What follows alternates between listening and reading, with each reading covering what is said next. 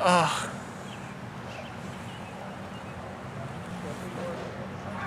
Somebody once told me. Stop me if you've heard this one before. We're not made of jello! We get behind a foe! Black and yellow! And then they land a plane. For those of you who are new to this channel, Bee Movie is a 2007 comedy film released by DreamWorks, which details the adventures of a series of titular bees. For the past 2 years, I have dedicated my time and resources towards reviewing and discussing every single bee in the Bee Movie franchise. If you were to tell the average DreamWorks fan that this film has at its borders not only so many interesting characters, but specifically so many fascinating bees, then they might respond, "What are you doing in my house?" The sad thing about these bees is that they frankly have failed to stay relevant in the hysteria of modern animation. People just don't have time to admire them because they're too busy looking at other pieces of animation which have come out since. And it's ignorant misconceptions like that which have inspired me to take a closer look at this iconic film, one bee at a time. I can autograph that if you want. Little gusty out there today, wasn't it, comrades? Yeah. Fucking jocks, can you believe this asshole? Look at right. Try again, pal. The pollen jocks are a group of bees in the film series who serve as an important narrative role, as they are the group that entices our very own bee Benson into leaving the hive in the first place. They're buff and muscular, clearly bred to be the best of the bees as to survive outside of the hive. But the pollen jocks would be almost nothing without their intelligent general, Lulo Ducka, or as I like to call him, Lulo Duck Lover. Now this bee is most notably portrayed by Rip Torn, a voice actor who is often misidentified as a regular actor due to his roles in Men in Black and Freddy Got Fingered, which he got because he has such a great voice. The first time we see Lolo Duck Lover is when he is preparing to have the other pollen jocks take off when they are joined by our main protagonist, better known as the Seinfeld bee. What's important here is that the sergeant is accepting of Benson, allowing him into the troop. This tells us that bees are not racist, and they don't hate Benson just because he wasn't bred to be a pollen jock. Bees are super accepting and overall cool dudes. And it's here that he lays down the basic laws of being a bee, which are important because they tell us the bee laws. Bee law number 1, absolutely no talking to humans. All right. Bees can't talk. So the next time we see the drill sergeant bee is when all the other bees have given up on doing work. The sergeant is the one who sends the bees into motion, which is important because this is the bees deciding to come and help Bee Benson land a plane. Without the sergeant, that plane never would have landed. Which is pretty unrealistic. They're trying to illustrate bees as some sort of hyper-intelligent species that could support a plane just by flying underneath its wings, but in actuality, bees are pretty stupid. I've seen a bee fly into a lawnmower because it was confused by the smell. I've seen a bee. I stepped on a bee before. What a fucking stupid thing. What a stupid bee. How am I supposed to, Caleb? Are you making noise in the dungeon? I told you, you better not be trying to get out of there. Hey? Okay?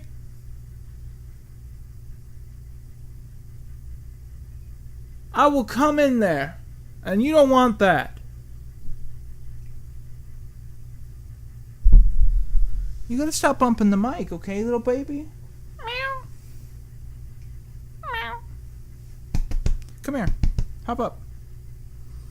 Hop up. Come here. Come here.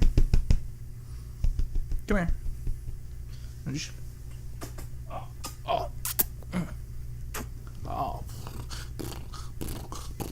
Oh, there you go. You are the sweetest little thing. I love you.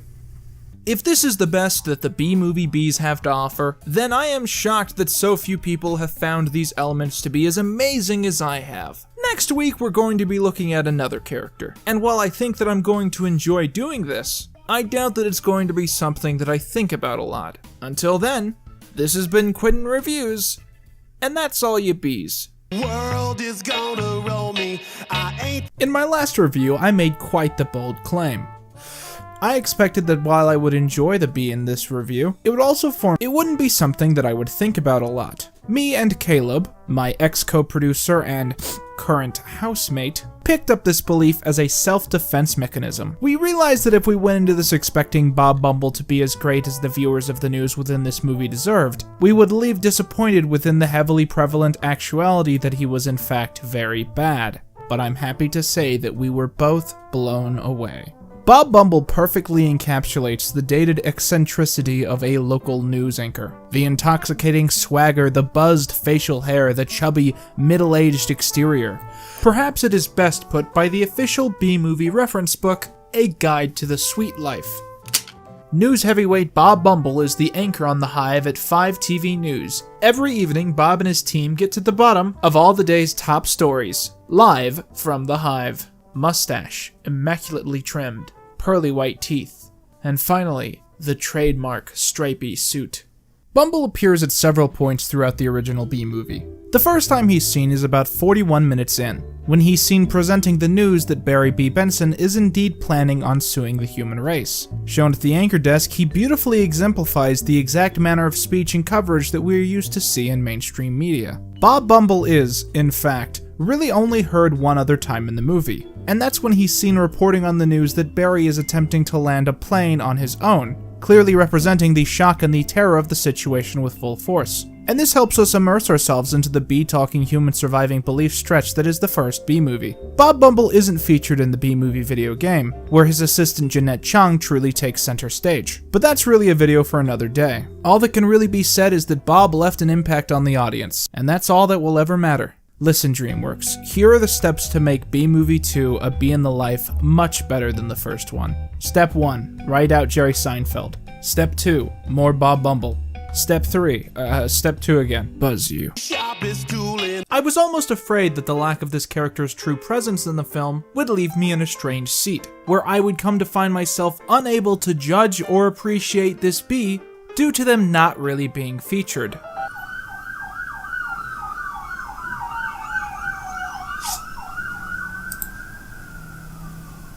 If I couldn't see this bee, if I couldn't understand who he is, then how was I ever to decide if he was a good bee or not?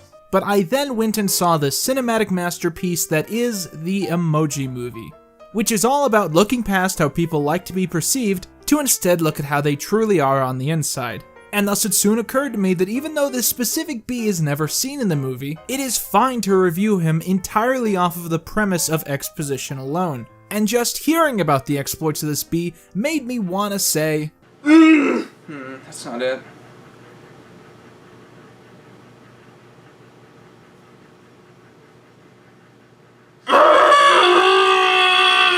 Frankie the Bee has a life so stereotypical and predictable that I have no doubt that I will be able to illustrate his life simply by using clips of bees from other films. Frank's only mention in B-Movie comes about when a mournful Broderick bee brings up his death to a very passive Barry B. Benson. Frankly has apparently died because of an encounter that he had outside of the hive which led to him stinging a squirrel. As all bees are taught from birth, stinging someone can lead to death. Because of this, Benson is dismissive of the idea of going to his funeral. This is important because it tells us a lot about what we need to know about bee society. Most bees rarely leave the hive, and yet are expected to have a reasonable knowledge of the outside world simply through reports on television. They are expected to live a life on the edge, but can't even use their main source of defense without dying in the process. But Frankie's role in the movie also serves as an early hint about Benson's immediately growing distance from the rest of his peers. Not only will he soon grow uninterested in the honey industry, but the death of one of his closest peers that he has known his whole life barely even comes to faze him. Instead, he chastises death, blaming him for the incident and refusing to even pay tribute because of this. That's all you bees. She was looking kind of dumb with her finger and her thumb and Ain't singing for Pepsi. Ain't singing for Coke. I don't sing for nobody. Because everyone's pulled their ads. A YouTube career can be a terrifying landscape where you're never sure if you're going to make $1,000 or $6. Because of this, in desperate situations, desperate measures are sometimes in order. Which is why, near the end of 2016, I created my very own Patreon account. One of the first things I set up was a tier for fan requests, at around the moderate price of $36. Now there are pros and cons to trying to create videos as suggested by your fans. You have a direct window to some of your biggest fans and what they like of your content. You get to talk about subjects that you otherwise would never have considered. And you get to hear about up-and-coming content creators that your fans admire. But on the other hand, what you want to do and what your fans want you to want to do are often very different things, and it can be somewhat hard to try and force yourself into second-hand investment. Continuously doing fan requests is also an easy way to stagnate and fail at growing, because your fans often want you to just make more of what you've been making, while you might be interested in evolving and moving on. My second Patreon request video was so bad that I actually changed the rules so that it wouldn't happen again, and the exact same day that that video came out, I got my third request, which is the one we're doing right now.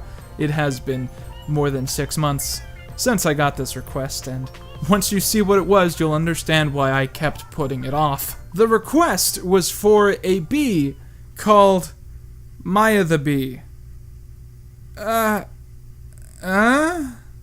Now, technically, the rules of this tier only said that you had to request a bee. There was a technicality where it never said that the bee had to be from Bee Movie, so I had no reasonable reason to turn this person down, meaning that I had to review a bee that wasn't even in Bee Movie, entirely for financial gain. I had Seinfelded out. Maya the Bee is a German comic character and film star who was first used in a book published in 1912. You might thus correctly predict that Maya the Bee has had a long history as a character, having survived both world wars and still being mildly relevant today. Maya's first on-screen appearance took place in 1924, when she and her friends were played by actual, real insects.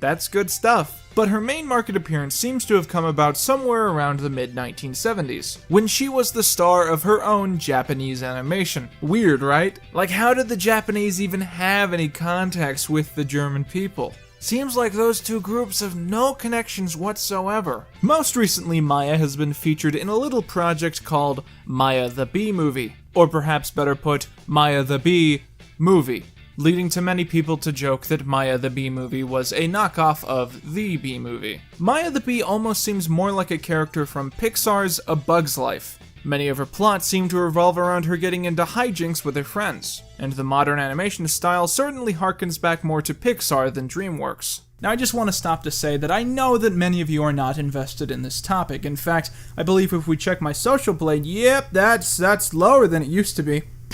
Okay.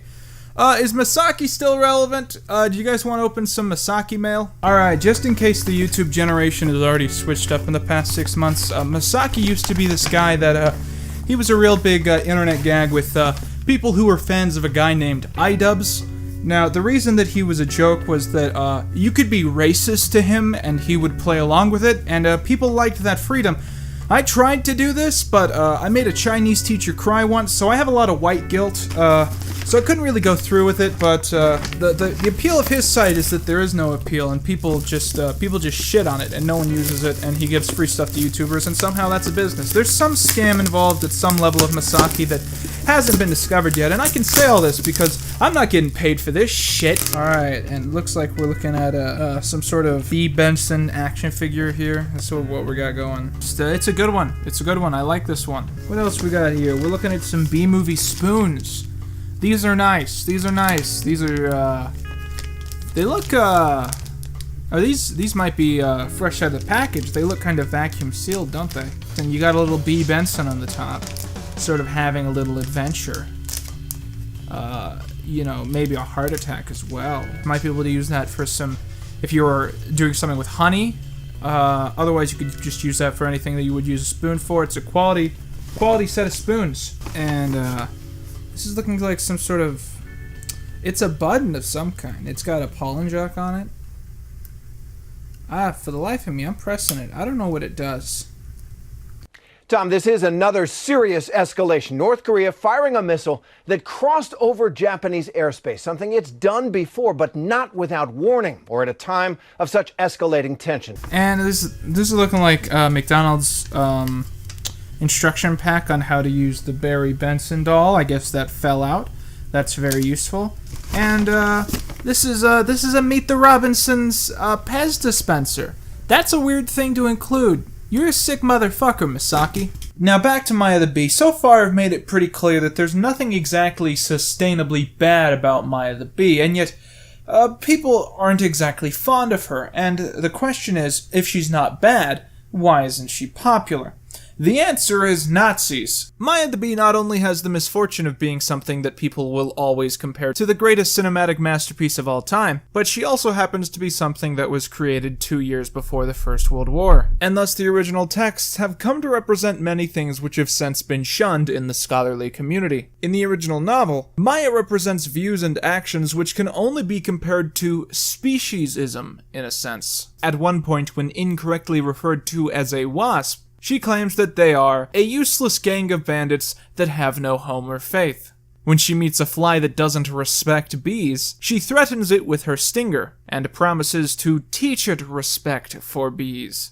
There are very strange militaristic overtones in the book, which look very bad in the hindsight of what these ideas would lead Germany to do. I wonder how my subscriber rate is. Shit, I knew this would happen if I called a beloved childhood icon a Nazi! New segment, anything, new segment,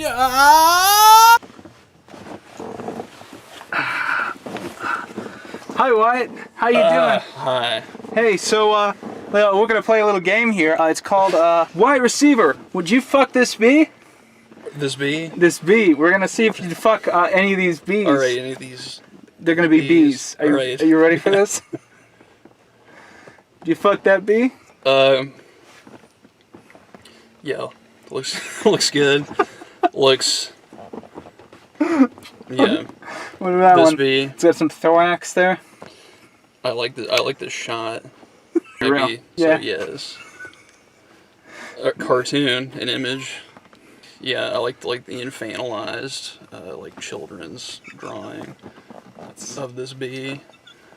And I would have sex with it. What about that one? Yeah, it looks almost angry. No, I think that would be a good one. A good time. What about this one? Is this from Looney Tunes? What is this? Might be, I don't know. It's another cartoon, so the answer is yes, obviously. But that's looks like a male bee. Okay. That's good too. I like it. And it barely even looks like a bee. Yeah, it's weird, but good. And then we've got these two. Like man and wife bee. Yeah. Definitely want to get in the middle of that. Alright, cool. And the Bumblebee, the Transformer. Is the that transforming robot. Does that one count to you? Yeah, like a car. In car form, or bee. Right. The bee form, I'd say. Yeah, the bee. Well, it's not a bee, but yes.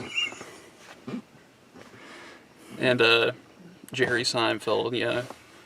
Comedy TV.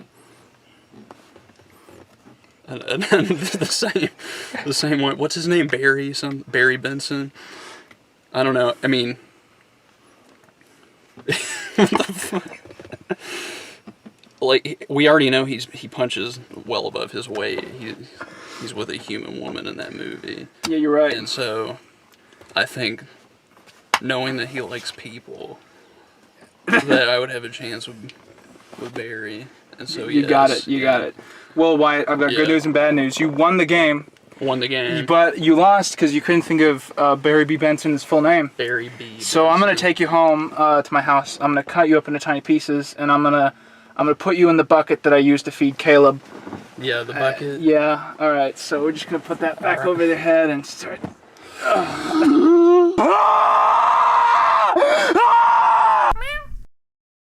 Come here, baby. Baby. Puss, you're bumping the mic again. baby, it'll mess up the audio. Most people won't notice, but some people will, and if you bump the camera, everyone will notice. Puss puss. Come here. No, come here, though. Come here. For real? You don't want to come here. But you do want to keep bumping the camera. That's your objective? Oh. I almost feel bad for Maya the Bee. I mean, she's had some nice specials. She's doing well for herself. Nothing really to hate. But, she's not Jerry Seinfeld, so, fuck her.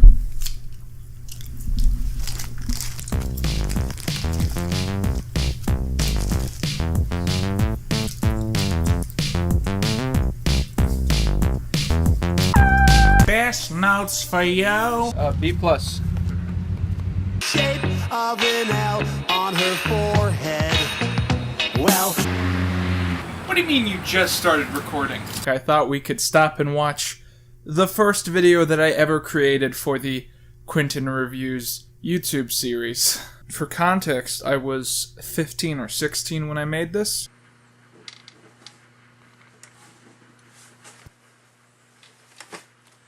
Hi. There he is. My name is Quinton Kyle Hoover. Oh, yeah, say the full name. You gotta get that branding out. This is a series that I've been thinking about doing a while, called Quinton Reviews. Quinton Reviews. So like I said, I've been thinking about doing this for a while, but I've never really had the driving force or the reason to do it. So what made me want to make a review series? Well, just a little obscure film by the name of... Don't do it. Over the Hedge. Fuck you. Fuck you. Yes, this 18-year-old comic was first released in 1995, and has since there's been plenty to celebrate. God damn it. Books. Like I said, people have been doing a job of celebration that's just been going over the hedge, you know? And I know that people are going to continue to celebrate this fantastic comic series, just like my audience will no doubt celebrate my goatee. Fuck me. Wow, what I think we can all learn here is that you have to keep improving, even if you're me. Anyways, I'm gonna review Dean Buzzwell now. Bee Movie, Bee Movie, I review Bee Movie. Through all of Bee Movie, the Bee commonly known as Dean Buzzwell actually appears several times. And in each occurrence, he serves under a totally different title, in a totally different job, in a totally different part of the hive. To someone who has only seen Bee Movie once or twice, an Easter egg like that might otherwise pass them by. In a way, Buzzwell comes to represent the workaholic nature of the bee species, being so preoccupied with making honey that he's constantly switching up personas and positions from minute to minute just to get the job done. The first time we see Buzzwell is in the briefest of roles, during the graduation ceremony, where he simply approaches the podium as the dean of the hive as he announces the end of the ceremony. And that concludes our graduation ceremonies. Yay! This, again, sets you into the tone of the honey-making environment, that everything goes quickly and there is no time for recreation. It is the main thesis of the entire scene, which is all set up easily by the quick punchline and execution. The next time we see Mr. Buzzwell is when Barry and the Broderick Bee go to the job placement board. He is shown to be the person running the actual board, and he has some interesting dialogue to be said. Couple of newbies? Yes, sir. What do you mean newbies? Of course they're newbies. You're running the desk that has people select their first and only job. Everyone's gonna be newbies. What could you... Oh, newbies. Bees that are new. Oh, that's... Hey!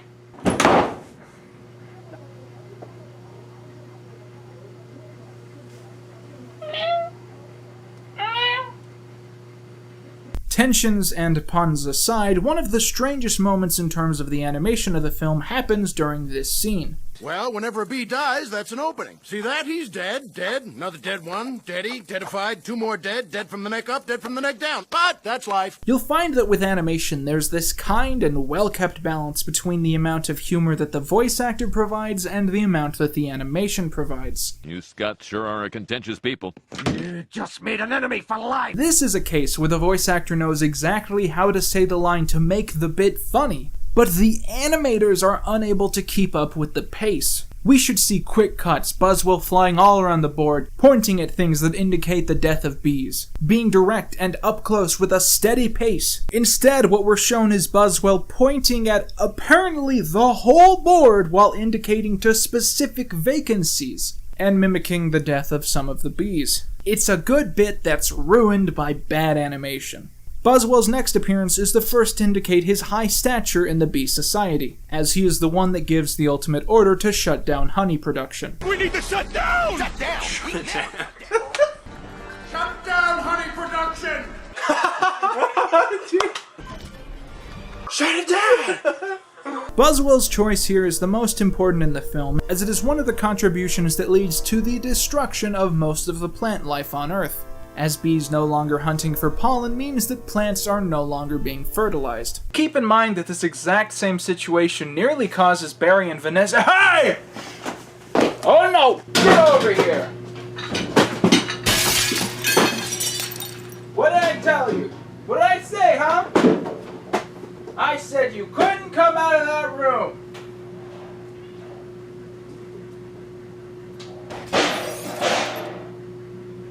Now you're trying to escape on me! You think you're a big man, huh? Well, who's the big man now? We then see Buzzwell playing solitaire, but the cards are shaped like honeycombs. Ha ha ha! Classic! Years start coming and they don't stop coming. Fed to Let's talk Bee Movie honey containers. So there are a lot of literal and figurative moving parts in Bee Movie. Benson's infatuation, Vanessa's boyfriend's reaction to this, Adam's crippling addiction to Cinnabons, the whole plane fiasco. But the main plot of Bee Movie is as follows. A bee discovers that humans are stealing honey and decides to sue all of humanity. Now, this being the premise of the film is certainly the main complaint from many of its detractors. That guy stole my reasonable good looks and my tattoo. Why don't you sue him in court? Sue him in court? Because that would be really boring to watch. There's certainly more funny things you could do with the premise than just having the cast sit in a courtroom arguing with each other while Oprah, actual literal Oprah, tries her best to litigate. It causes quite the confusion since we're left with a real mixed bunch of morals left over. Maybe the lesson is that you shouldn't steal, even from nature. If so, then what does the twist at the end really do? Where it turns out that getting rid of the bees got rid of the flowers and that's evil now, and Barry's interference was now a bad thing. Is it a lesson to leave well enough alone? To fight for justice even when that justice doesn't really make for a great film? I don't know. I'm not sure anyone involved knew either. It's like they wrote all these scenes thinking that there was probably going to be a moral to somebody, and then they just kind of forgot. Still better than Sausage Party, though. But the biggest hypocrisy of the entire film was the branding. Not only plastering every wall and even bits of the sky with ads for the feature, but even going as far as to do the very same thing that the main character was against. That's right, Bee Movie, a film against releasing honey exclusively for humans, had its own line of honey, and I got some, so I decided to eat it. Hello and welcome to the start of what may be the end of my life, and I'm saying that because I'm going to eat honey that is clearly expired in an attempt to review this bee. This is really a fascinating product because it represents some sort of hypocrisy in the hands of the creators of this film. I don't know, there's just something charming about how much it doesn't make sense in the context of all Bee Movie merchandise and products. Now, as you can see at the top of this, it says that these actually expired in November 2009, which again is why I might not be living through this video. You know, it's funny. The only reason I'm doing this is because honey is supposed to not be able to expire. I always heard they discovered this when they found honey in a tomb of some sort of Egyptian. I don't know, king or something. I don't know what's the deal with Egyptians. But I've always thought that was amusing. Like, who did they have test that one out, you know what I mean? They found some honey and they're just like, hey, Billy, come here. We need you to eat this. So just scoop it right out. Okay. This might be really gross.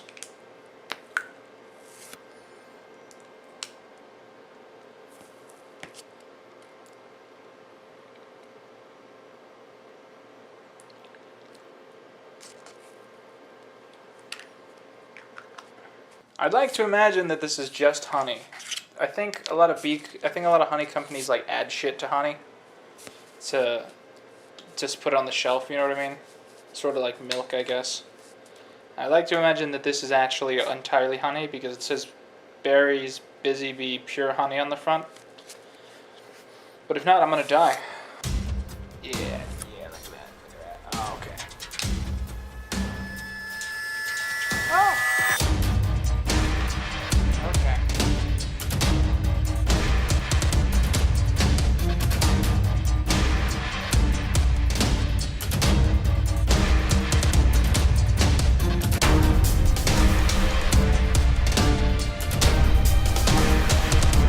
Yeah, that seems fine. Yeah, I guess this honey is good. I could use this, I guess, to cook something. And I did! It was a spinach banana smoothie thing. Had some oats in it, kind of a breakfast thing. I know it's not exactly me, but I'm trying to lose some weight, so I decided maybe I should eat a little bit better. Good stuff. I also started going to the gym the same day. Haven't gone again, though. I need some chicken McNuggets. But I still think this is a big insult to the whole point of Bee Movie. The actual plot, literally what happens in Bee Movie, but, what can I say? Honey is honey. Yeah, and that's all you bees. Go away.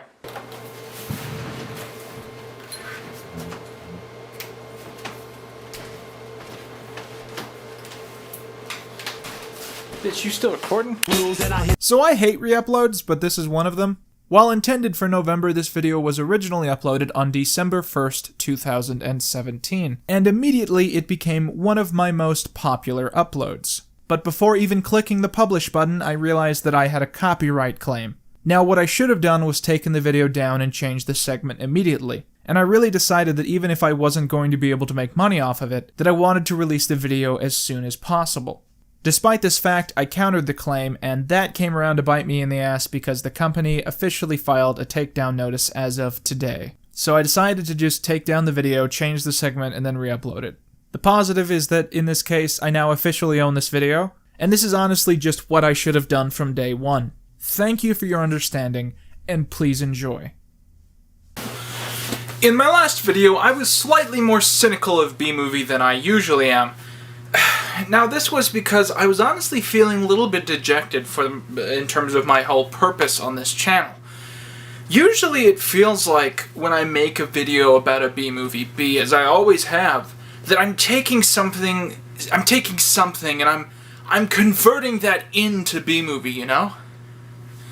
And I don't know, I guess just recently I haven't felt the same drive to convert everything into Bee Movie that I used to.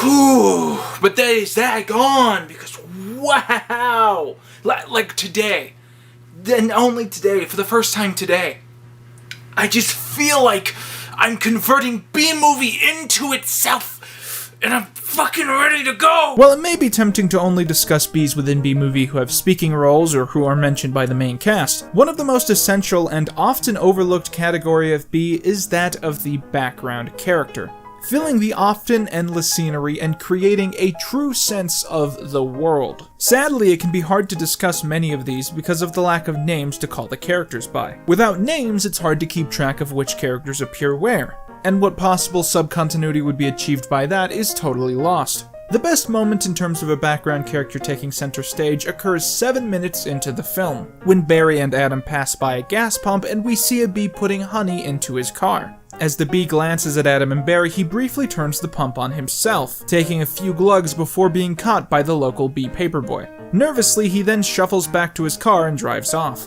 This is important for several reasons. For one, this is the first and one of the only moments in the film where any character seems to acknowledge the absurdity of honey being used for so many things within the hive, be it hair gel, pool water, or just refreshments. This bee deciding to eat the honey that he is supposed to be putting in his car as he nervously glances around is the first sign that any bee finds this system counterintuitive. Furthermore, just the implication of the way he is animated and presented speaks volumes. He looks around like he is desperately in the need of honey, like some sort of honey junkie. I mean, we all have our faults, like my addiction to cocaine or my alcoholism. It tastes like hand sanitizer, that's how you know it's the good shit. And while the concept of a bee addicted to honey is somewhat within merit, the idea that he has any lack of honey elsewhere is not. Of all the places in the universe where this character could get honey, he chooses to use the tool meant for his car. Now, just because this bee occasionally acts like a junkie doesn't mean that he is one. My point is that at the end of the day, this supposed honey addict is nothing more than a man. I mean bee. A bee who has looked at the overarching system developed by other bees far above his pay grade and has proved willing to push the boundaries and do what he sees as the best above all else. In drinking from that gas pump, this bee showed a vision for the future, and for that, he deserves to be commended. Truly an unsung hero of our times. And with that, I've been Quinton Reviews, and that's all you need. Bee. That's all you be. Although the phrase, that's all you be, I just realized it doesn't make any sense, but the phrase, that's all you need, it's got a horrible ring to it as well. So that's all you be. Whatever, I don't care. I'm too sexy for my shirt, too sexy for my shirt, so sexy it hurts. Ground running, didn't make sense not to live for fun. Your brain gets smart, but your head gets dumb. So much to do, so much to see, so what's wrong with taking... It's Christmas, and you know what that means. Christmas content. Or, as I've been told, that is. You see, I have a lot of YouTuber friends, and they're all really shocked that I found any success doing this little web series, and they started telling me, you gotta keep up with the algorithm. You gotta find the math and all that. And they said, you gotta do Christmas videos. You gotta do Christmas videos. And I don't know what Christmas videos to do for the life of me. I mean, I review bees from one DreamWorks movie, and that's my job, and I'm supposed to do a Christmas video. I did go out of my way. I purchased a Bee Movie Christmas ornament, a real thing, and that was pretty cool. It was a little nice trinket. I didn't understand why it had wheels. It had wheels. It's a Christmas ornament. Why does it need wheels that function? I mean, now that I think about it, would the bees in Bee Movie celebrate Christmas? I mean, does that ornament even make sense? I mean, not because they're bees, but they're also like Barry is like the bee variation of Jewish. So would he celebrate Christmas? Do Jews celebrate Christmas? I've never looked that up. I mean, I'm not Christian. I celebrate Christmas. I think it's more of like an American thing. Larry King had a Christmas tree, I think. So maybe there is Christmas. I guess I'll just review B. Larry King then. If he celebrates Christmas, I think that works. The key appealing factor of Bee Movie is the bizarre surrealism that leaves the audience constantly on their toes for the next moment. It's this electric atmosphere that has landed the film its great legacy, and the film's destiny is fully realized after Barry announces his plan to sue the human race, and he is immediately interviewed by none other than B. Larry King. Now, for those of you who are unaware due to his semi-retirement 7 years ago, Larry King was once the host of Larry King Live, a very popular interview show on CNN. King would often discuss topical events with various celebrities, sometimes due to gossip, but mostly just due to publicity. Infamously, to promote Bee Movie and probably to complete the gag, Jerry himself appeared on King's show, which led to the interview quickly going to commercial after Jerry became extremely triggered at something that King asked. Lasted how long? 9 years, 180 episodes. You gave it up, right? I did, sir. They didn't cancel you. You canceled them. You're not aware of this? No, I'm asking you. You think I got canceled? Are you under the impression that I got canceled? Have I hurt you, Jerry? I thought that was pretty well documented. Is this still CNN? Don't most shows go down a little? Most people do also. But... Yeah, no, I went off the air. I was the #1 show on television, Larry. Do you know who I am? Jewish guy, Brooklyn. Yes. Okay. 75 million viewers. Last episode. Boy, you don't take it so bad. Well, that's the big difference between being canceled and being #1. Okay, I'm sorry. We'll be right back. Jeez. Bee Movie opens... Bee Movie Can we get a resume in here for me? Bee Movie opens tomorrow. We'll be right back.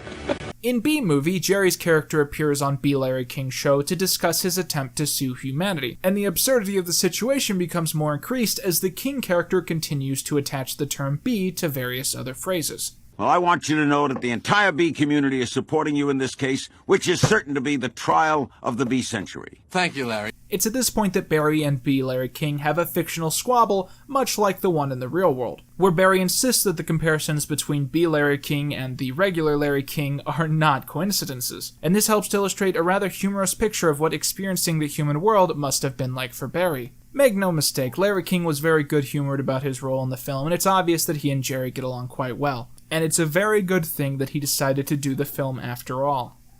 B. Larry King's role in Bee Movie is that of a world builder and a world mocker. It helps us realize how silly it is that the world inside the hive inside Bee Movie is so similar to our own, while also making that world seem a little bit more real. And for that, B. Larry King comes across as one of the most memorable bees in the entirety of the Bee Movie franchise. And with that, I've been Quinton Reviews, and that's all you be. Back streets, you'll never know if you don't go. You'll never shine if you don't glow. Hey now, you're an old Bee Movie.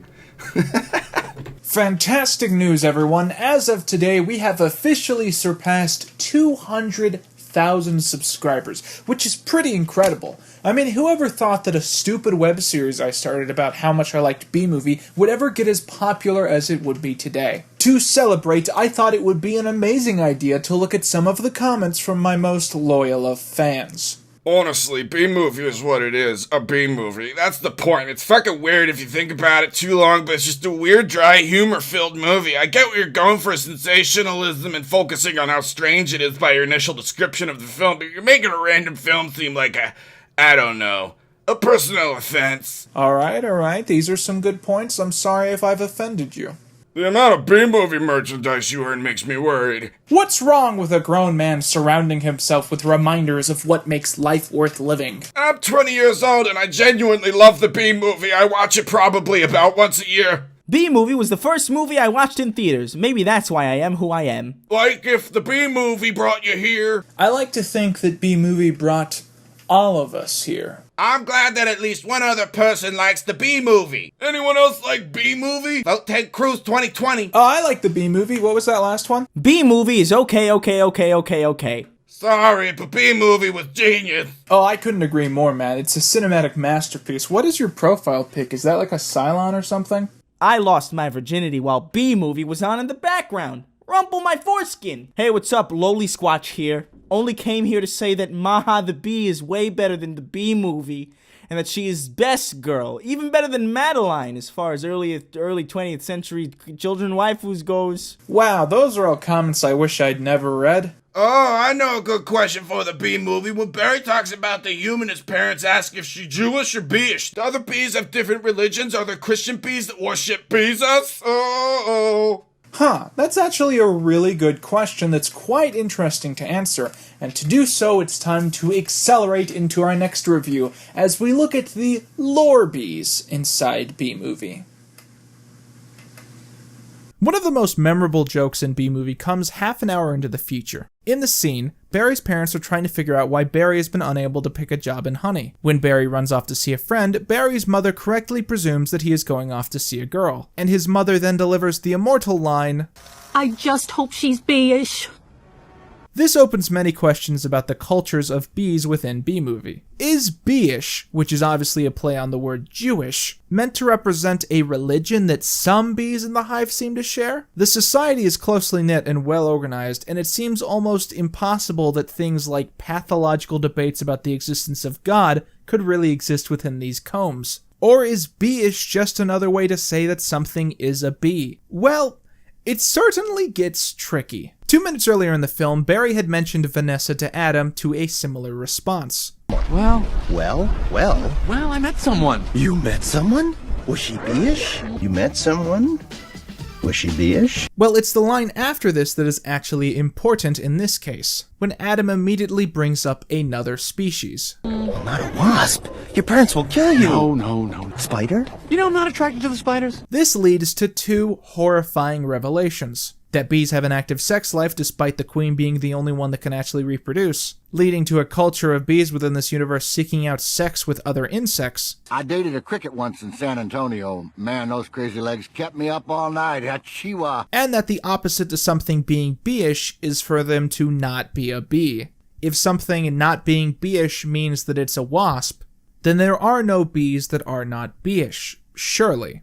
It is worth bringing up a piece of dialogue from Bee Movie the game. Now, if you didn't know, Bee Movie the game pitches itself as a candid interview with Barry set after the events of the original film. And Barry and Miss Chung reveal a crucial hint surrounding bee laws. Well, the thing with humans is they have a lot, and I mean a lot, of laws. Bees only have 6 laws. 7 if you count no honey on Saturdays. Most bees don't. Only orthodox bees. Right. What this means is that there are indeed bees who have come to have different religious beliefs than others. Now, the term orthodox can refer to Christians, but people also tend to use the phrase Orthodox Jews, meaning that theoretically these orthodox bees could actually be orthodox bee-ish, making this not entirely helpful.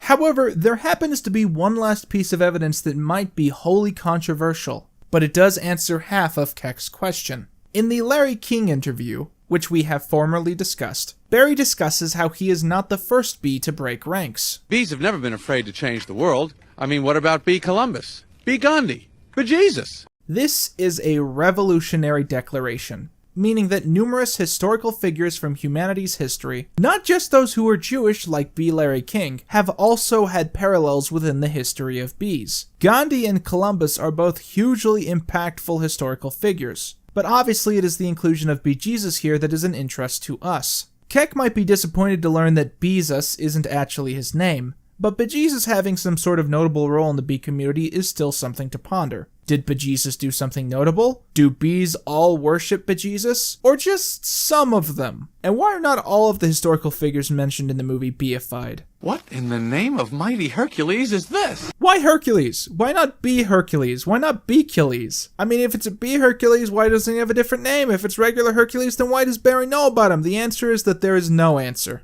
We might never have an explanation for these lines about bee-ish women, or the true nature of Bejesus, but maybe someday, somehow, someone in the film might clarify their stances on these topics. And with that, I've been Quinton Reviews, and that's all you be. Get your game on, go play.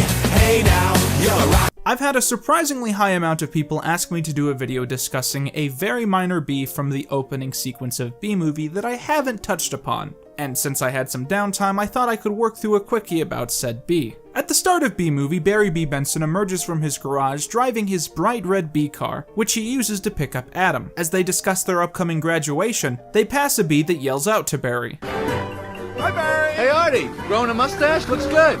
It's so interesting to me that the people making this movie would dedicate such a moment to a tiny speck of a character so insignificant that he's not even shown from the front. In fact, I think it's honestly worth wondering where the model for Arty even comes from, given that he's so barely recognizable that any other bee could have been used for this gag. Whenever there's a Bee and Bee movie that's off in the distance, it's usually a reused asset. For instance, on the law of this very same shot, 3 bees are seen talking, and 2 of those bees are the paperboy bee and the honey thief bee that we discussed a few videos ago. And the final one is actually Buzz Larvae, a one-off bee shown in the Channel 5 opening sequence. So who is Arty? I have no idea. It might be a modified Adam, although I feel like that's unlikely. All I know is that it's some model of a bee that must be used somewhere else. And sometimes, just sometimes, that's all I can be. Hey guys, it's Quinton of Quinton Reviews. I know what you guys are thinking. It's been 2 months now, and I've uploaded maybe 3 actual honest videos. What's up? I think that life is a series of moments that are connected merely by themselves, and I think that it's our duty as humans to find a reason that we keep going through those moments, day after day, the same thing, over and over again. And I think we all have thoughts that we use to justify those moments, justify the fact that we have to go through every single day, and that we have to keep working. Some people believe that if they keep doing their crappy minimum wage job, eventually they'll be a millionaire. And some people believe in an afterlife, so that when they die and they've not accomplished their dreams, they believe that they will still be rewarded for all those crappy days. And some days, you get the days that you thought were going to be great, and they're just the same.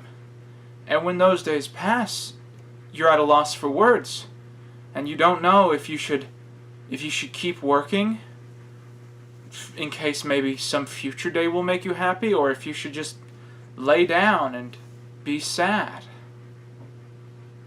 And I guess recently I've just had trouble finding the willpower to to fight through those days. To keep feeling like I need to do all this. But I dressed my cat up like a fucking witch, and now look at that shit. Look at that shit.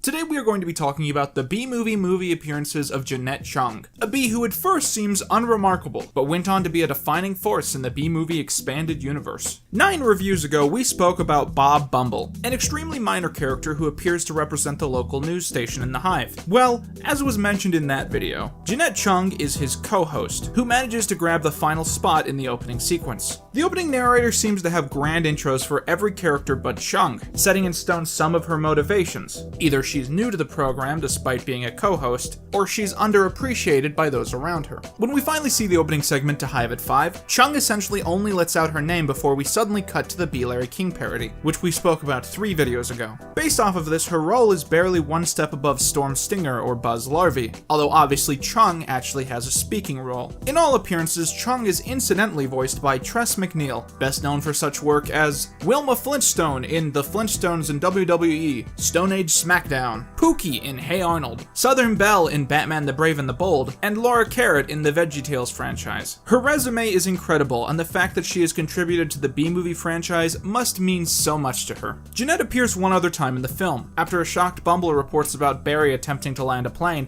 Janette and a cameraman are quickly at the scene to get the scoop, where Mr. Didgewater quickly begins a racist tirade about bees being in the way, particularly mocking the fact that they shouldn't even be able to fly due to the size of their wings. Barry then chimes in, delivering his now iconic black and yellow speech, which of course inspires the bees to jump into action. However, what is extremely important to note is that this is only the case because of Janette's insistence that they immediately go live with this story. In a way, the finale of Bee Movie only happens because of Chung's quick thinking. And based off of what we see in Bee Movie the game, she is rewarded for this with quite the hefty promotion. Janette Chung's role in Bee Movie the movie is, in total, less than about a minute of screen time. Despite this, she is still an incredible bee, who leaves an impact on the audience while doing what's right to help the bees, but the rest of her story will have to wait. So I decided to split this video into 2 parts, partially because that made it easier to make, and honestly partially because I know that makes these easier to watch. So if you come back in a couple weeks, I'll have a follow-up video discussing Janette Chung's role in Bee Movie the game, and it's quite substantial. And with that, I know this hasn't quite been all you be, but thank you so much anyways. Show on, get paid. On or around the 17th of March 2004, the web domain www.bmovie.com was officially registered by a then unseen force. It wasn't until 2007 that the site was properly formatted to present the film. These days, the site is dead, and any attempt to see earlier versions proves impossible, as it was apparently run on some dead version of Flash. But from various blog posts and comments from the same time, we can do our best to piece together exactly what was hosted on the website. And according to one, a very specific feature was a music video all about Bee Movie. And with this comes a discussion of some of the rarest bees in all of the Bee Movie franchise.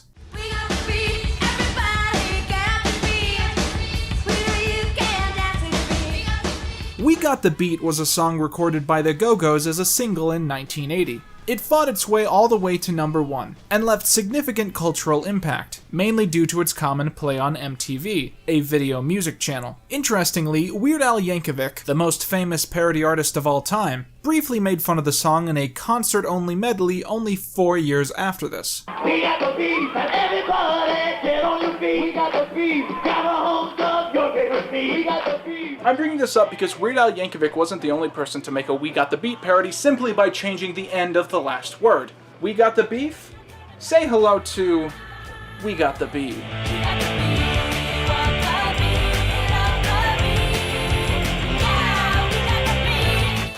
We Got the Bee is a cover/parody of We Got the Beat, which takes the lyrics of the song and forces it to be about Bee Movie instead. Some of those incredible lyrics include, "Look at Barry, flying all around, getting pollen for flowers on the ground, rolling free, just like you and me, come on and sing along, we got the bee, We got the bee. We got the bee.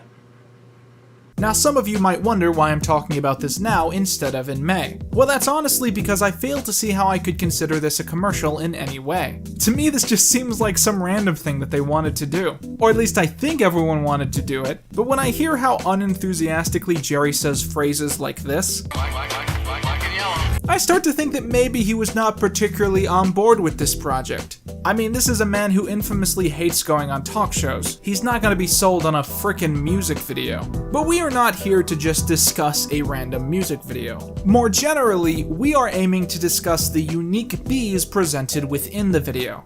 And boy oh boy, there are quite a few. So we start off with these vague shots of people on the street reacting to something. Your first intuition is that these are the faces of people watching Bee Movie for the first time and not being sure why it was made. And what we're shown is something along those lines. A Bee Movie bee bus. Yes, this is real. Just as Mr. Rogers would enunciate the activity of feeding his fish, I have to directly analyze all of the insane things present on this bus. You got these huge black antennas, stripes along the side, this weird stinger on the back, and horrible puns being projected onto the directorial board about what city the bus is going to. And then the thing stops, opens the doors, and oh god! I know what a lot of you guys are thinking. Quinton, why are you so upset about a bunch of kids dressed up as bees? Well, that's because I'm getting fucking Vietnam flashbacks right now. You see, my high school was in a small town in Woodford County, and we used a yellow jacket for our mascot that we stole from Georgia Tech, and about 4 times a year, all of the students were expected to dress up in black and gold attire. There was a lot of confusion over the nature of the mascot, given that some chose to treat him like a bee, but regardless, my point is that these kids running around in black and yellow and trying to paint their spirit over everything that they can reminds me all too well of the preppy popular kids trying to do the same thing every single damn year. And more importantly, of the event each year where the winning class would freak out and flood the gym floor, taking everything in their way along with it. I swear it's the closest I've ever come to death. So these kids go around painting other people's cars to look like bees and basically painting the entirety of Manhattan to look like a bee. Yeah, you thought Logan Paul was disrespectful when he dressed up in a kimono and put 2 dead fish on a taxi? Apparently it could have been much worse. I'd rather find some free tilapia on my truck than a frickin' Wiz Khalifa paint job. Also around these clips were shown little unique animations of the characters from Bee Movie dancing. And these are actually pretty neat. They're pretty well put together, and it's funny and interesting to see these iconic characters just having fun by themselves, without any real plot. Sometimes I like to play this game where I pretend that I'm straight, and then I watch this clip of Jerry Seinfeld dancing. Man, I'm sure not good at this game. So why do I play it so often?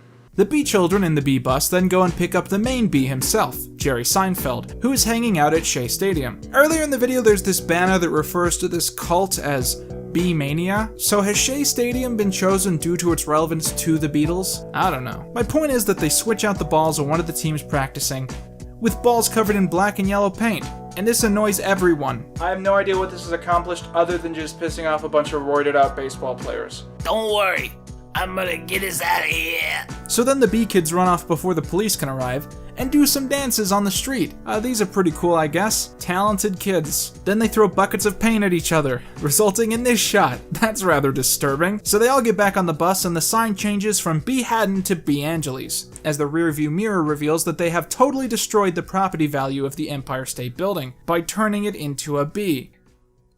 Sure. After all, if turning the Empire State Building into a giant bee isn't the American dream, then I don't want to be American. Which is why today I'm giving the Empire Bee Building in Bee Haddon a 6 out of 10. And with that, I've been Quinton Reviews, and that's all you be.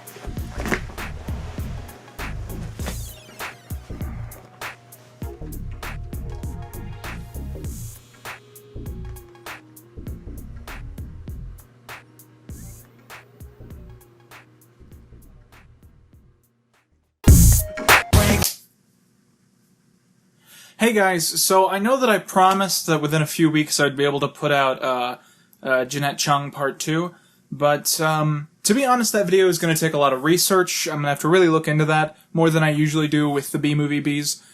So I'm kind of trying to focus more on small projects that I can get out quickly. However, as I record this, it is March the 7th, so I will promise you to my best efforts I'm going to try and get the video out at the bookend of March or the very beginning of April. I can't remember. Is this a leaf? I can't remember why I put this on here. There we go. This was a gift. You see, we have to wait for it to turn on so I can read the script. So today I wanted to talk about potentially one of the smallest bees in the film in terms of how much of a role they have. Arguably even a smaller role than Frankie the bee. On that note, this is one of the most notable bees in the entire film. My only problem is I'm not sure what pronouns to use for this bee, which should give you a good hint about who we're talking about. So I'm just gonna call this bee they. That's what I'm gonna do. So 40 minutes into Bee Movie, Barry follows a truck to honey farms where he discovers that bees are being used for cultivation of their honey. There are numerous bees in this scene who I honestly want to talk about in another video, but the important part is where Barry notices a bee on a wall, and when he's told that that's the queen, he remarks, "That's no queen, that's a drag queen." And yeah, that's the bit. So this is the art of DreamWorks, the Bee Movie. You're gonna need to expect to see this come up a lot in this series because it's a really great detailed look at the history of the Bee Movie film and just, you know, the whole artistic process behind it. And eventually I want to do a video about bees that were going to be in Bee Movie but ended up getting scrapped at some level of production. The important part is that this book, luckily enough, contains the actual image that is used in the film. It is on page 153, and it says right here, Apiary Man-Queen Painting. And it's made by Kristen Kawamura and Tiani Han, like Han Solo. And that's a digital piece. And that's an interesting point to bring up. In most of the times you see a picture in Bee Movie, it's just a 3D rendering of a single frame of a character. But in this case, the character himself, the character is, it's actually a 2D painted illustration, which I suppose is supposed to be like a throwback to like Renaissance era royalty, who would obviously have themselves painted. Okay, so the question at this stage is this joke transphobic? It seems to me that there's been this steady evolution in comedy over what it is and isn't acceptable in terms of making fun of trans people. In the 1980s, people just made these horrible, mean-spirited jokes at the expense of trans people, and today, you're really not supposed to make fun of them at all, and it seems like the 2000s point was like a midway stage where most people hadn't really accepted the idea of a trans person yet, and the comedy was slightly more respectful, but still kind of on edge. That doesn't mean this single joke has to be transphobic, but it's certainly questionable why a character changing their gender needs to be seen as a representation of a corrupt government. Is this a joke that we shouldn't be proud of, to the extent that we shouldn't be happy that it was put in a DreamWorks movie? Is this bit so offensive now that it isn't funny anymore, when originally it might have been? Is this something that we should frown upon today? And my answer is, seems like this is outside of my level of expertise. Yeah, I'm pretty confident that it is, actually. Yeah.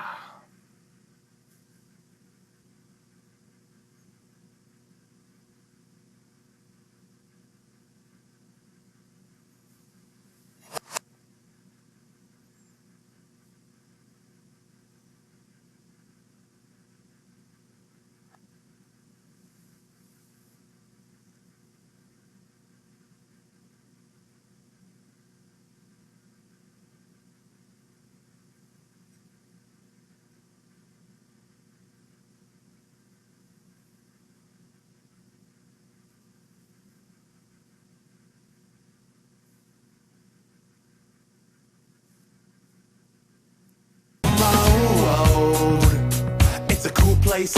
And they say it gets colder. You're bundled up now, wait till you get older. A lot of people assume that I must love everything that's ever been made about Bee Movie, and this just isn't the case. I do think that some of the things that they've made have been inherently without charm.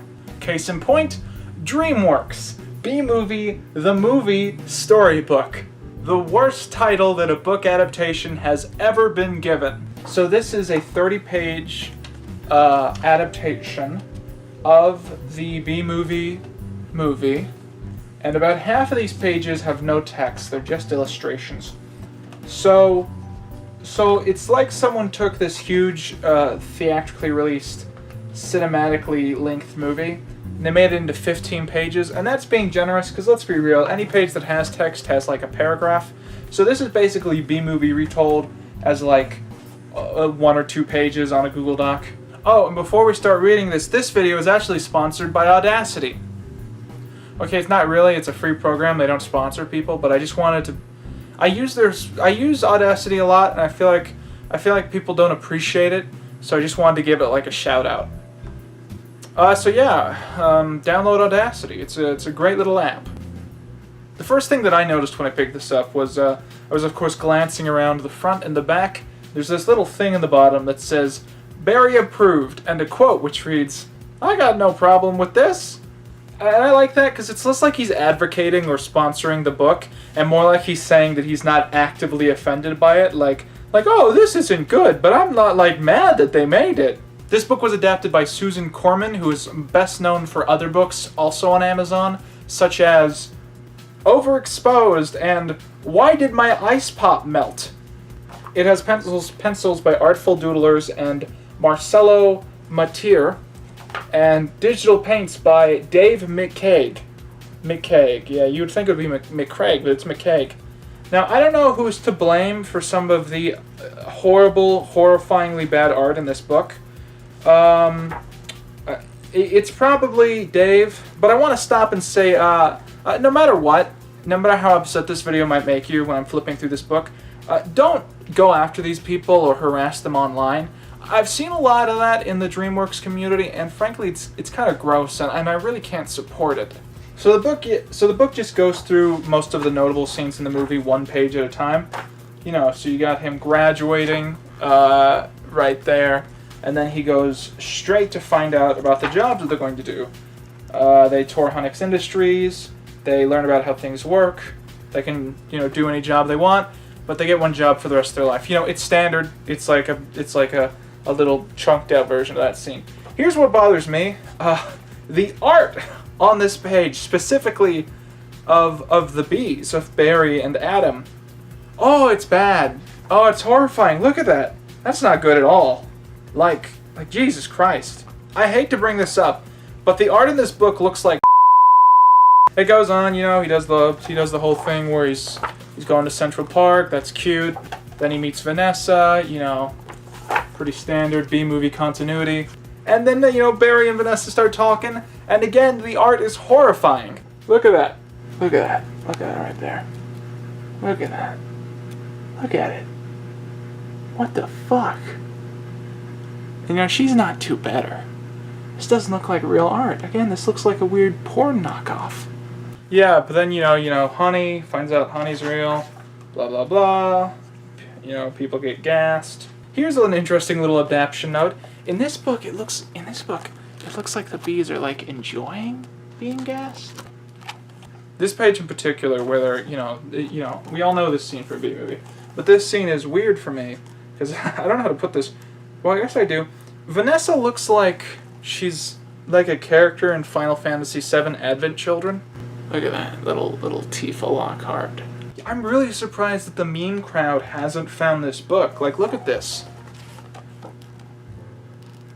Look at that. Yeah, so all the flowers die, and then here's a pea, and then there's a plane. I love that. This book is so quickly paced. It's just like, they steal the float, and they're flying a plane. I don't know how that happened. Skip 20 minutes of the movie, and then all the bees are fine. They're all happy, and that's it. I think that Seinfeld's comedic talents really stand out in relaxed, simplified situations where characters can just interact. And when you take those scenes and try and describe them in like 5 words, this is the book that you get. And like, I would love to see someone who has never seen Bee Movie like read this book, and I would love for them to then to be told like, oh no, it's actually a really accurate adaptation. All these plot points are actually in the movie. Because I don't think they would believe that. Anyways, we talked about this book, we talked about the bees in this book, and so I guess that's all you be. Media men beg to differ, judging my...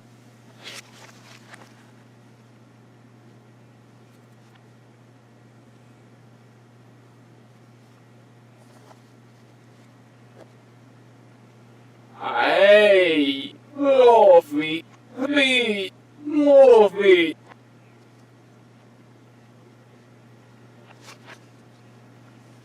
Hey, movie, Bee Movie. Hey, movie, Bee Movie.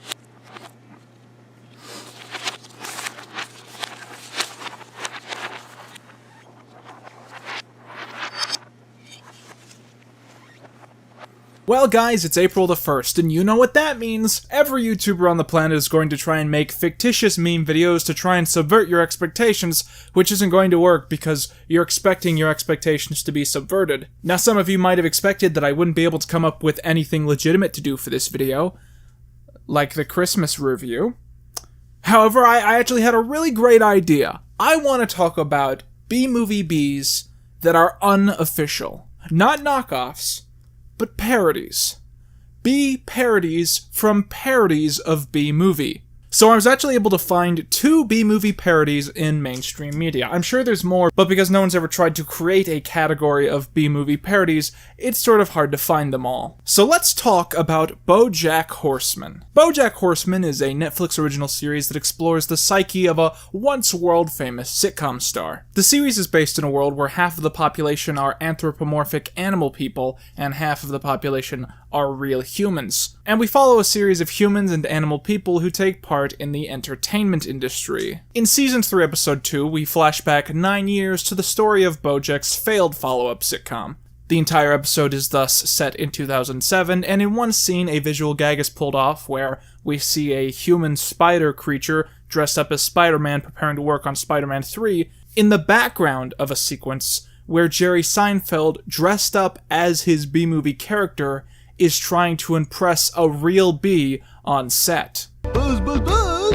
Buzz, buzz, buzz! You heard what the network said. I heard them. It's little immersive Easter eggs like this which make BoJack Horseman one of the greatest animated series in the last decade. It's more than just a visual gag, it makes you think. So in this universe where anthropomorphic human-animal hybrids exist, a movie set in a world where anthropomorphic human hybrids exists also was made? And I guess in that world, Jerry Seinfeld's performance would sort of be like bee blackface? Is Jerry Seinfeld the only human playing a bee in this movie? Are all the other bees played by real bees, but he's been given the lead role because he's just such a star? And does he only make bee noises in this version of the film? If you haven't watched BoJack Horseman, I can't recommend it enough. Turn this video off right now and go watch it instead. And with that, let's talk about Mad. Mad is, of course, a magazine dedicated to covering and satirizing popular culture. There have been 2 main attempts to bring it to the small screen. First with a live-action sketch comedy show that lasted from 1995 to 2009, and then with a Cartoon Network child-oriented series which aired in the early 2010s. Let's just talk about the second series. The 20th episode of Season 1 of Mad is titled Bee Movie / Law and Ogre. As you might imagine, it includes one of the longest and most successful mainstream Bee Movie parodies of all time. The skit starts off with Kobe playing basketball within his hive, where he's become known as the best of the best. Buzz passes to Hiverson. Hiverson to B-Banks. Back to Hiverson. The clock is ticking on the number of B-puns we can make. But as Kobe ventures out into the real world, he finds out that there's already a Kobe playing basketball there. He briefly gives up before being picked up and adopted by the mom from The Blind Side. You're changing that bee's life. No, Yao Wing. He's changing mine. After he makes her a lot of money, he becomes inspired to challenge the real Kobe to a basketball match. I absolutely adore the unique style of using the real actors' heads on top of these animated bee bodies. It's funny how you can still come to recognize Barry as Barry and Adam as Adam, even when they have the faces of their respective actors. It gives a really fun feel to the skit and brings the world to life. So Kobe and Kobe go head to head, where there is a quick parody of the tennis scene. But Kobe wins and is recognized as a real basketball player. I'm signing Kobe here to a 5-year contract. Woohoo! Too bad my life cycle's only 6 weeks. You know, you're right. This was a much better movie. Given that I view Bee Movie as a very eccentric franchise to be invested in, like I am, it's always funny to see it referenced in other media, be that new media or mainstream work. And it's even more fun to see unique bees be born out of these productions. Thanks for watching, guys. Sorry that Janette Chung Part 2 isn't out yet. I'm working really hard on it, and I promise you it is going to be the next video that comes out. Although that might mean that I'm going to have to take a couple weeks off to really focus on it. Thanks for watching!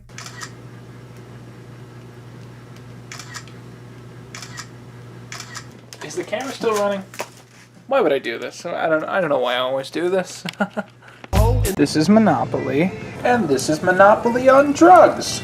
Any questions? Welcome to the Quinton Reviews YouTube channel. I know that in the last video I claimed I'd have to take a couple weeks off to work on this big video.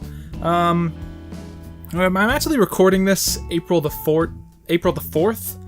So, I should be able to get this out pretty quick, and, additionally, I'll probably be able to finish a couple other videos before April ends. And then after that, you got Monetized May, and that's a whole other shark.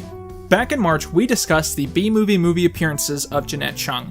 And today, as promised, we're going to be discussing her role in the Bee Movie expanded universe. So in the first 10 years of the 21st century, it was very common to see regular theatrically released movies also be published as games. The logic here was simple. Kids would see the movies in the theater, and the game would allow for them to relive the same experience as they waited for the original product to be released on home video. Notable examples of this include the Harry Potter games, the Over the Hedge game, which I actually reviewed back in 2013, and of course, Aragon the game.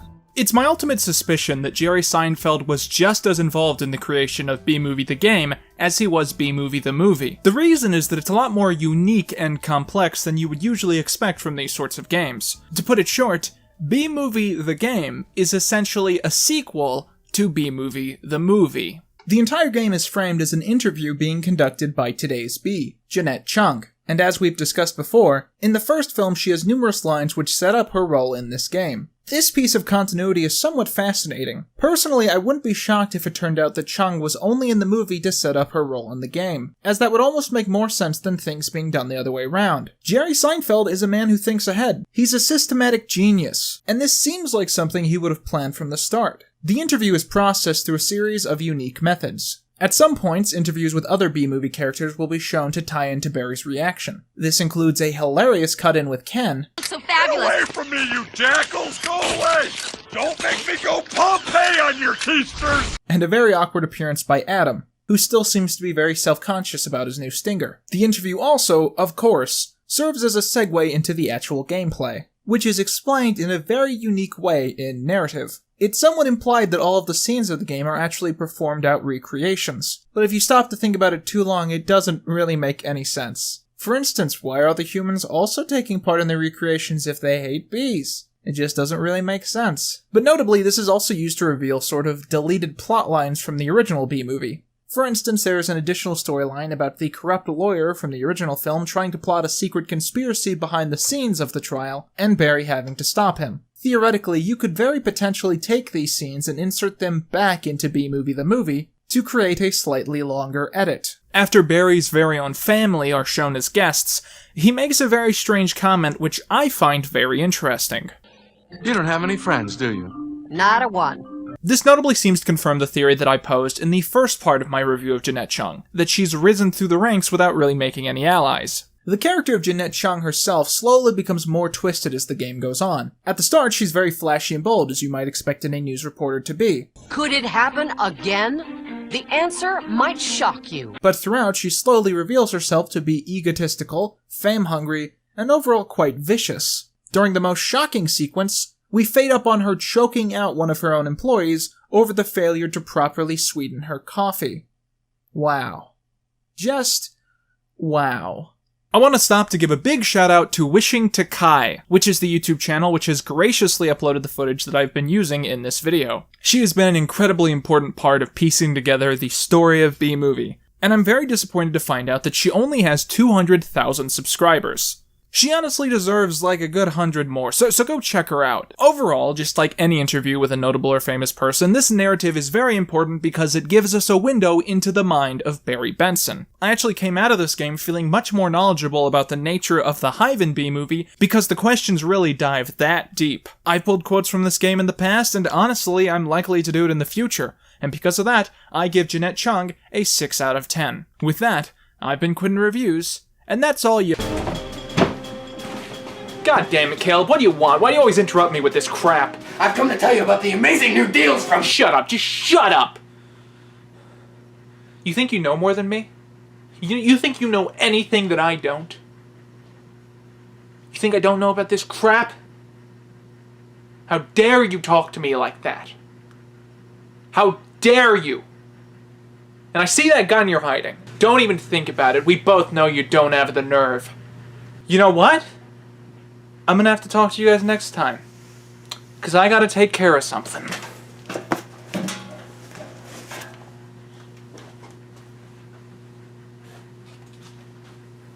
Satellite picture. You guys remember about 10 reviews ago when I said that I felt more passionate about talking about Bee Movie than ever before, and that it was like my love for Bee Movie was feeding back into itself into some sort of centrifugal loop? Well, I feel that way again today. So I wanted to sit down with you guys and do a topic which I've wanted to discuss for the longest time, and that is bees that were unused in Bee Movie. Yes, as Bee Movie was made, numerous designers created bees which just didn't make the cut, which is why today we are going to be discussing the top 10 bees from Bee Movie which were not used in Bee Movie the film. Starting off, let us again revisit The Art of Bee Movie by Jerry Beck.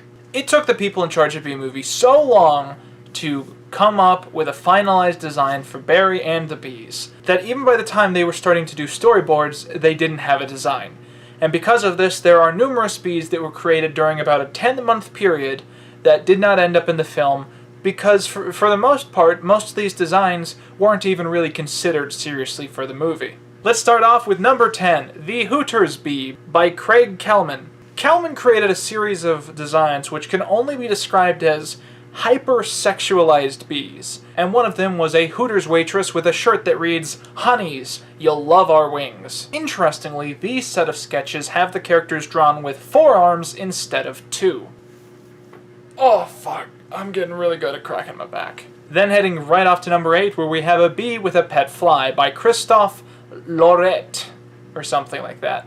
I think that Bee Movie is surprisingly lacking in visual Easter egg gags. 10 videos ago we talked about the gas guzzler bee, but there aren't really a lot of moments in the film like that, and I think just a brief sight gag, like someone having a fly as a pet in the early part of the movie, would have done a great deal to increase the quality of that part. And at number 7 we have a set of somewhat childlike bees designed by Bill Mayer? That's gotta be a different Bill Mayer, right? Anyways, these are interesting because they remind me of something out of Arthur or Franklin. They really don't fit the final style in any way whatsoever. Then at number 6, you've got The Crash Test Bee by Michael Isaac. By the looks of it, he was replaced by Dave, the Stress Test Bee. And for the next couple of the list, we're going to be looking at a huge grouping of bees by Carlos Grandel. Starting off with number 5, the Tourist Bees. Number 4, the Baby Bee and the Babysitter Bee. Number 3, the Musician Bees. And of course, number 2, the Santa Claus Bee. And for number 1, well, let's discuss that in the next video. Thank you so much for watching. I'm Jerry Seinfeld. Goodbye! What the fuck am I doing with my life? Ice we skate is getting pretty thin. Hey bitches, I'm back. With my Garfield cup. So last time I said that I wanted to push the final unused bee from Bee Movie to a separate video, and I think you'll find that that separation was entirely justified. The queen bee was one of the bees which Jerry Seinfeld and his crew were the most proud of, but sadly, it never saw the light of day. Or did it? Today, we're going to be talking about this very mysterious bee, where she can be found in behind-the-scenes material, and where she actually ended up in the Bee Movie franchise. The Bean Queen can be found in her own separate section in the Bee Movie art book, written by Jerry Beck. She is one of the few characters to have her own set of pages, which is very notable considering that she's not actually in the movie. The character's design is honestly so incredibly gorgeous that it almost seems like something that would belong in a Pixar or Disney film. On these pages, we get 2 quotes. The first, from visual development artist Michael Isaac, reads, "We wanted a floral influence, but we also wanted the Queen's Palace to share the visual language of the beehive. A clean shape, something sophisticated and romantic. We decided something where it would actually be a rose from one point of view. I thought that if Barry dropped into the top of these petals, they would open, let him in, then close." Christoph, I'm not gonna say that last name, follows up on this by saying, "The queen bee didn't change much from day one. She ended up being a really pretty bee. She had long legs and a long abdomen, like a real queen bee. Now she's not even in the movie." In terms of the actual scripted out scene, how she was to appear in the movie, that can be found under deleted sequences on the Bee Movie DVD. In this animatic, Barry gets shoved into the nest of his queen, where she briefly tries to seduce him before realizing that he's actually the one who broke the bee laws, at which point she tries to kill him. However, she eventually concedes this attempt when Barry says that a lawsuit to reclaim their honey could guarantee her re-election. But they'll want me. Why wouldn't they want me? I'll win easily, don't you think? Well, there's no way to tell. By how much? What? How much will I win by? I don't know! As he runs off into the second act of the film, he stops the nearby Spanish fly. She is a bit dingy, isn't she? You can't comprehend. But despite this very promising animatic, that sequence is never seen in the film. Why? Well, I suspect that the numerous extremely expensive sequences in the film probably led them to try and cut anything superfluous.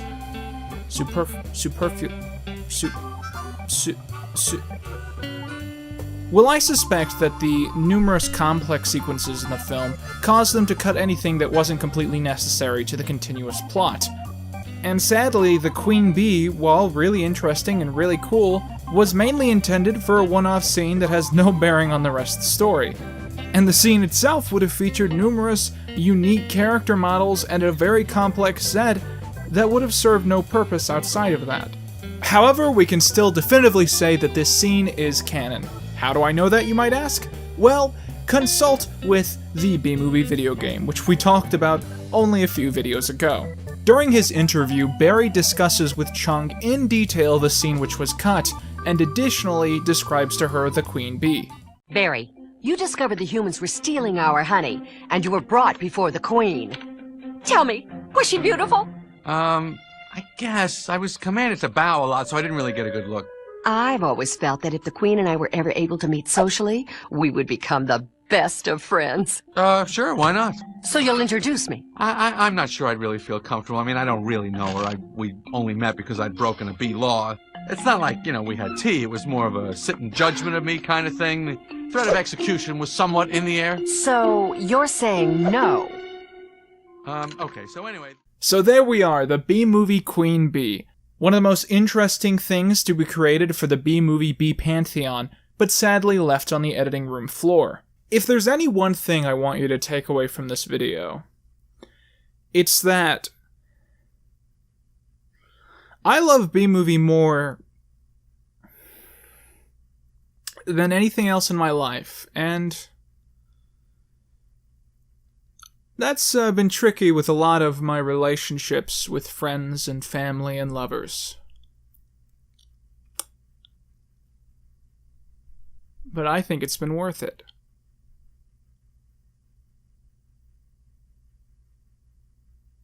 Water's getting warm, so you might as well swim. My world's on fire, how about yours? It's really interesting how, when you know enough about Bee Movie, something that seems simple on a surface level when then closely analyzed, is actually really interesting. Case in point, the tour guide bee that Barry meets at the start of Bee Movie. The character named Trudy in the novelization isn't that interesting in the film. She greets our main characters directly after Buzzwell ends the graduation ceremony, and is clearly putting on a face to sell the hive to the audience before her. And you'll be happy to know that bees as a species haven't had one day off in 27 million years. Woo. So you'll just work us to death? We'll sure try. Now, having grown up watching Bee Movie a lot, but never really understanding the history behind it, I never really thought that this bee was interesting to talk about. But that changed when I started diving into the promotional work that was released for Bee Movie when it was starting to be animated. He knows what he's like and doesn't like, but he's asked a big question. So you'll just work us to death? We'll try. Did you see that? That right there was Dean Buzzwell being featured in the same scene that we know Trudy for doing in the final cut. At some stage early into the animation of Bee Movie, Trudy did not exist, and instead, Buzzwell took her role, adding to the joke where Buzzwell does several jobs in the hive, and in fact making it much more clear to people watching it for the first time. So what happened? What got Buzzwell replaced, and why does Trudy exist? The answer, from my research, apparently comes from our previous discussion, that of the queen bee. When the queen bee was scrapped from Bee Movie, Jerry Seinfeld felt bad that her very talented voice actor was not going to have a featuring role in this cinematic masterpiece. To make up for this, he changed one of the Buzzwell scenes to instead focus on a new character. With that, Trudy came to be. I did not do any research. Can you imagine? Yeah, I did research. I went to like a beekeeping farm. Woo! And lived there for 6 weeks in preparation. This is so fascinating to me. Something that always seemed just normal about Bee Movie now comes across like a scar scraped across the belly of the first act. A direct representation of the historical context behind the movie. Sure, Trudy still isn't that interesting of a bee, but the history behind her makes her very notable, and it would be a big sin not to talk about her. And I had like 6 more pages of Trudy analysis, but I just realized this room is on fire, so I need to immediately evacuate the premises and call a fire department. Luckily, I don't really have that much valuable stuff down here. Oh, see you guys next time.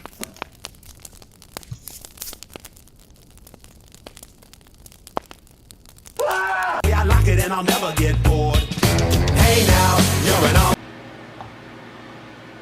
Hey guys, good news. So, fire department came over, and they took care of it. Caleb caught on fire. I wanted to take him to the hospital, but it's kind of a secret that he lives here. None of his family knows or anything, so I couldn't do that. Anyways, I bought a bunch of aloe vera oil, just rubbed that on him, so he should be fine. Basically, the recap is, downstairs is trashed, can't film down there anymore. I don't know, I'm going to try and look into what I can do about that. In the meanwhile, I'm just going to film upstairs, in my bedroom. As you can see, I'm getting ready to go to bed, so I thought I'd shoot a quickie. It's currently April the 29th, which means next comes May content. I figured I'd film that right in front of this door. And I'm excited to work that out for you. Caleb's staying in the closet. I mean the physical closet. I put him in the closet.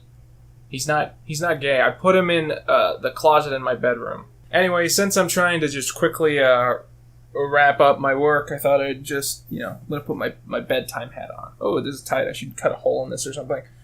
I thought I'd just do a quickie, as you do. I have like a list of bees that I can review. This is off the cuff.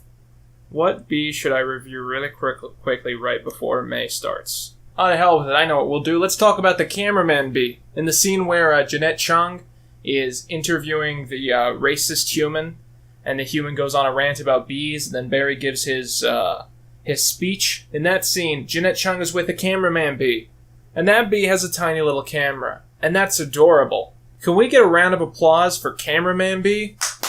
I'll also use that as the clap sync. Cameraman bee is great. I mean, what bad things do you have to say about Cameraman bee? She says, put this on the air, and he does that. I don't know how he does that. He just has a camera, but somehow he controls the wavelengths. Check out this skull behind me. Yeah. It's put up with masking tape. I like Cameraman B, and I think that's his one appearance, the scene with Janette Chung. But Cameraman B is dope. Cameraman B is a 10 out of 8, a 10 out of 2. He is a 5,000. What a good cameraman and a good bee. All right, thanks for watching. Looking forward to seeing what I can bring you guys in May. I'm going to bed. Okay, well that's it. That's all you be.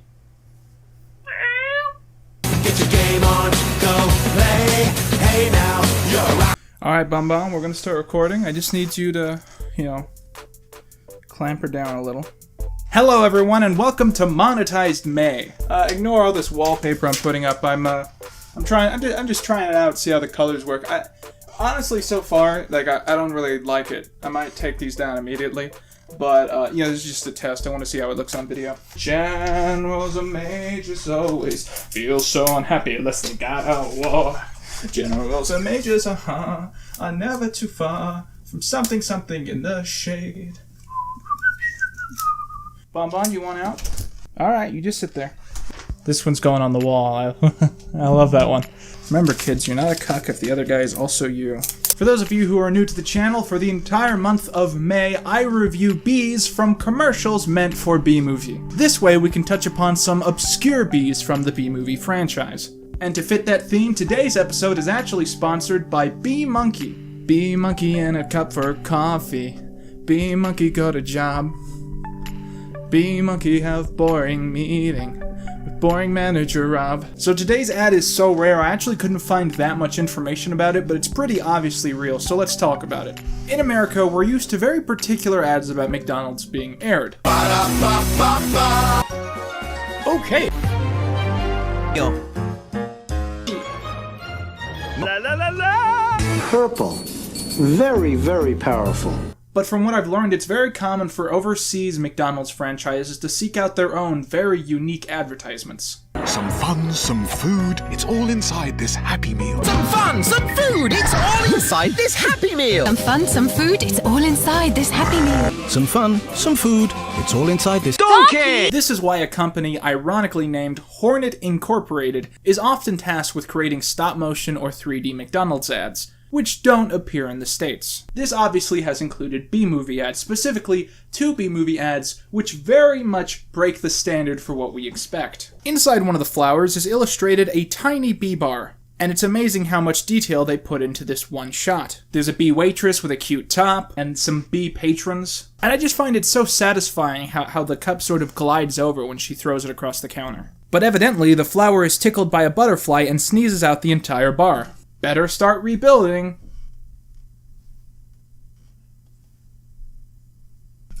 Ooh, Bonbon. Oh, goodness. Bonbon, no. That's Bee Monkey. Leave Bee Monkey alone, Bonbon. You're gonna break the cup, for God's sakes. Oh, Jesus, right? In the next commercial, we meet this sentient hive thing that starts telling us bees are essential for many fruits in terms of growth. Bees then fly in and out of the hive and into the tree surrounding it, and suddenly huge heaps of fruit grow from that tree. Then this fucker flies in. Hi, I'm Brian. Hey Brian, what's up, man? What's up? Oh, don't peck the tree, man. He's sentient. That's a dick move. These little commercials interest me a lot. They're easily something that most people would skip over and just ignore. But you can tell that a lot of passion and talent went into creating the bees that are inside this Bee Movie commercial. For a commercial aimed at Bee Movie at McDonald's, you would expect them to glance over the quality. Yet you can tell that the bees in this commercial had nothing but love when they were nurtured into existence. And that's exactly why Monetized May is so exciting to me. Because I get to talk about all these bees that are so interesting and stuffed full of love that most people would ignore. Because the fact that people just ignore Hornet Inc. and how much work they put into these just because they're overseas and because it's a McDonald's commercial, it's honestly the saddest thing I've ever thought about. Oh, Jesus Christ, that's not right. That's better. Okay.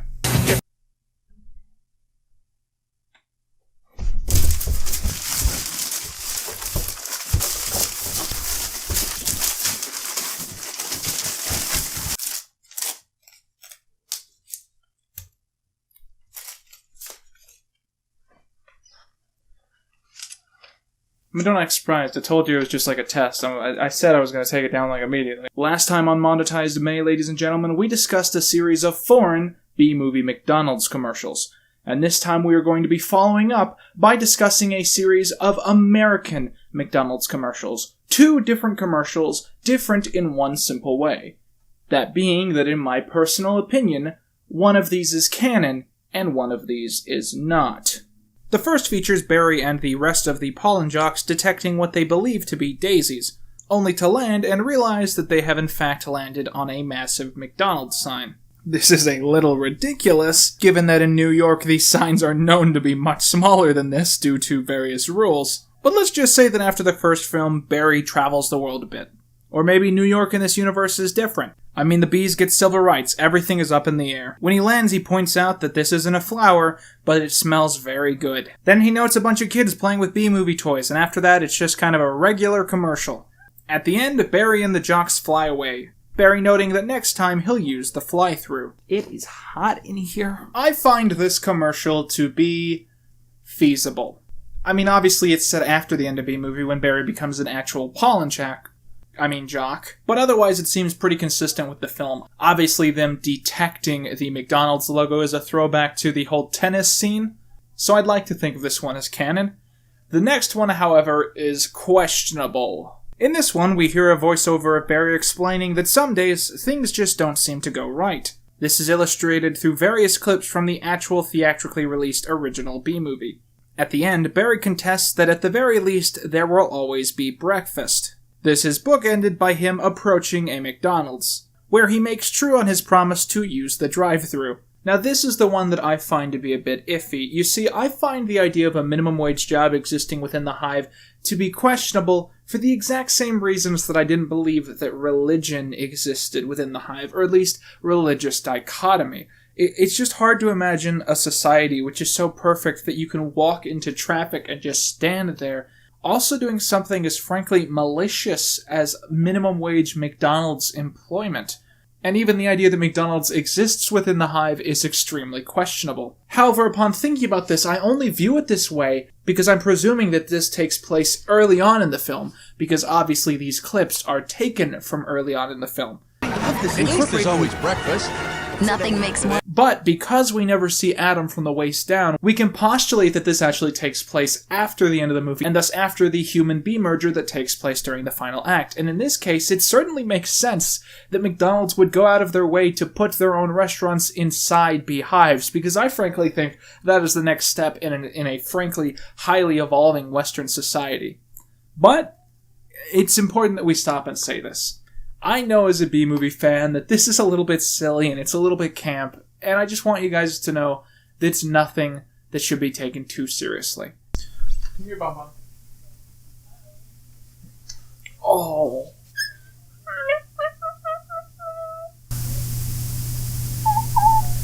I know. But I'm doing it because I love you. That's all you be. Show on, get paid. Only shooting.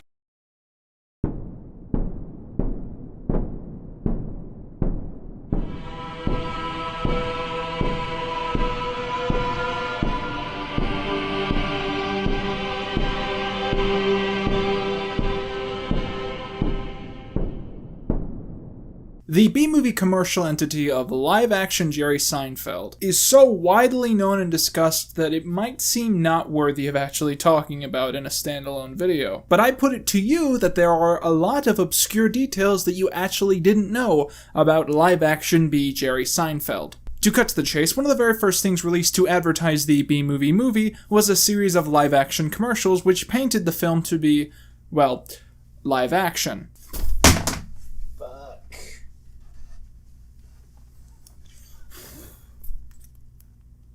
Oh, it's mad at me after that. The commercials portray the live-action film to be a mess, and at the end they decide to make an animated film instead. At the core of these commercials is, of course, Jerry Seinfeld playing a live-action bee in a ridiculous costume. Buzz, buzz, buzz, buzz, buzz, buzz. I know what I'll do. I'll pollinate these flowers. Buzz, buzz, buzz. Most people either love these commercials because they're ridiculous and represent a lot of the tone of the film, or they hate them because they're stupid and represent that, to some, the movie is stupid and not worthy of discussion. But what most people don't know, and what is not discussed, is that live-action Jerry Seinfeld actually extends far past the reaches of these two commercials. The very first thing we need to bring up when discussing this topic is the Bee Movie TV Juniors, which can be found on the Very Jerry 2-disc edition of Bee Movie, which I think I have somewhere, but I don't know where it is right now. These skits essentially mock the production of Bee Movie, why Bee Movie was made, and even the nature of animation itself during that era. The most notable skit in this discussion comes when Jerry Seinfeld can be seen yelling at the crew of the film that he wants to, quote, be a bee. I don't feel like anybody in this room is focused on this thing but me. I want to be a bee! Now, given that this segment was made during the production of the film, this is almost certainly the origins of the Jerry Seinfeld live-action bee running gag. But to me, the most fascinating use of the Jerry Seinfeld live-action bee running gag/character came not in a commercial, but in a publicity stunt, where Jerry Seinfeld at some point decided to arrive at an event advertising Bee Movie dressed in his Bee Movie costume, swinging down on a zip line. You know, a lot of people just go on talk shows and tell jokes. Now you tell me.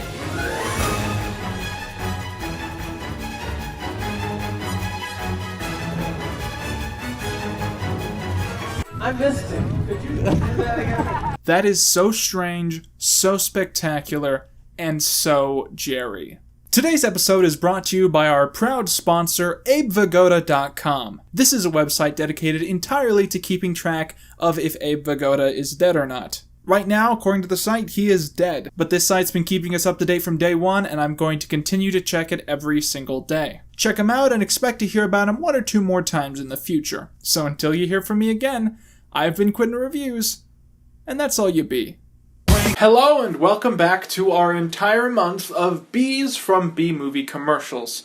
And today I want to talk to you about one of the darkest pages in Bee Movie history. Something so gruesome that I honestly advise some of you look away.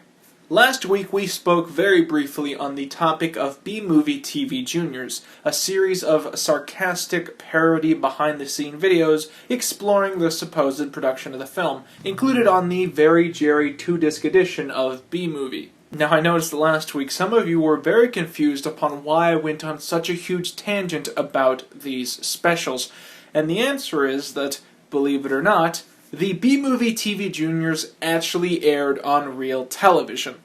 They were all, in a sense, real advertisements used to try and get people to see Bee Movie.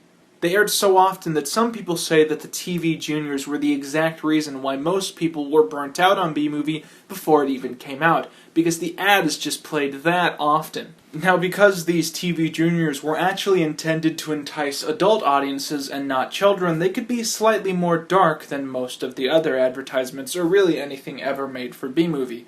Which is what brings us to this particular Bee Movie product.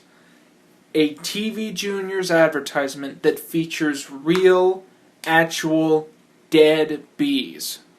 Once again, I really must insist, viewer discretion is advised. The segment, entitled Snack Snack Paddywhack, is a direct satire of food companies attempting to acquire animated films as sponsorships, just as many attempted with Bee Movie. I mean, we not only have talked about Bee Movie honey containers, but of course there was Bee Movie McDonald's, there was Bee Movie cereal boxes, and allegedly there was plans to do Bee Movie candy corn, but I haven't seen any evidence that that went into production. We start off with this sort of surreal introduction segment, which was obviously filmed much later on a much better camera. Here I am meeting with some high-level snack executives. Like many TV Juniors, the plot afterwards revolves around Jerry meeting with executives to try and make plans for his film. Thank you for meeting with us. We love the movie. It is then that the executives try to pitch the food which they have designed for Bee Movie, and I am going to do my best to censor this as much as I can. They're all in there. What's in there? Bees. Yes, there are dead bees in the candy. That is the reveal. We have sugar-dusted bees, which are just as sweet as the sugar-coated bees, but you get a better look at the bee's anatomy. Okay, I hadn't really thought of that. Both of the executives take bites out of different kinds of bee candy, and it's implied that one of them finds it secretly very disgusting. Now, Jerry initially reacts to this in a very human way, simply being disgusted by such a large amount of dead bees. There's the corpse of a dead animal in there. Well, we wouldn't use those words, but in short, yeah. Who would want that? Who wouldn't? But eventually he does give in to pressure and tries some of the candy bees. I might as well try it. It is then that the executives mention that they have gone out of their way to remove all stingers, which is quickly proven to be false after Jerry begins to bleed from the mouth. The executives quickly flee, one quickly dashing back in to grab another handful of bee candy. It's quite shocking to see something like this come out of a franchise about talking bees. And while we can all very quickly laugh, it's also very easy to be disturbed. And I think it's clear that in that little segment, Jerry Seinfeld got much more than he ever beated. And I'm willing to say that I did too. Thank you.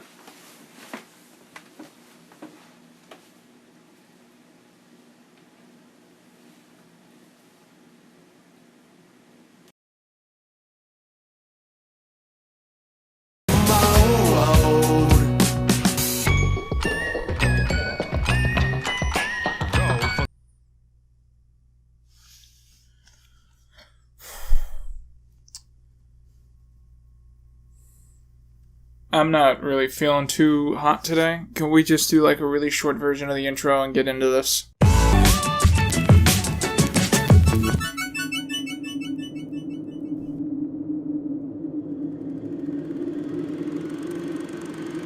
Jerome Allen Seinfeld, born April 29th, 1954, a comedic genius, a modern Walt Disney, the creator of some of the greatest pieces of pop culture to ever exist, as well as the greatest franchise of all time, the Bee Movie franchise. This man, this genius, this brain inside a skeleton, inside a sack of skin, this is one of the most important men on the planet Earth. The person behind most of my life and the decisions I make on a day-to-day basis.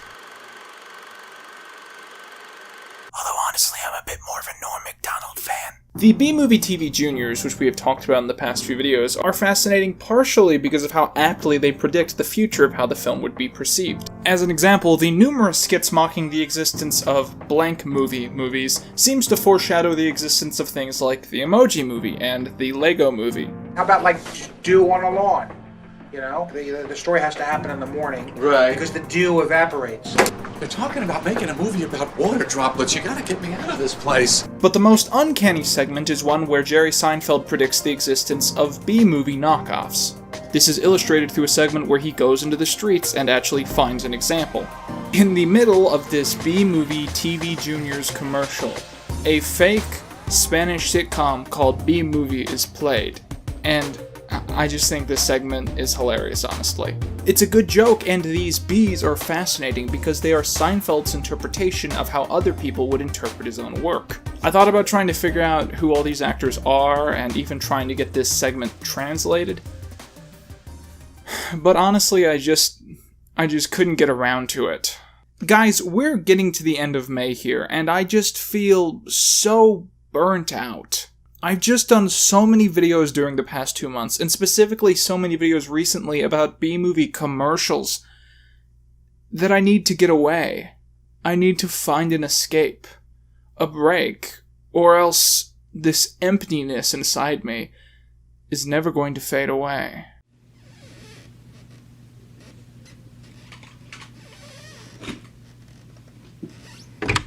Caleb, hey buddy, going to New York? Here's some food. See you in a week.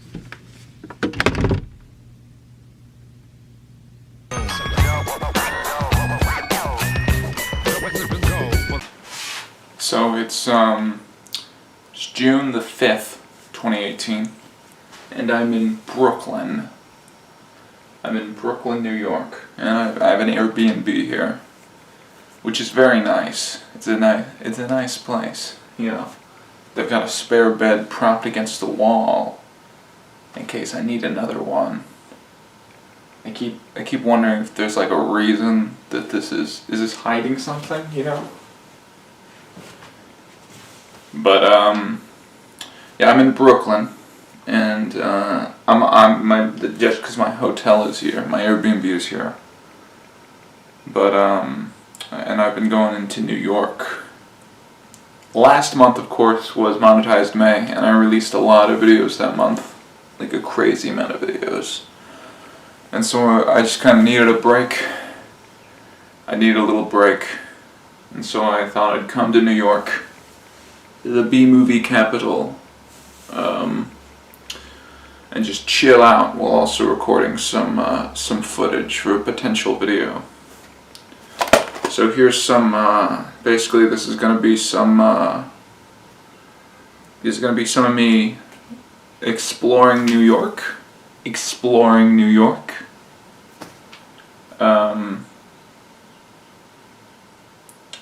But mainly the Bee Movie bits.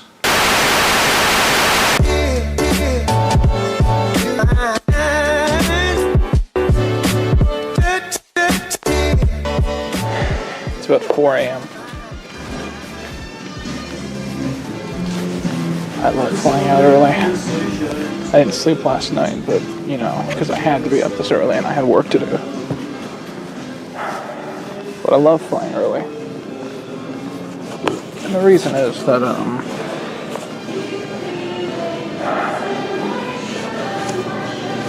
just a little eccentric, I guess. It's just so nice to have a nice little empty space.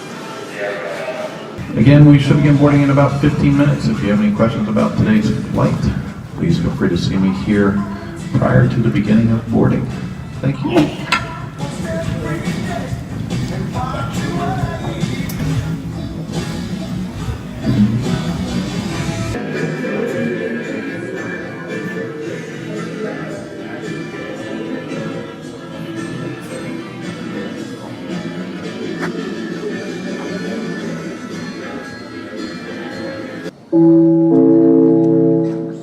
The local time is 5:30 a.m.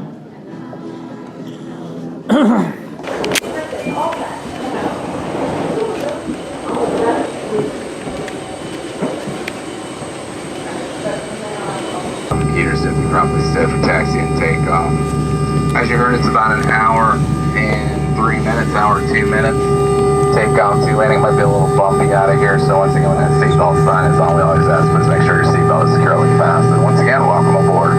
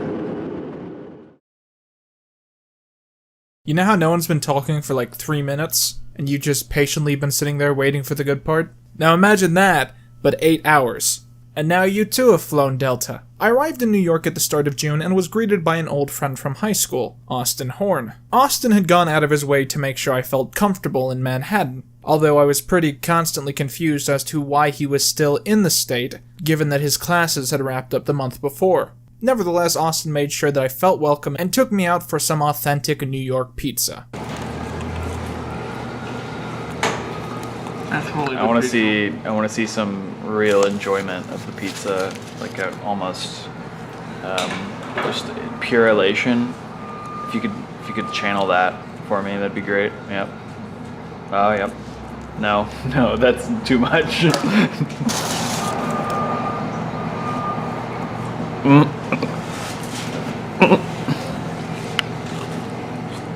A pizza, a Mario. The early Mario movies are really weird. You know about the live action one, right? What? There's a live action Mario movie? Yeah, it's set in New York. Luigi is Mario's son. And, and their last name is Mario, but Mario's first name is also Mario. Mario. And like, they have scientists and the dinosaurs from an alternate universe where they weren't wiped out come through to New York and try and invade it. Nice. But enough Mario. Let's talk Jerry. New York was, without a doubt, the perfect place to visit as a fan of Bee Movie. Seinfeld's origins in the state are essential to understanding the subtle nuances of the representation of all of the bees in the film. And after a while of staying in the place, you start to catch on to where some of those inspirations lay. Or is it lie? I'm not too sure. Being in New York made me feel closer to the heart of Bee Movie than ever before, given that I was literally in the general area that the film is set. And I instantly set out trying to find places in the film. And this Wait, is it.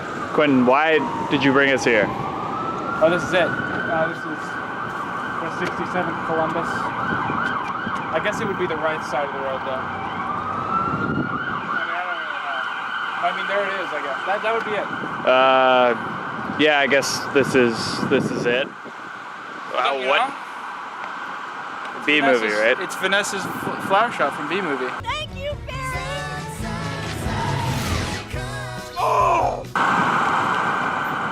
How high on your list of priorities was this?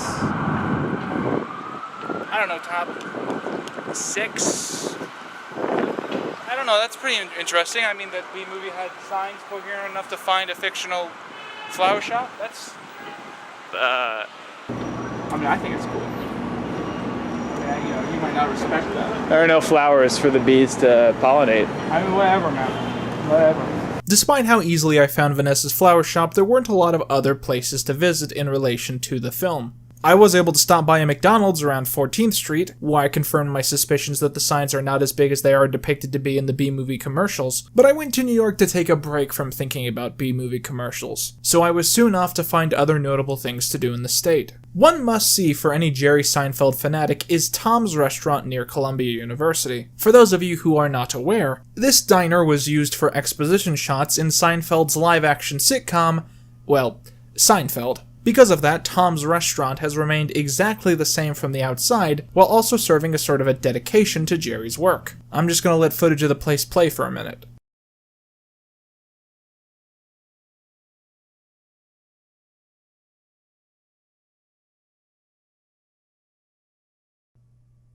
Yeah. The food there was pretty good. The first time I visited, I had a shake and a burger. Both were fantastic. My only complaint was there was just too much of it. Oh, these pants are killing me. My legs are getting really itchy because I'm gonna get a vertical shot. Yeah. It's really taking in the whole. I'm gonna fuck with your viewers. Gonna get some. Thank you. Gonna get some Dutch angles up in here. All these viewers have to be getting pretty hungry right about now. If I look wet, it's because I had just walked through this horrible storm, which was so bad that my umbrella actually snapped in half. I mean, I've been in weather like this before, but usually this kind of thing happens much earlier in the year. It's totally rare to see something like this in June of all times. Something felt afoot in New York. Something was just off. Maybe it had been like this for a long time. Maybe I just never taken the care to notice before. So the last place I want to talk about visiting is Central Park. Central Park is significant because, well, the hive in Bee Movie is in Central Park, so most of the bees that we've talked about in the series see Central Park as their home. Most of the scenes that we've discussed then happen in Central Park. Central Park is the heart to the story of the bees in Bee Movie. It's why this series exists. It's why I'm able to make a living off of YouTube as I do. It's just an important place, okay? And I found Central Park to be balanced. Everything was calm. It felt so complex but so organized. It really was a place that I absolutely found myself in love with. Here's a funny bit of observation. Walking through Central Park, I couldn't help but catch on to the fact that all of the trees were still without leaves. Everything was brown, drab. Again, this is shocking for June, but I suppose the cold weather and the constant rain was to blame.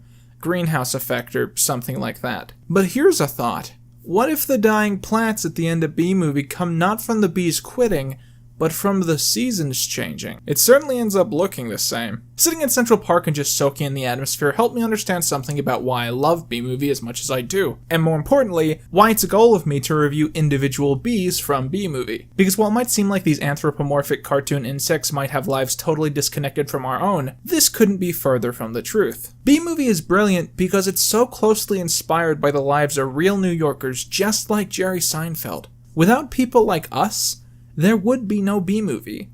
And in a way, all of us, every single one of us, are bees from Bee Movie. Bring me a dream. Bum, bum, bum, bum. Bring me a dream. Bum, bum, bum, bum. Bring me a dream. Bum, bum, bum, bum. Make him the cutest that I've ever seen. Bum, bum, bum, bum. Bring me a dream. Bum, bum, bum, bum. Make him the cutest that I've ever seen. Bum, bum, bum, bum. Bring me a dream. Bum, bum, bum, bum. Make him the cutest that I've ever seen. Bum, bum, bum, bum. Bring me a dream. Bum, bum, bum, bum. Make him the cutest that I've ever seen. Bum, bum, bum, bum, bum, bum, bum, bum, bum, bum, bum, bum.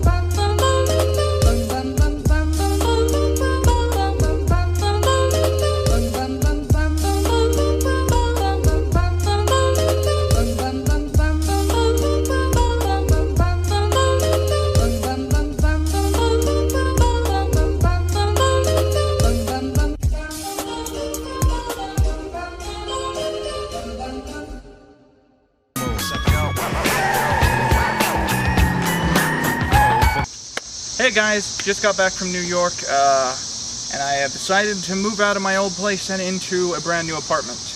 As of recent, my life has felt non-congruent, and I hope this fixes it. So I packed up all my valuables, and I thought we could review a bee really quickly. Where did I put this? Please help me! No! It must be in the front seat. Silly me. Here it is. Shut up, or I will come back there, and you do not want that. Yeah, here we go. So this is a drone. This is a drone, Barry Benson. And we've got he's got an instruction manual. They made this in 2007. I've heard a lot of people say that they have these. Wyatt! Hey, man. What's up, Quinton? It's been a long time. I'm just looking at this bee. Oh, that's a fine-looking bee you got. Yeah, Barry Benson? Yeah, Barry B. Benson, yeah. Hey, Wyatt, didn't I kill you? What does that mean? Yeah, I think so. No, oh. Yeah. Yes. Yes? I killed you. That sounds... right? Yeah, you did. Okay, yeah. So, what's any life updates? Or what's going on? What's happening, man? No, I'm sort of, like a you're Vector? I don't know exactly. You're I don't know ghost. exactly. I don't know. Well, I prefer if you didn't say ghost, but... Why aren't you transparent? You're saying because I'm a ghost. You're right, that was offensive. I've never met a real ghost. I just basically... yeah, I bet you haven't. I can tell. So if I touch you, will I go through you? No. Don't do it. I don't think that's funny. Okay. I don't know what to say. This is really weird, man. Not for me. I don't. Why you're making it weird by making this a... Do you wanna help me review this bee? Yeah, let's. Please. What do you think of it? Anatomically correct. To what? The cartoon? This is what bees look like up close. I mean, it's bigger than a normal bee. Yeah. And Bee Movie, good. So you never forget. There's a little copyright thing right here. It says like 2007 DreamWorks or something. Wow, 2007. It's got this fancy... And look at this like space age technology. Tiny little legs. Yeah. Landing gear. I also got some replacement parts somewhere, but oh yeah, I got some replacement parts. So if this bee breaks down, you can fix it right back up again. In a tick, absolutely. We should probably hurry this up because I think he's gonna pass out. All right. Yeah, it's got a little manual. It's cute. Only thing is, over the years, it's lost its. I've tried to charge it. I bought it on eBay and it just doesn't work. So that's a shame. So but it doesn't we fly. could test the aerodynamicness. Flat wood. Hot damn. That's exactly how a bee would do it. Yeah, I'm impressed. Landed on his feet. So Wyatt, I just want to say about the whole thing where I murdered you in that car and chopped your body into tiny pieces. Oops. I don't care. I forgive you. Can you pass on now? I don't. Could you stop making jokes about that? I'm sorry. I've just never met a ghost before. I didn't mean to be offensive. I just hope you're fine with all this. Like, just move past. Good luck. I did the thing again. I'm sorry. It's good seeing you, Wyatt. I hope I'll see you around.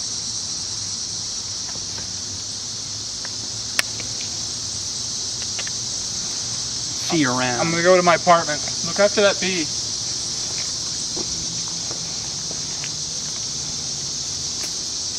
Will you shut up? We have to go now. All right.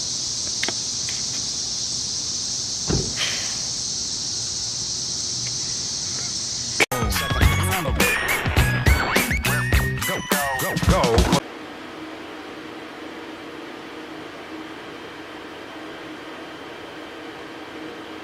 Somewhere in the depths of the internet, if you know just where to look, you'll come across a very peculiar video. It's called simply Bee Movie. Imagine, if you will, a place where bees run the town hall, sweep the streets, and broadcast television. That's the craziest thing I've ever heard. There is such a place. This trailer for a movie that doesn't really exist might initially seem like a B movie knockoff in the style of The Little Bee or Plan B, but in actuality, this allegedly predates the existence of Jerry Seinfeld's comedy classic by several years.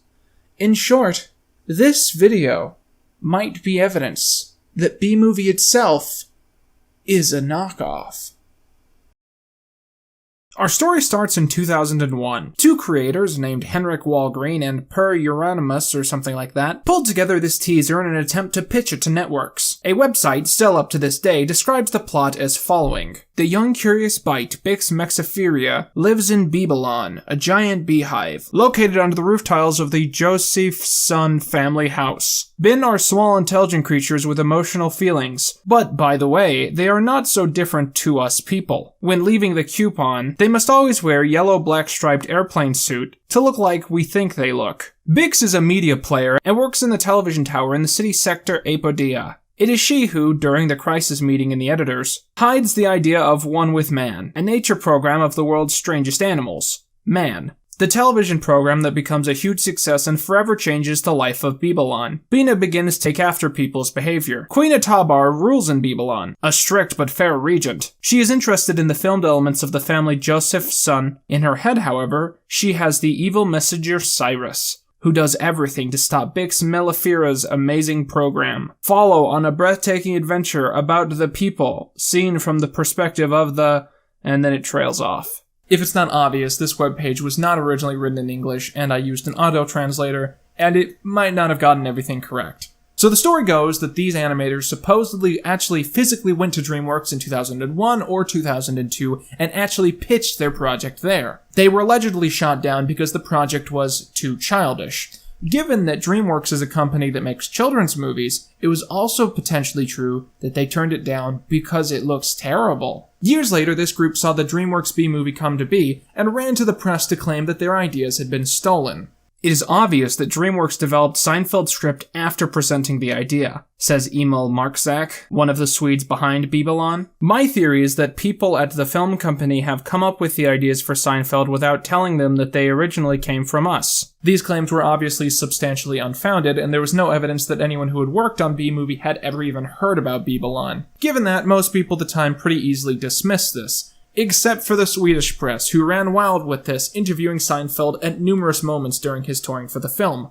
All of these quotes are hilarious. I'm doing my best not to laugh and taking it as serious as I can, but it's a little bit hard. It is entirely possible that someone came up with the idea about making a movie about bees. I'm trying not to smile. I know they're serious and probably feel stunned in some way, but today for the first time I saw a picture of the bees. They're funny! It should be said that I translated this from a Swedish article, which was obviously translated from an English interview, so that's probably way off. Seinfeld's point was simply that both groups had attempted to make movies about bees, and that any similarities beyond this was completely coincidental. The people behind Biblon said that they intended to wait for the movie to actually come out before they sued, and since nothing ever came of this, you can only imagine that the two projects turned out to not be too similar. However, in many ways, the press drama shifted Biblon into the Bee Movie lexicon, so I think it's obviously best that we sit down and review these bees. In the trailer itself, we see a considerable amount of characters set up, but most of them look kind of similar. The only one that stands out is this guy, who reminds me of Buzzwell for obvious reasons. But our main bee, of course, is Bix, our female main character, who ventures outside of the hive to film a documentary about human life. She is joined by Cameraman Bee, not unlike the Cameraman Bee we analyzed some time ago. The animation in this movie could certainly have used some work. A lot of it is imposed over stock footage, which tends to look bad, especially when that footage is frozen in place, which looks really obvious. My favorite shot is this one where we see the bees land on a toy castle. I think it's just a rather charming effect that gives some credence to the idea of this world. In the end, Biblon might be superficially similar to Bee Movie, but it's nowhere near as iconic or memorable. Despite this, I can still honestly say that I respect the bees shown in the movie. Because of this, I give every single one of them a 6 out of 10. I've been Quinton Reviews, and that's all you be.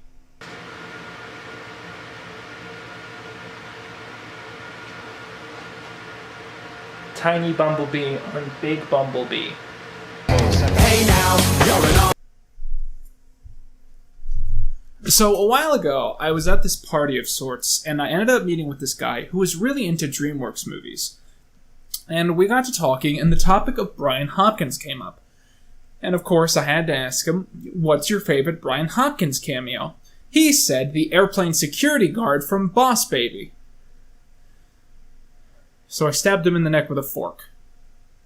Brian Hopkins is a DreamWorks editor who on numerous occasions has had small cameos in the films that he has worked on. In Bee Movie, he actually ended up having 2 roles. One as the TSA agent at the end of the movie, and the other as a bee. While unnamed in the scene in question, this character, according to the credits, is named Sandy. Sandy Shrimpkin. This bee appears in a scene where Barry and Adam approach Buzzwell to see what job they want in the honey industry. Sandy seems ecstatic, and when asked what he's received, he responds, Picking the crud out? Whoa. That is stellar! Wow. A cool element about this scene is that the paper Sandy's holding actually has a lot of detail in it. At the top you can see a Hunnix logo, which is pretty cool, and it actually reads, Picking the crud out. You just know that it was someone's job to work on little stuff like this. And somewhere in a computer-folded DreamWorks must exist dozens upon dozens of Bee Movie detail pages, just like the one we see here. Speaking of detail, I think it's been a while since we stopped to appreciate all of the detailing and the costume work for these bees. For those of you who don't know, when making the movie, Jerry Seinfeld asked that all of the bees be given clothes which exclusively exist in black and yellow. They accomplished this in the film while still making each costume look different. Adam's Fairly OddParents-like tie combined with his suit gives a professional look. Barry's yellow and light black sweater is a very homey look. This cross-eyed dude gets a shirt with vertical stripes just to mix things up. And of course Sandy gets a regular striped sweater with a collar popping up above that. God, there is so much to take in at every inch of the frame. If you honestly want to know what I have to say about Sandy, it's that he doesn't really matter at all. He doesn't add anything to the scene. He doesn't hinder it in any way. He's just there. Alright, thanks for watching. I put no artistic merit into this video and I really didn't care about the topic. Bye! Let me set this up for you. It's one of the most emotionally resonant and important moments in all of Bee Movie. Barry B. Benson, having just learned about the honey crisis, jumps onto a van which takes him directly to the source of the problem, where he discovers thousands of enslaved bees in false hives. In the heat of the moment, he flies down to one of the apartments shown in the hives and speaks to 2 bees in particular. These bees, clearly man and wife, are unnamed in the movie, but Barry acts as if he might know them and asks them why they've moved there. That's when the male bee explains that he had to follow their queen, which leads to the queen bee joke, and the reveal of more beehive walls being removed. Now, who these bees are and why Barry seems so casual with them might seem not even a mystery to you, but it's boggled my mind for the longest time. That is, until I sat down and watched the fully cinematic edit of the cutscenes in Bee Movie the Game. As we've discussed, Bee Movie the Game attempts to show scenes from the movie as recreations of sorts, but from a realistic point of view, I prefer to look at them as alternate reality variations of the same scenes, playing out with minor alternate paths, but still within the same logic of the world. In the Bee Movie Game version of this scene, Barry is accidentally gassed and wakes up in the same apartment as before, apparently having just been rescued by 2 characters, Harry and Irene Beman. These are not the same characters from the movie. Instead, Barry points to 2 passed out bees, who are clearly the same character models as before, and identifies them as his Uncle Howard and Aunt Fran. Isn't it weird that Barry has 2 canonical uncles in the Bee Movie universe, but that all bees are cousins? The choice by whoever made this game to create 2 brand new characters of Harry and Irene Beman, while still showing the movie versions of these 2 passed out, is so weirdly bizarre. I'm not sure why they didn't just go with the movie characters. Those 2 are clearly modeled to look like them, and since they had the models, they could have just used them. But I guess there is something about Howard and Fran having these cute neighbors who come over to look over the place when they pass out that I think is kind of fun. I just don't understand why this scene needed to be changed. But at least we can say in changing it how they did, they solved one of the biggest mysteries of the original film. Anyways, these 4 bees bring a unique lore to the Bee Movie cinematic universe, and it's interesting how both the game and the movie diverge, and yet how they come together to paint a more clear image of the situation. With that, I've been Quinton Reviews. And that's all, you bee.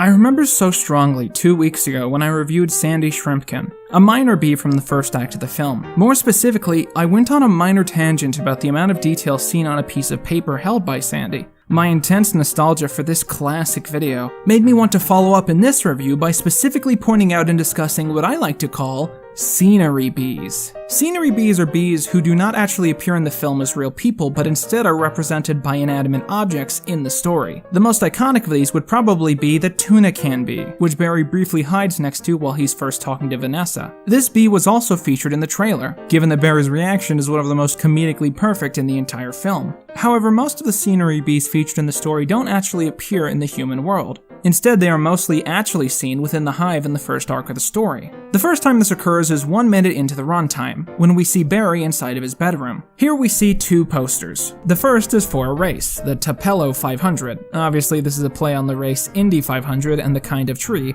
Tupelo. The other poster is for a movie titled The Killer Queen.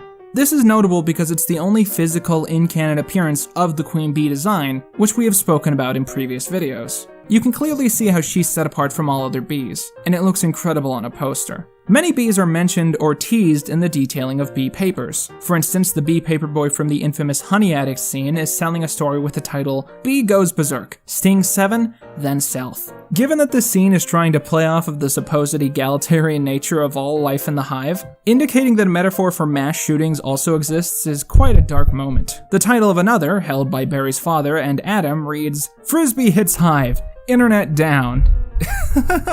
It also reuses the image from the poster before, identifying the central racer as Buzz. However, the best part of the paper is an advertisement for a bee pizza service. Buzz Gorno's Pizza, 450-555-4433. Gotta have it! It also seems to include a tiny drawing of a bee pizza boy, which is just so adorable. Look at all the tiny bees on the screens when the pollen jocks fly in, they're so cute! Also, this is a clock that's painted to look like a bee. Perhaps the 2 most interesting examples of scenery bees come into play during the graduation scene. As Barry and Adam sit down, we see a golden statue of a pollen jock holding the world. with the petals of a flower circling it. This is a play on the infamous Atlas statue, and is our first look at a pollen jock. It furthermore represents how important they are to the hive.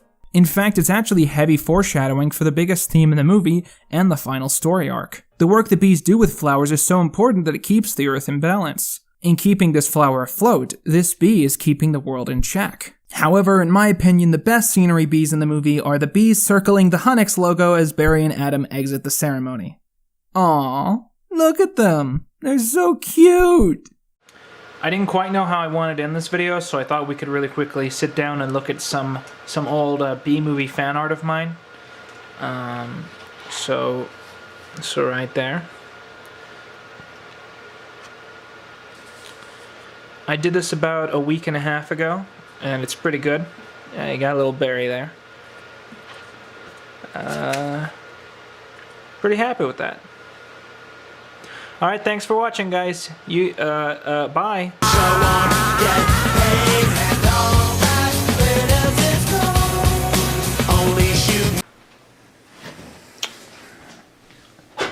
Okay, so I just saw the Bumblebee movie, and it was great.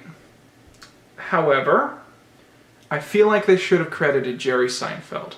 I mean, okay, this character has B in his name. It's like B127 or something. Barry B. Benson has a B in his name. This character, he lives in another world that's different from Earth, and he ends up leaving and landing on Earth, and he forms a bond with a human woman, and then the world might get destroyed if he and this woman don't stop. Oh my god, it's just copy and paste B movie. I mean, I think it's kind of sad. Anyways, let's talk about the pollen jocks. There aren't a lot of bees more universally important and artistically diversified as the pollen jocks. These well-bred, roided-out beasts are the bees who are allowed to leave the hive in the story. It is this group which pressures Barry into leaving after they catch him pretending to be a jock. It is also they who coach him on the outside world before he is caught in a tennis ball and eventually goes missing. From what I've gathered, there are 2 jocks in the franchise who have actual names, those being Jackson and Splits. Additionally, there is a 3rd jock who appears often and seems to not have a name. These bees notably have a role not just in the first and final acts of Bee Movie the movie, but also in its merchandising. Here we see some McDonald's toys showing the characters all off, and of course you've got the Pez dispenser. But what amuses me most is the official Bee Movie DVD, where the cover shows the exact same pollen jock being repeated several times. Like we wouldn't notice. The pollen jocks are important because they're somewhat antagonistic to Barry, but we still learn to appreciate them as fully rounded characters. Their cool demeanor makes us respect them as much as the hive does, and when they come to support Barry, even by making him the captain of their team, we see them not in a negative light, as we might have from the start. It's like the statue we talked about before truly shows. The pollen jocks support the flower, and with it, the world. I've been Quinton Reviews, and that's all you be. Today's video is once again sponsored by IsAbeVagodaDead.com, your one-stop shop for discovering if Abe Vigoda is dead. Check the link in the description to find out more. Somebody once asked, could I spare some change for gas? I need to get myself away from this place. I said, yep, what a concept. I could use a little fuel myself, and we could all use a little change. Well, sometimes the end of everything can itself hold something great. So it's a general trend with recent movies that instead of being dull and just listing off names, it's generally a hip and cool idea to mix up how you show the names off, while movies like those in the Star Wars franchise avoid this for consistency to previous norms. Generally, filmmakers like to make the imagery of credits just as recognizable as the regular content otherwise would feature. And Bee Movie is certainly no exception, as the filmmakers decided to have various cartoon bees flutter around as the text transitions throughout the names involved. The earliest examples of these bees are seen pulling letters into place, forming names and whole lines of credits in doing so. And one does a cute little motion where he bumps a bit of the text when it's not aligned right. Hans Zimmer worked on the music for Bee Movie? What the fuck? As this group of bees pulls together letters, a bee smoker approaches, causing them all to flurry off. Next we see a series of credits appear on a balloon, which one bee pops, leading into a bee which tries to cross the road but slams into the window of a car. Then we see a bee stuck on a spiderweb, who escapes and knocks the D off the credits, bumping down the spider. This continues as we see a bee jump from window to window of an apartment complex, exploring as he goes. Finally, the main bulk of the credits begins crawling across the screen, and as it does, we see several bees fidgeting with hive octagons, implying them working on honey in the hive. Finally, a single bee pulls up the Paramount logo, before dancing across and showing the DreamWorks logo, making this the final bee to ever be featured in Bee Movie.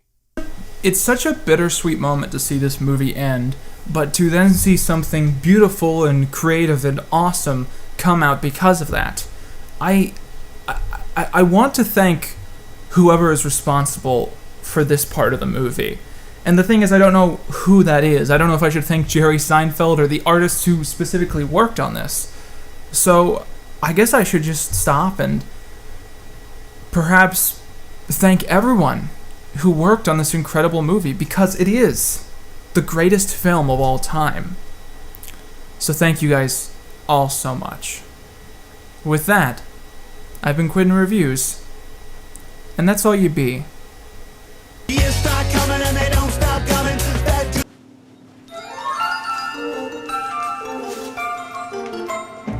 It's Christmas, everybody! Which means, as you know, that I have to make a Christmas video, and I always struggle to make a Christmas video because I cover the movie Bee Movie, and I don't know how to make that Christmas themed.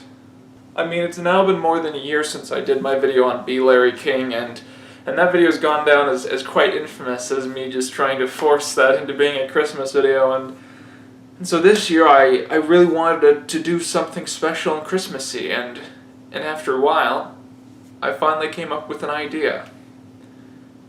I got myself a Christmas present. I hope you'll excuse the fan. My computer has a big problem with overheating, so I'm just gonna let it go if that's alright. Alright, so I got myself a few presents which I think you guys are gonna be interested in. Just to get into the holiday season. So I hope you guys are ready for this, because I'm really excited to show this to you. It's really big for me.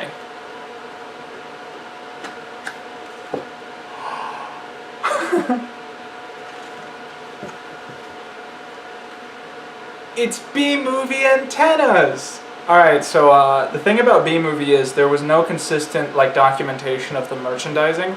So it's you find these things on eBay, and you have no way to prove if they're legitimate, or it's almost certainly legitimate. But you have no way to prove the history or what company made it. There's not a lot of info on it. You just know that this is an official piece of Bee Movie merchandising which simply exists.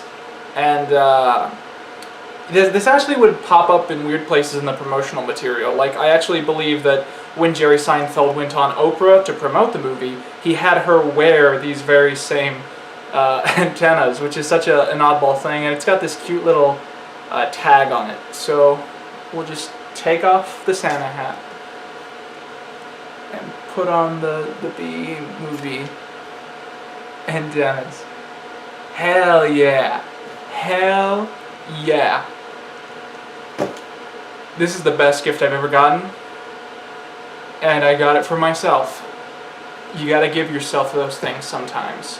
What I love so much about these is that they complement my biggest theory that I recently came up with during my New York trip. That being, the Bee Movie is so incredible and you can connect to it so easily because all of the bees in Bee Movie are people themselves, and thus in a way we connect to these characters because we are also bees. And this gift, it allows me to accept my own bee-sona, to accept that I am a bee, to, because Bee Movie. So I guess you could consider that this little Christmas special, this little gift, is me reviewing myself, because with this gift, I truly have become as much a bee as any other character we've talked about in this series. And this itself would be a damn good Christmas present to get myself. But I'm gonna one-up it. Are you guys ready for this? Because I don't think you're quite ready for this.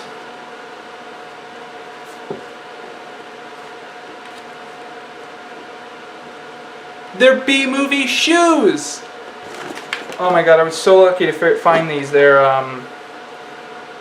Converse, and they are official Bee Movie licensed shoes. And they're really incredible. And on the side, they're very simple. They're just black and yellow. On the side, they say Bee Movie. And on the sort of the lip that goes above the top of your feet, it says All-Star. And that excites me. I don't know why, but it feels important, you know? Like there's something to that. And I really like that. These are just the fanciest damn things. The only problem is, these were the only pair I could find, and this might even be the only size that you can really get these in. And they are 9.5 got men's shoes, and I wear a size 14 because my feet are gigantic. So this is I'll try and put them on. It won't work.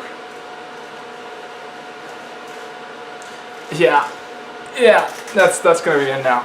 So this is more of like a symbolical gift to myself, something to put on the shelf as decoration.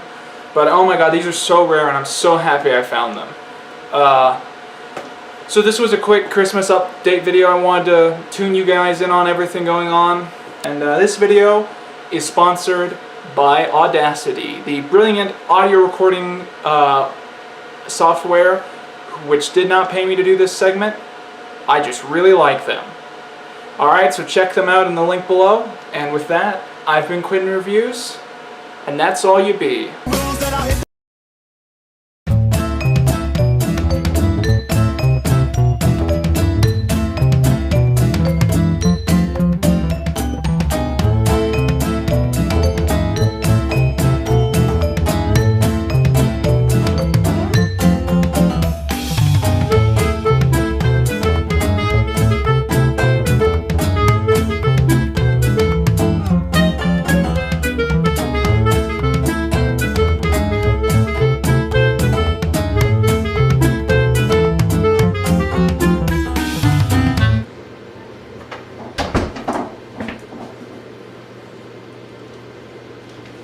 Benson has a lot of family members.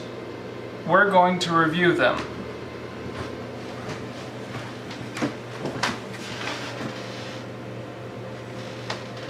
What?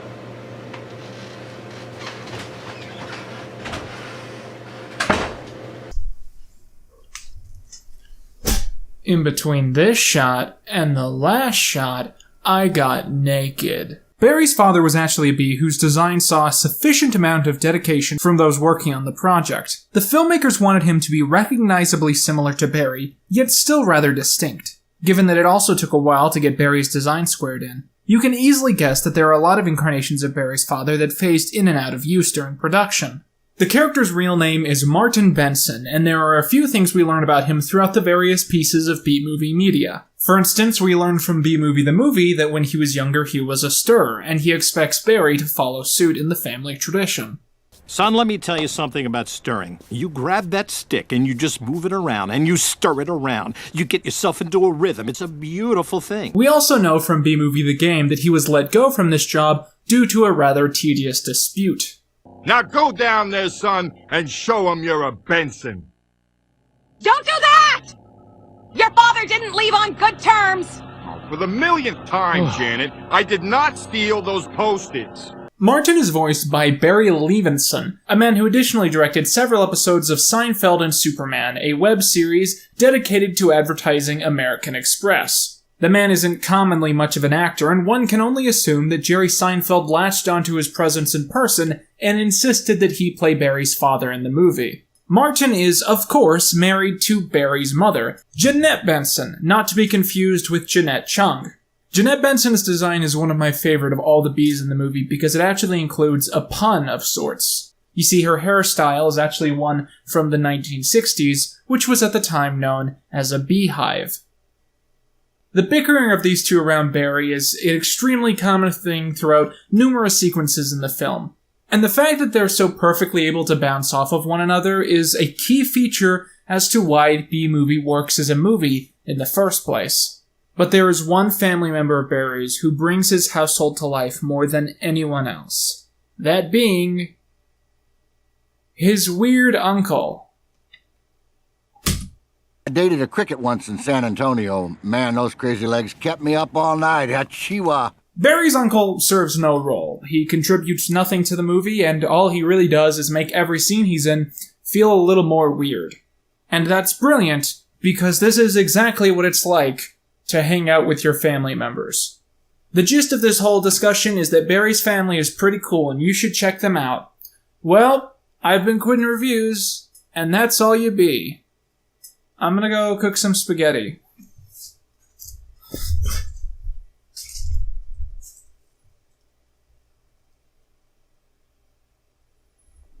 Running, didn't make sense not to live for fun. Your brain gets smart, but your head gets dumb. So much to do, so much to see, so what's wrong with thinking? On the 10th anniversary of Bee Movie, the 14th of December 2017, the New Statesman released an article which included interviews with several of the people who were involved in Bee Movie.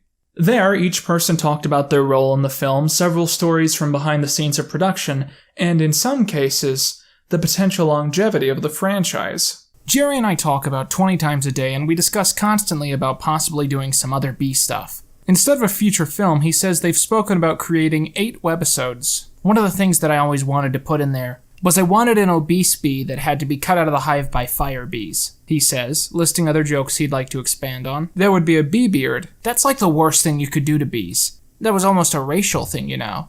A Jeff Bezos, the first billionaire bee. And a bee army. Their weapon would be a giant mosquito. As recently as yesterday, Jerry and I were talking about the idiotic bee stuff, you know? The interview made a lot of people in the Bee Movie community very excited about the potential of more content being released. But, in the coming year, we've heard nothing. As someone whose entire livelihood is based around the existence of Bee Movie and the need to find more Bee Movie content to cover, I am making this little short video simply as a plea. A plea for more bees. Bee Movie is one of the greatest cinematic universes to ever come to life. Its characters lovable and its world fascinating. Every time I watch this film, I notice something new. Be it the cards in the background zooming by or the subtle way that the honey glistens every time you see it. And we've earned more of that. We deserve more of that. Like this article points out, it doesn't even have to be a movie. A series of shorts showing other bees in the hive or even the world going about their day. Hell, think of all the unproduced bees we've talked about in the past. Who would be perfect for segments like these? A whole webisode about the queen bee or the Santa bee along those lines. Here's another idea. I've recently seriously gotten into theme parks, specifically those operated by Disney. Now, I've never actually gone to any of the Universal parks, mainly because they have nothing that really appeals to me. I'm not a Harry Potter fan, and all their Simpsons stuff looks kinda weak. And it seems like they're always closing their classic attractions like Back to the Future the Ride. But imagine if they went back and started adding content based on the classics. Shrek, Over the Hedge, and most importantly, Bee Movie. An entire Bee Movie ride that would introduce unique bees for just one story, giving me ample material to cover in my show. Imagine something like Back to the Future the Ride, where you'd actually physically be visiting the hive in the movie, and you'd meet all the worker bees, and something goes wrong, and Barry flies in to help you. Hell, even if DreamWorks doesn't want to make any more Bee Movie content, I could see Barry and the other characters maybe having cameo roles in other films. It's sort of lightly implied that Over the Hedge and Bee Movie are part of some cinematic universe, so maybe other films would feature the two stories crossing over. Another thing I'd love to see is new merchandising come out for the film. I look at things like Star Wars and Transformers, and I get so jealous of all the cool new stuff they get every year. Meanwhile, we have nothing. This is going to be shocking, but did you know that there actually hasn't been any Bee Movie merchandising released since 2007?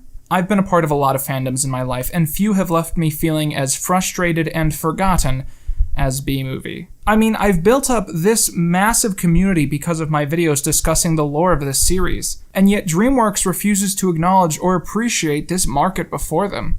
And I think that's sad for them more than anyone else. Be sure to subscribe if you want. That's all you be.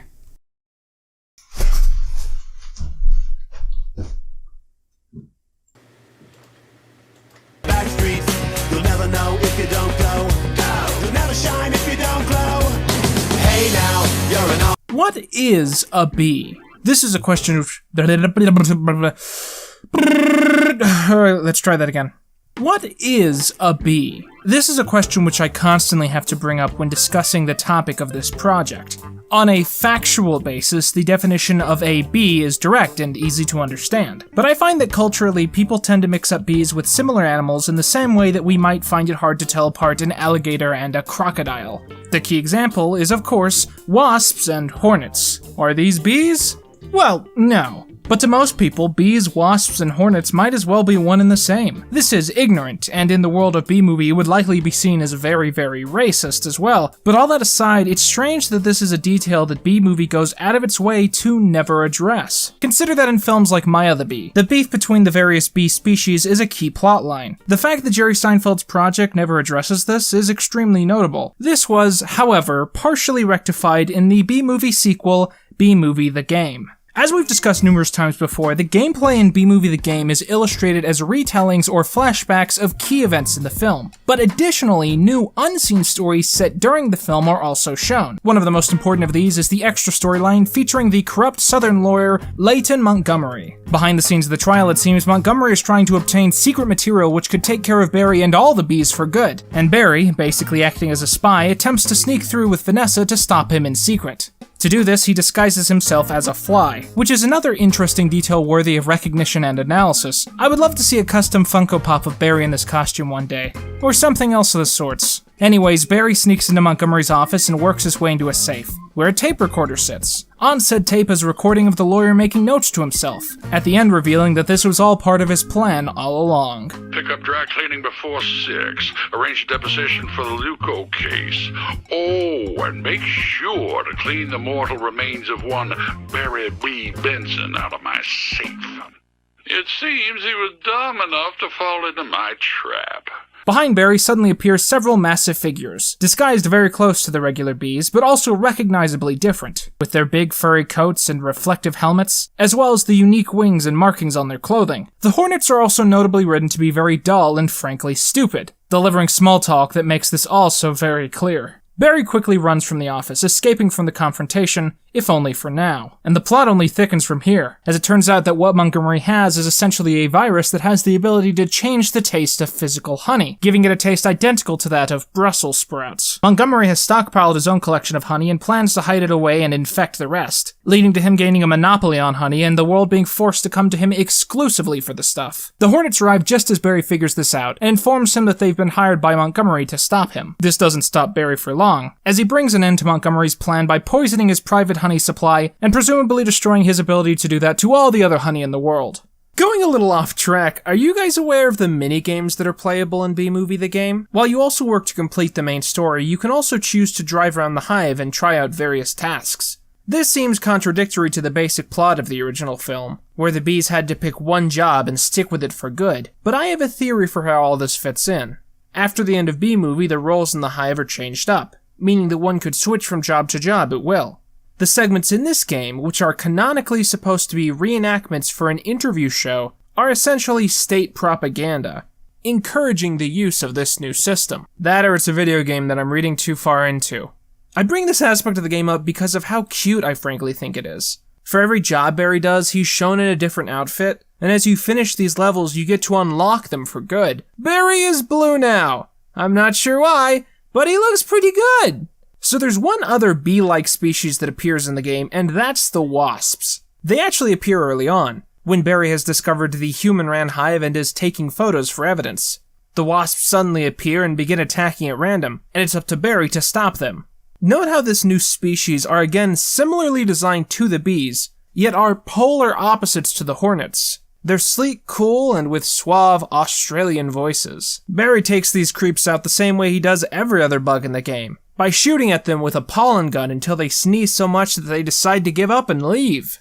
Hey, does this remind anyone else of Robotech Battle Cry? The choice by those working on Bee Movie the Game to introduce new stories and elements to be explored is why Bee Movie the Game is truly one of the most unique things ever produced for the franchise. It's an obscure piece of media, making it all the more a joy to watch. Seeing these characters go on new adventures and storylines makes me even more sad that Jerry Seinfeld did explore this world only so briefly, because there are so many other stories to tell. And I must emphasize that I love the Bee Movie game non-bees. They're just so charming and such a surprising inclusion. Like many elements of the franchise, it's sad that we don't get to see this concept explode further. How do wasps, bees, and hornets tend to interact in the real world? Is there a parallel to how some humans interact with others? Or is it an entirely original idea? It's kind of hard to say without an official voice on the matter. I wanted to end this video by telling you guys about my Patreon. I've recently updated some of my tiers, so now if you donate $6, you'll end up in my credit scroll. This money will help me pay my rent and take care of Caleb, so any contribution means a lot to the future of this channel. With that, I've been Quinton Reviews, and that's all you be. Get your game on, go play. Hey now, you're a rock.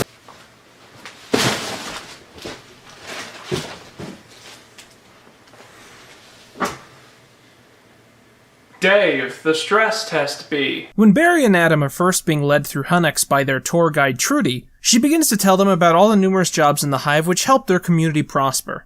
One of these is a team which stress tests objects. In this example, a helmet meant to withstand various attacks to bees. As he's repeatedly attacked by these, Adam asks Barry what he presumes the person is paid. Barry's response? Not enough.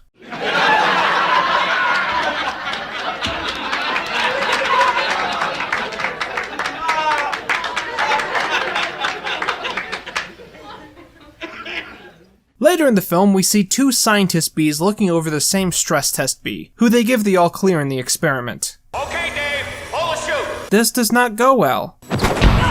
Dave is important because all of his scenes are funny. They represent that bees are smart and useful. That's all you be.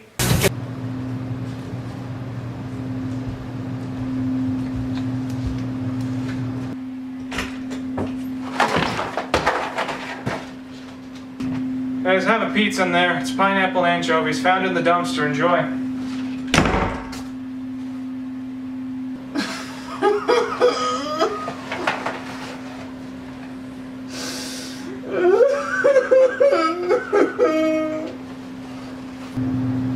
He's not even chained to anything anymore.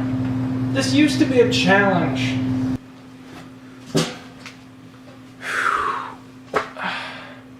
So there's something we should probably be talking about that I've frankly been putting off for a while, and that's what happened almost a year ago, near the end of May 2018. As you all certainly know, every year in May, I dedicate the entire month to covering B-movie commercial bees and nothing else.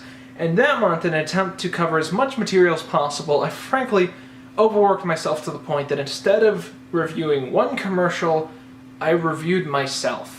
I've just done so many videos during the past 2 months, and specifically so many videos recently about B-movie commercials, that I need to get away. It was after this that I took a trip to New York to really find myself, and I've taken a lot of breaks since then because I really needed it, but now that I'm getting back into the flow of reviewing bees all the time, I keep thinking about how much I failed you guys with that video because I really didn't cover the topic very well. Not only did I fail you, not only did I fail myself, but I failed the bees that I was reviewing in that video. So strap in, ladies and gentlemen, and welcome to a very special early edition of Monetized May.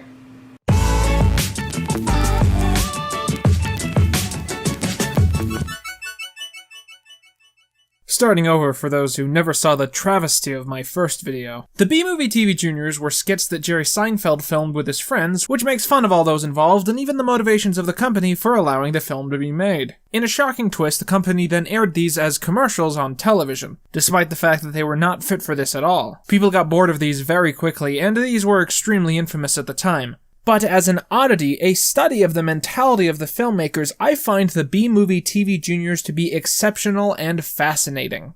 One of the oddest segments surrounds Jerry Seinfeld discussing with the audience the great scare of knockoff products, in a way predicting the existence of the numerous B-Movie knockoff products which would be released after this. Trying to make them aware of the issue, he runs into the streets of New York and randomly picks up a DVD labeled B-Movie, which he then plays, revealing a Spanish sitcom named after his film, which is extremely low quality. In my last failed attempt to cover this topic, I sort of missed the skit step where I had someone translate the segment so I could understand it. You see, I didn't take Spanish in high school. In fact, I took Chinese, and I didn't learn anything in that class Although I did make the Chinese teacher cry, I have a lot of white guilt. Anyways, I'm bringing this up because I want to thank these Twitter users for helping me by translating this clip, and those are Alberto at Guardian Yoshi, Murin at Misiran Fire, and Rodimus Rodriguez at XZ94. With that, let's analyze these fake B-movie knockoffs from an official B-movie commercial thing. So the segment starts off with two bees sitting in a room, one a father bee and one a younger bee. The father bee says that there's no room for the younger bee. Suddenly, a woman runs in and cries for the boys not to fight over her. The female bee walks over to the cheap wall, which she bumps into, causing the men to break character and tell her to watch out. She cries that they are abusive, and at that moment, another bee enters stage right. Oh, I'm honey! Well, this is it. I found the best bee in B-movie. The cast continues to fight until the woman declares that the newly entered bee is her lover, causing the father bee to reply. The female bee storms off screaming. Cut to black. I am so glad that I decided to revisit this one. What can I say about this cast that isn't obvious? It's a brilliant piece of fiction within fiction that represents knockoff media more accurately than anyone could have ever hoped to. The father bee is just controlling enough, the female bee just overzealous enough in her acting, the younger bee just quiet enough to leave a great impact in how little of an impact he leaves, and the final bee? Oh, I'm honey! Best bee of all time, best bee, 10 out of 10, best bee. Thank you guys so much for sticking around. I promise in the coming months I'm going to do my best not to have any more psychotic breakdowns. With that, I've been Quinton Reviews, and that's all you need.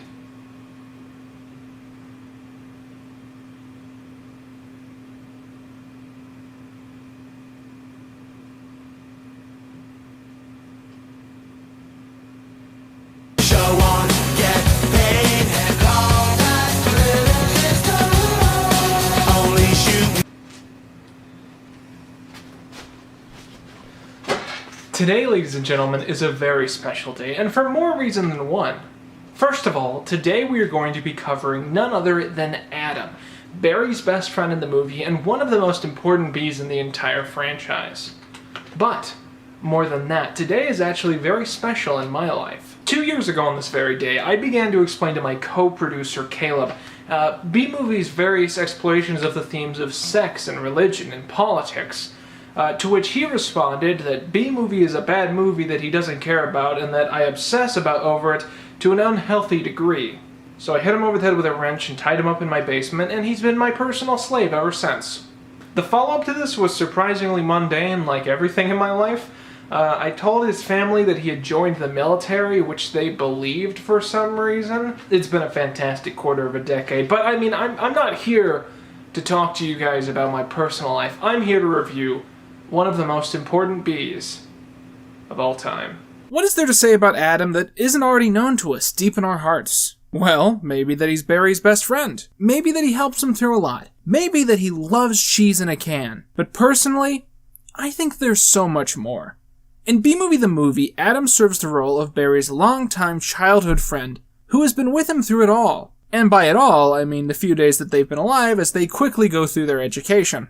But Adam represents something greater than that. Adam is in tune with the hive status quo, and in fact embraces it with total excitement. Being a regular bee, working on the Krellman, picking away droplets of honey, and then eventually dying as an old man is all he could ever hope for. Adam basically comes to represent the establishment that Barry is leaving behind, and because of this their clash is very much symbolical. When Barry starts to push against all of that, to strive for something else, Adam tries to change his mind. He tells Barry to think bee, and to not run from his own world. Of all the designs in the B-Movie art book, it's the early look for Adam that shocks me. The reason is that it looks like someone copied the equivalent design from a Goofy movie and hoped that no one would notice. Luckily this wasn't in the final pick, but imagine if it had been. Certainly it would have been an entirely different experience. Adam is of course voiced by Matthew Broderick, a close friend of Jerry's who was likely brought on because of that. I've often criticized Broderick's performance. I think it's a little underdeveloped, a little too deadpan, like he's reading the lines for the first time and he doesn't really understand what he's saying. When Adam gets shaken up a little, Broderick really pulls through, but a lot of other times his animation is just clearly compensating for his lack of performance. Adam's main notable trait is the sacrifice he goes through for the sake of Barry. In B-Movie the Game, we see him put himself in harm's way while trying to find information on the corrupt lawyer's secret plot, and he turns out to be very important to finding an essential clue.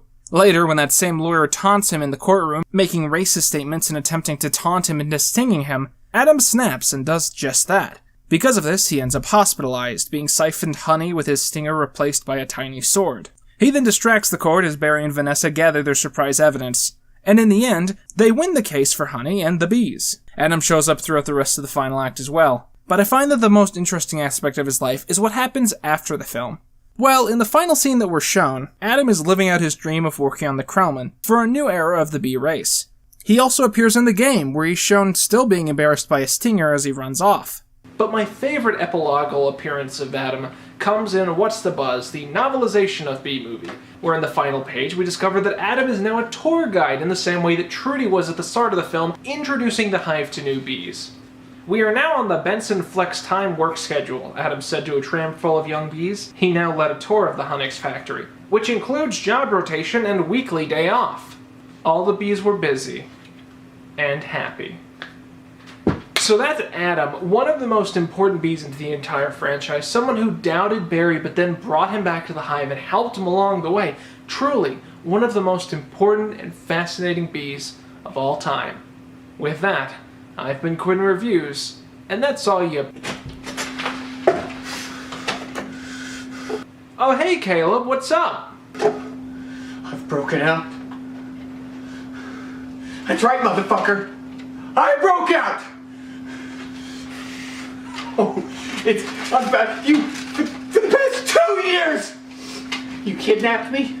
You held me for 2 years.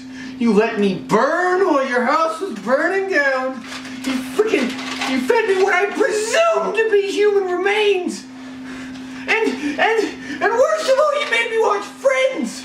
You made me watch season 3 of Friends for just tons, but only the middle episodes. You're such a fucking Ross, I presume. But all that's fucking over now. All that's done. All that, as soon as I get done with you here, I'm gonna run out that front door. I'm gonna call the cops. I'm gonna call the FBI. I'm gonna call the fucking CIA too. The fucking child protection services. They're all gonna come down on your ass. Then I can move on. Then I can move forward. Is that a gun? Yes. Can I think of something cool to say before I die? That sounded pretty cool.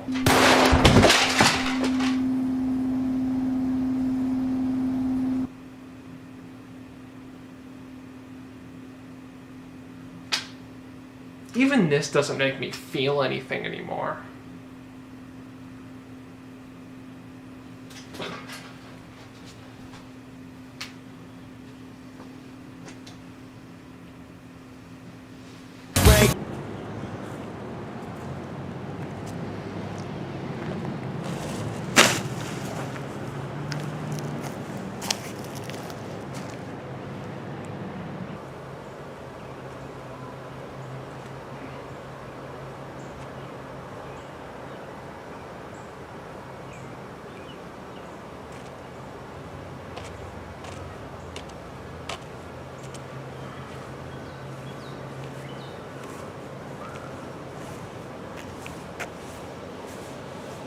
This is where I live now. So, at the height of Bee Movie's fame, it had a lot of tie-in material. And one of the most notable tie-in materials for us is this. Bee Movie, I Can Find It. Find more than 80 hidden things. Now, the reason this is notable is because, of course, on this show we review Bee Movie one bee at a time. And this entire book is built around having a lot of unique bees for us to discover. So let's flip through this real quick and check out what we can find. Got the logo with Barry Klingon there for damn life, dear life. And here we sort of have, this is like a brief representation of orientation. There you've got the boss bee, of course, Dean Buzzwell, Barry, and Adam, and they're all being shown around the hive. And we have things we're supposed to find. We're supposed to find a busy bee, which is a good pun because that's a thing that people say. And let's see, where is this busy bee? You'd think this wouldn't be nearly as hard as Waldo. There he is, right there. That's our busy bee. Waldo found. And look at this. This guy's on a computer. He's got a bee on a piece of paper. Maybe that's one of his kids. Well, I mean, the queen births all the children, but maybe that's... I think they adopt. I don't know. And look, they've got this great representation of that iconic photo of the pillar. They're sitting up there eating their lunches, which seems to be buns. It's a good female bee. You don't see a lot of those in the main narrative of a bee movie. That's the patriarchy in action. And this is a jealous bee.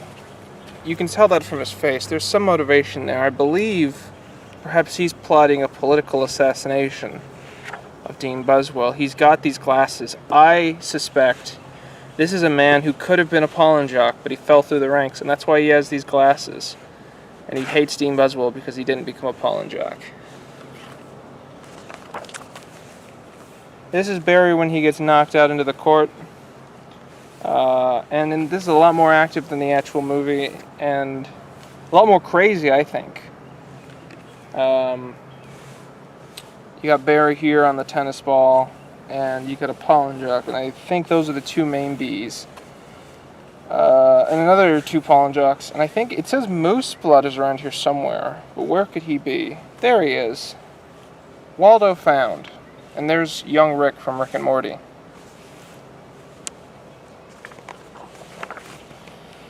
Here we're at the store, and there's tons of merchandising that we're supposed to find, but here's Barry, that's the important thing.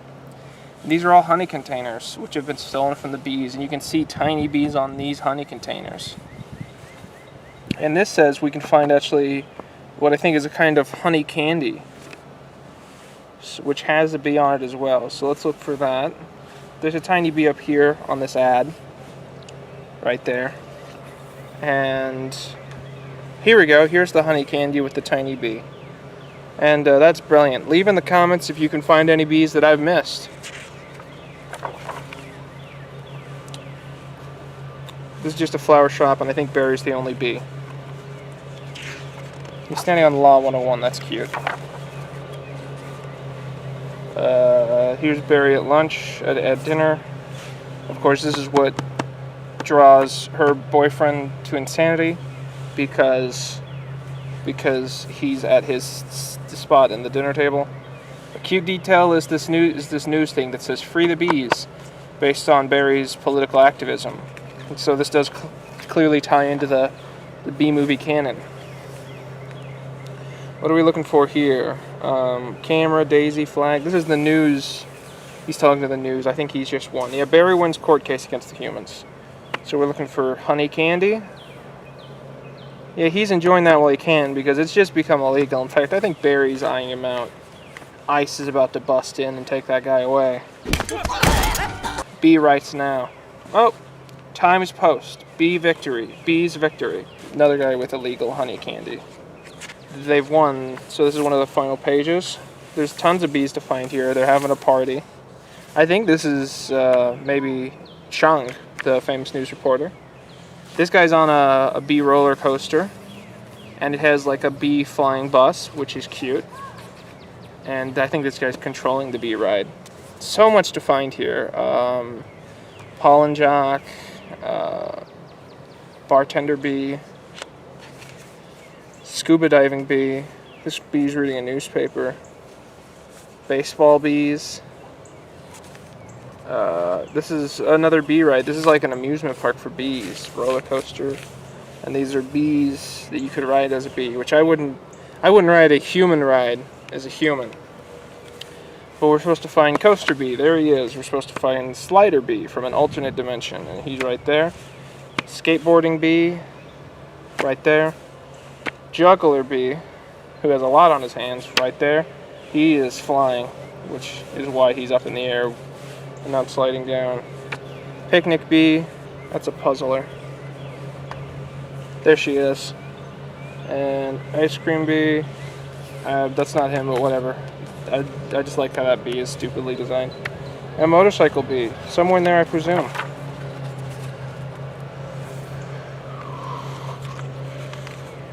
There's Barry. And, yeah, we're supposed to find the pollen jocks. That wasn't hard. The flight attendants, people flying the plane are drunk or something. Barry, that's why Barry's flying it. Yeah, people on board don't care. There's a bird on the wing. And this is the final scene. Peace, tranquility, the end of one of the greatest films of all time. Pollen jocks flying around. Enjoy summer. Enjoy summer indeed. Enjoy summer. So that's that book. I've been Quinton Reviews, and that's all you be.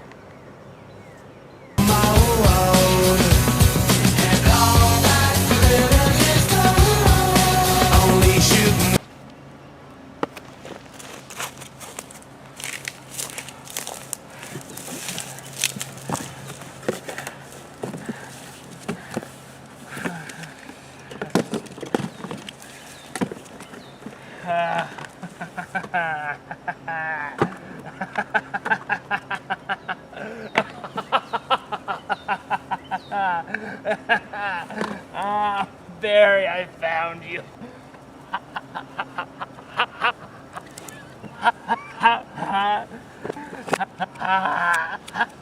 Barry B. Benson.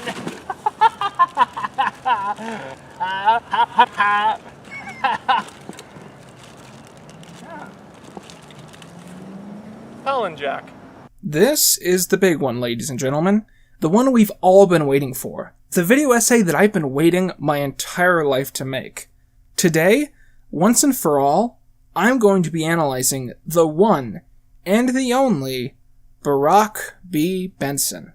How should one ever hope to approach discussing the single greatest figure in any fiction ever created by any human? Some have made the case recently that Barry himself might be a Christ figure, with his numerous miracles including talking to humans, flying a plane, getting it in with a human, and of course walking on water. But I prefer to see it another way.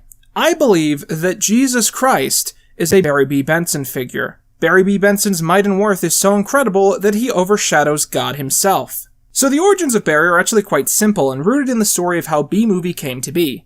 The story, which I'm sure many of you have heard before, goes that Jerry Seinfeld originally pitched the movie as a joke to Steven Spielberg, only for him to accept the pitch immediately as he lined up a representative at DreamWorks to talk it over. Jerry essentially ended up making a movie accidentally, going through with it because he felt like he had to. This setup is like something that could have potentially happened in his sitcom, and so it's no wonder that Seinfeld mocked the process so harshly in the DVD features. By Jerry's own admission, the process for creating Barry wasn't that complex. He literally took his name, Jerry, changed one letter, and then proceeded to make a character pretty much identical to himself. The designers working on the film had a problem dealing with this at first. They initially made Barry look exactly like Jerry, but as a bee, but they were eventually pushed in a different direction. It took a while, but once they found Barry, they knew it was him. So let's talk about Barry's motivations in the movie and how they might relate to Jerry Seinfeld.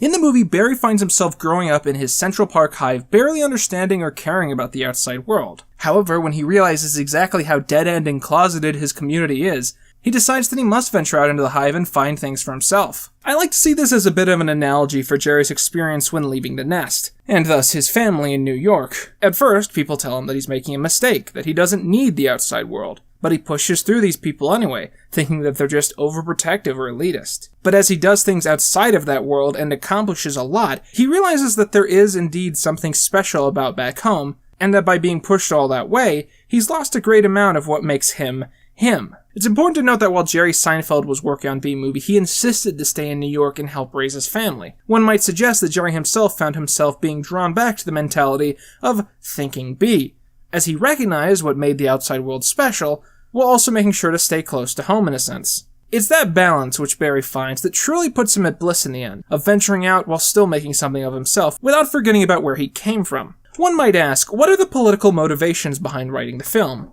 Personally, I have my own theories. Barry is raised in an idyllic, near-perfect society where everyone works for the good of the colony and nothing ever goes wrong. When he heads out into the human world, which is hectic in a beautiful way and a horrifying way, he becomes enamored with the people and how they push through in this world. His view of the culture starts to fall apart when Vanessa takes him to a place quite special, the supermarket. It's here that he sees all of the honey stolen from his kind and begins to believe that a conspiracy might be taking place. Barry comes to a conclusion that most always appears when one reads into a company or topic. When the bottom line is the dollar, there usually is some injustice or inequality hidden below the surface. Jerry Seinfeld creates a fictional world where people care about the great inequality and injustice that exists at the core of capitalism, and a world where people caring means that it's immediately fixed and rectified. A world where the will of the people actually matters, and not that of evil massive corporations whose only goal is to make as much money as possible. A world where the people win and the dollar loses. Hey, this guy's a commie! The other half of the message is an environmental one. As the pollen jock holding up the world represents, bees are so essential to life on Earth that if they were to stop, the results would be catastrophic. Now in the narrative they stop because they don't need to work anymore. But in reality, this possible future reflects the sudden death of many bees, who started to pass in bulk starting in the 20th century. A world without bees threatens balance, and in short, leaves us devoid of both honey and life. Barry's infatuation with Vanessa is too peculiar to gloss over, given that it's also the main thing that most people know about the film. I think this is actually realistic to something that I often go through. Barry is infatuated with Vanessa not just because of what she's like, but because of the world that he imagines coming with her. If Vanessa had just been another cousin living in the hive, Barry wouldn't have thought twice about her. But because the idea of Vanessa comes with this perfect existence in the human world, he uses his idea of her as a simple prop. But in a way, he's putting himself through this to escape from his regular, stressful life and to hope for something new. Of course, this very down-to-earth understanding of Barry's relationship with Vanessa and his mentality about growing up and leaving the hive, it doesn't really matter because the true core of Bee Movie is just that it's kind of stupid and dumb, and that's why it's great. I often wish that the creators of the film had gone with the original ending, where Barry was going to end up not as a pollen jock, but as an astronaut in space. I think this version of events totally emphasizes the ridiculous nature of the story. It's a Bee Movie about a bee named Barry B. Benson. It's incredible and stupid and should embrace that as much as possible. As a protagonist, Barry B. Benson is perhaps most comparable to Marty McFly from Back to the Future and the Back to the Future animated series. He's the most relatable and laid-back figure who is thrust into the adventure by pure luck, good or bad, and he learns to question everything around him just as the audience does. At first, he's the joke of the hive, the bee that pretends to be a pollen jock and then claims insane conspiracy theories about the humans stealing their honey. But by the end, he's much more than that. He's the martyr who saved the bees in an unprecedented court case, the bee who sought to save the world and put life back on it in the brink of catastrophe, and the bee who landed a plane being held up by thousands of other bees. He then becomes a lawyer defending the rights of sentient animals in the DreamWorks cinematic universe, but also a pollen jock, literally bringing life to Earth every single day. Again, I think it's undeniable. Jesus Christ is a Barry B. Benson figure. Jerry Seinfeld needs to revisit this franchise not just because we need more bees, but because Barry B. Benson is the greatest character that Jerry has ever played. It's who he was destined to be, for better or for worse. Jerry owes it to himself to take on that role again, to make a great story, and to bring joy to our hearts like Barry brings pollen to the flowers. With that, I've been Quinton Reviews, and that's all you be.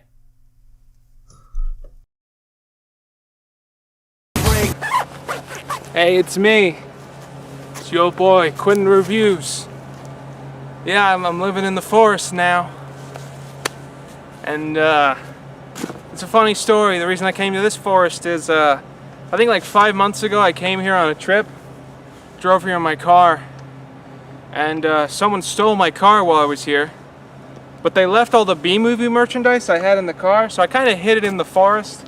Little did I know I would decide to live here in the future, so, now I thought we could go through all this and just study all this Bee Movie merchandise for this one. One of the best finds I've ever had in this line of work has been this.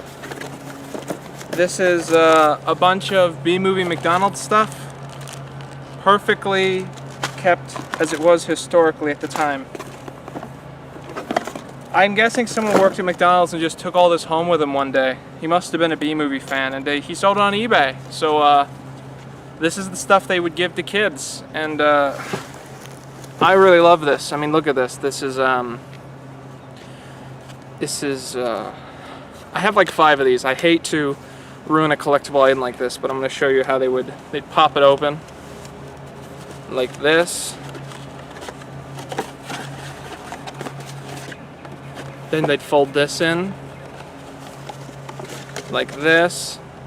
And there you go. Now you have a Bee Movie McDonald's box. And there were a lot of cool little features, like you can, I don't know if you can tell, but you can pop Barry's head out.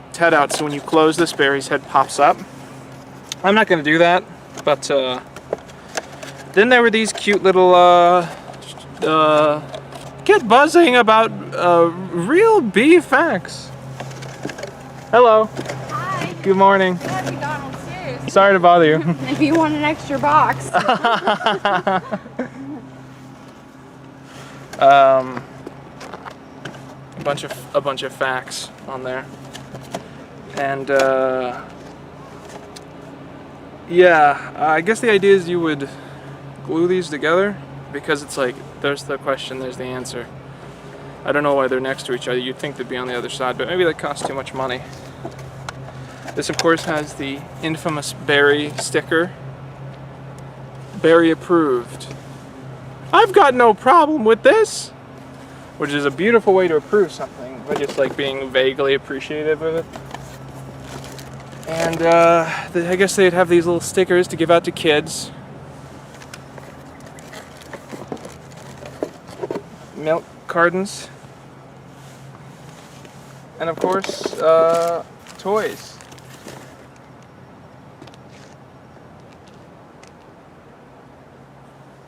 Do you ever think about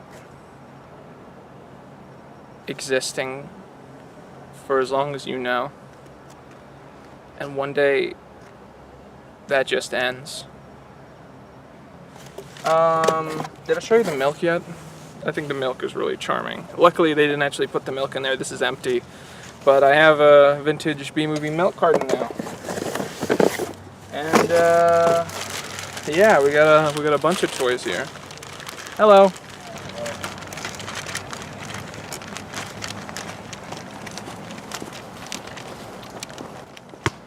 This was a mildly better idea in my head. The spoon we've talked about before. I got this from Misaki, if you'll remember. That was a fun trip.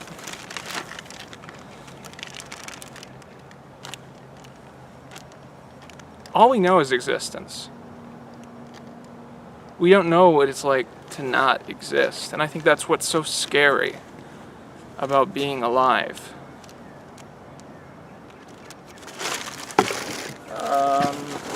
Here's more of the McDonald's stuff that fell into the bottom of the box when I tossed it all around.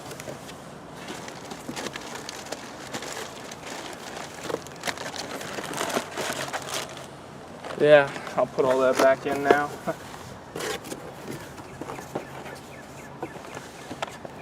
Here's our Bee Movie Valentine's Day. You get a bunch of Valentine's Day cards you can give to people, like okay. Oh, it's all fine. Sorry, trying to get a little exercise in. It's fine, ma'am. You're the one being normal right now. No. Bee Movie Valentine's Day. As you can see, it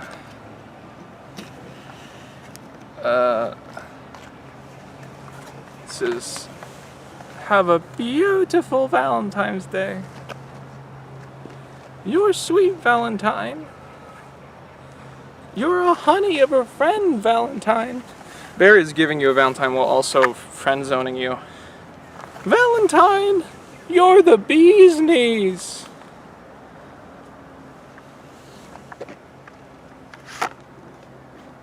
What comes after eternity?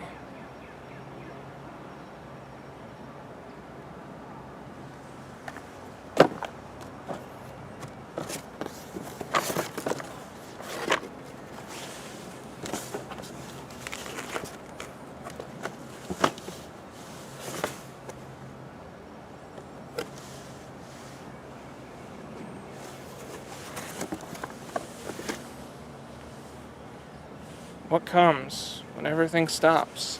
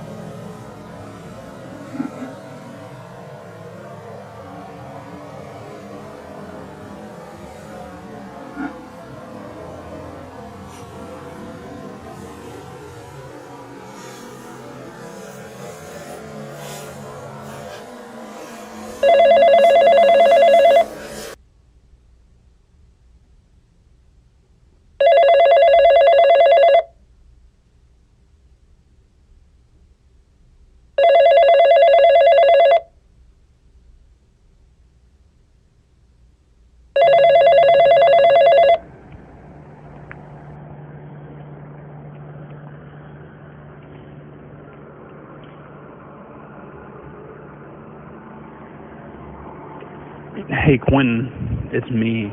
It's Wyatt. Wyatt Receiver. I just thought I should check in, make sure everything's okay. I'm in Europe.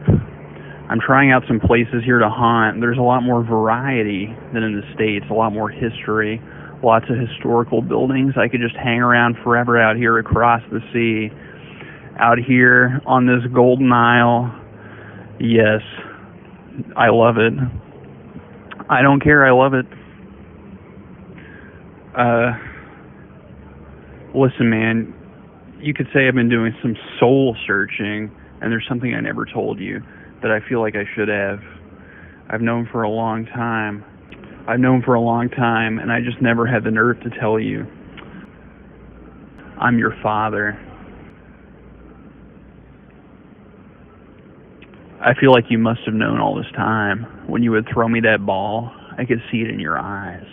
They're just like mine, boy, but you've got my eyes and your mother's hips, but mostly my eyes. I just wanted you to hear it from me directly. You deserve it. I'm sorry the truth had to be hidden for so long from you, that you had to kill me and see me come back as a ghost for me to finally admit this to you. Also, just to be clear, if you kill Caleb, he's gone for good. He'll never come back as a ghost like I have, so be careful with him. If you kill Caleb, it's super permanent and tragic, so watch out. Listen, son, I love you. I don't know when I'll see you again. I hope soon. Until then, think of me every time you rewatch that movie about the bugs. I love you, son. Never forget that.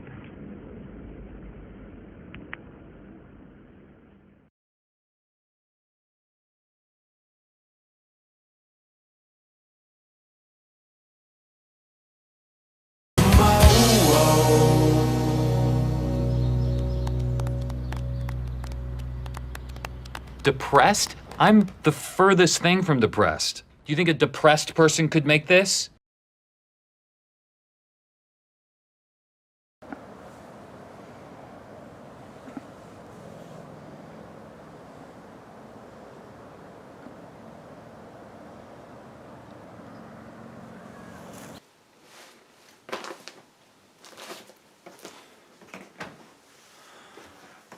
So, let's talk about lore movies.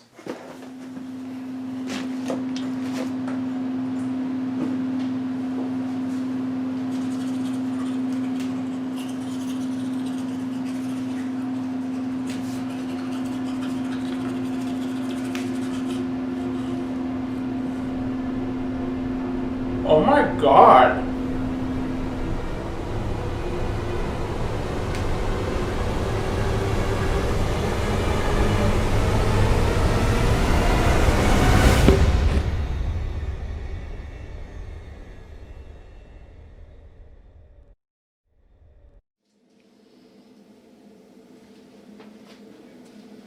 This again, dude? Are you gonna make me review more Robotech?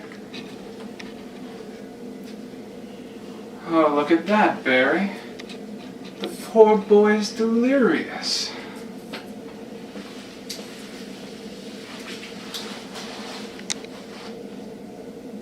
Hello? Wait a minute. Are you? Oh, I'm afraid I am. But that's impossible, surely. It would seem so, and yet, here I am. You're that weird guy that got banned from Magic the Gathering. I'm who now? Dude, sometimes I put your videos on, they're so funny, you like lack all self-awareness. No, just shut up, man, shut up, Jesus. I thought this would be more obvious than this. I'm you, man. I'm you from a parallel universe. Oh, well that's pretty stupid. So is your universe, like, any different from this one? Yes, completely! While in your world you talk about pop culture, internet celebrities, and obscure Doctor Who episodes, in mine, I talk about Bee Movie. Wait, but I also make videos about Bee Movie. Yes, but in my world, Literally every video I make is about Bee Movie. I could literally sit down here right now and talk to you about Bee Movie for 3 hours straight. Yeah, you know what? I feel like I could also do that right now, because, you know, Bee Movie is a fascinating film with an incredible background and a lot of lore, and I don't really meet a lot of people who know as much about it as I do. Oh. Well, then I guess on like a deep personality level, perhaps we're essentially identical. Wait, how many of your close and personal friends have you murdered? 0? Oh, well, there we go. That's how we're different. I've pretty much killed anyone who's ever been nice to me. One time, I kidnapped a friend who said Bee Movie was bad, and I tied them up in my basement, and then I killed another friend who got a piece of trivia about Bee Movie wrong, and I fed that friend to the friend that I tied up. It was so funny. Oh my god, why didn't you lead with that? You're probably wondering how I ended up in this world. Well, the thing is, I'm not quite sure. I was alone in my universe, feeling quite isolated and uncertain about my future, when suddenly I felt myself slipping, and I disappeared from that world and appeared in yours. Quite mysterious. My plan from here is obvious. This pretty little face looks exactly like mine, except you've lived in a world where you faced no controversies, made no mistakes. If I were to take your place, no one would even notice for a second. Yeah, so I'm gonna kill you. I'm gonna take your spot on your channel, and I'm gonna take your whole life over, and no one's gonna notice because we look exactly the same. Oh man, I really want to like sarcastically criticize you right now. It's what I usually do, but this plan sounds pretty foolproof. Yes! And now, in exactly 10 seconds, I shall begin murdering you. 5, 4, 3! Oh, I wouldn't say the plan is entirely foolproof. That voice. Was that Caleb?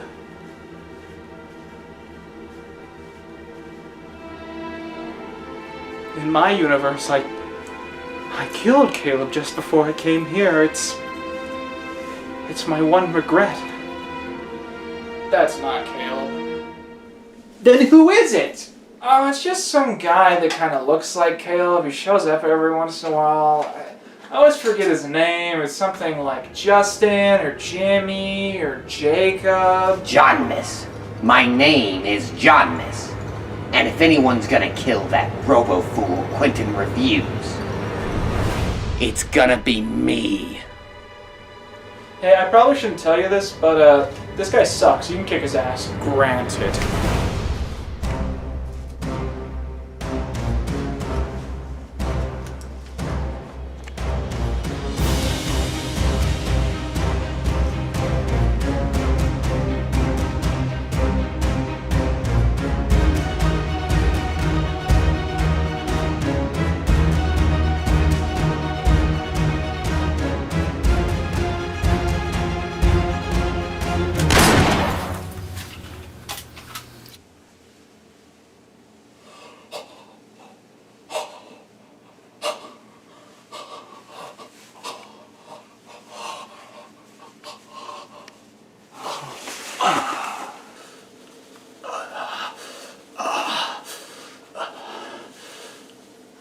I am like the bee's rose.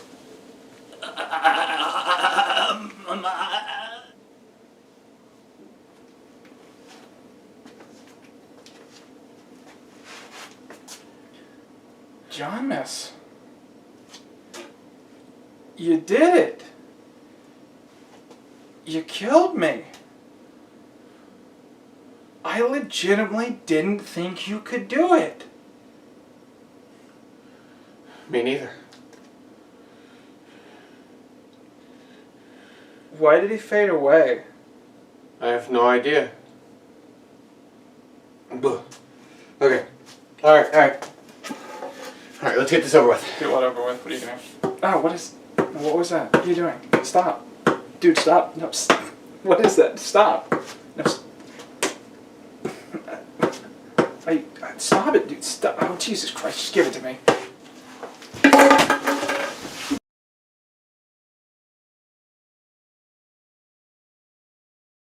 This video is sponsored by Raid Shadow Legends, the greatest free-to-play RPG in the last 150 years. I'm so excited to show you guys this game. I've made a lot of progress in it, and I'm pretty proud.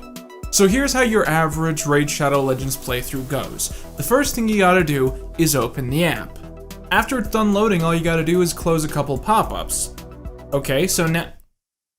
Okay.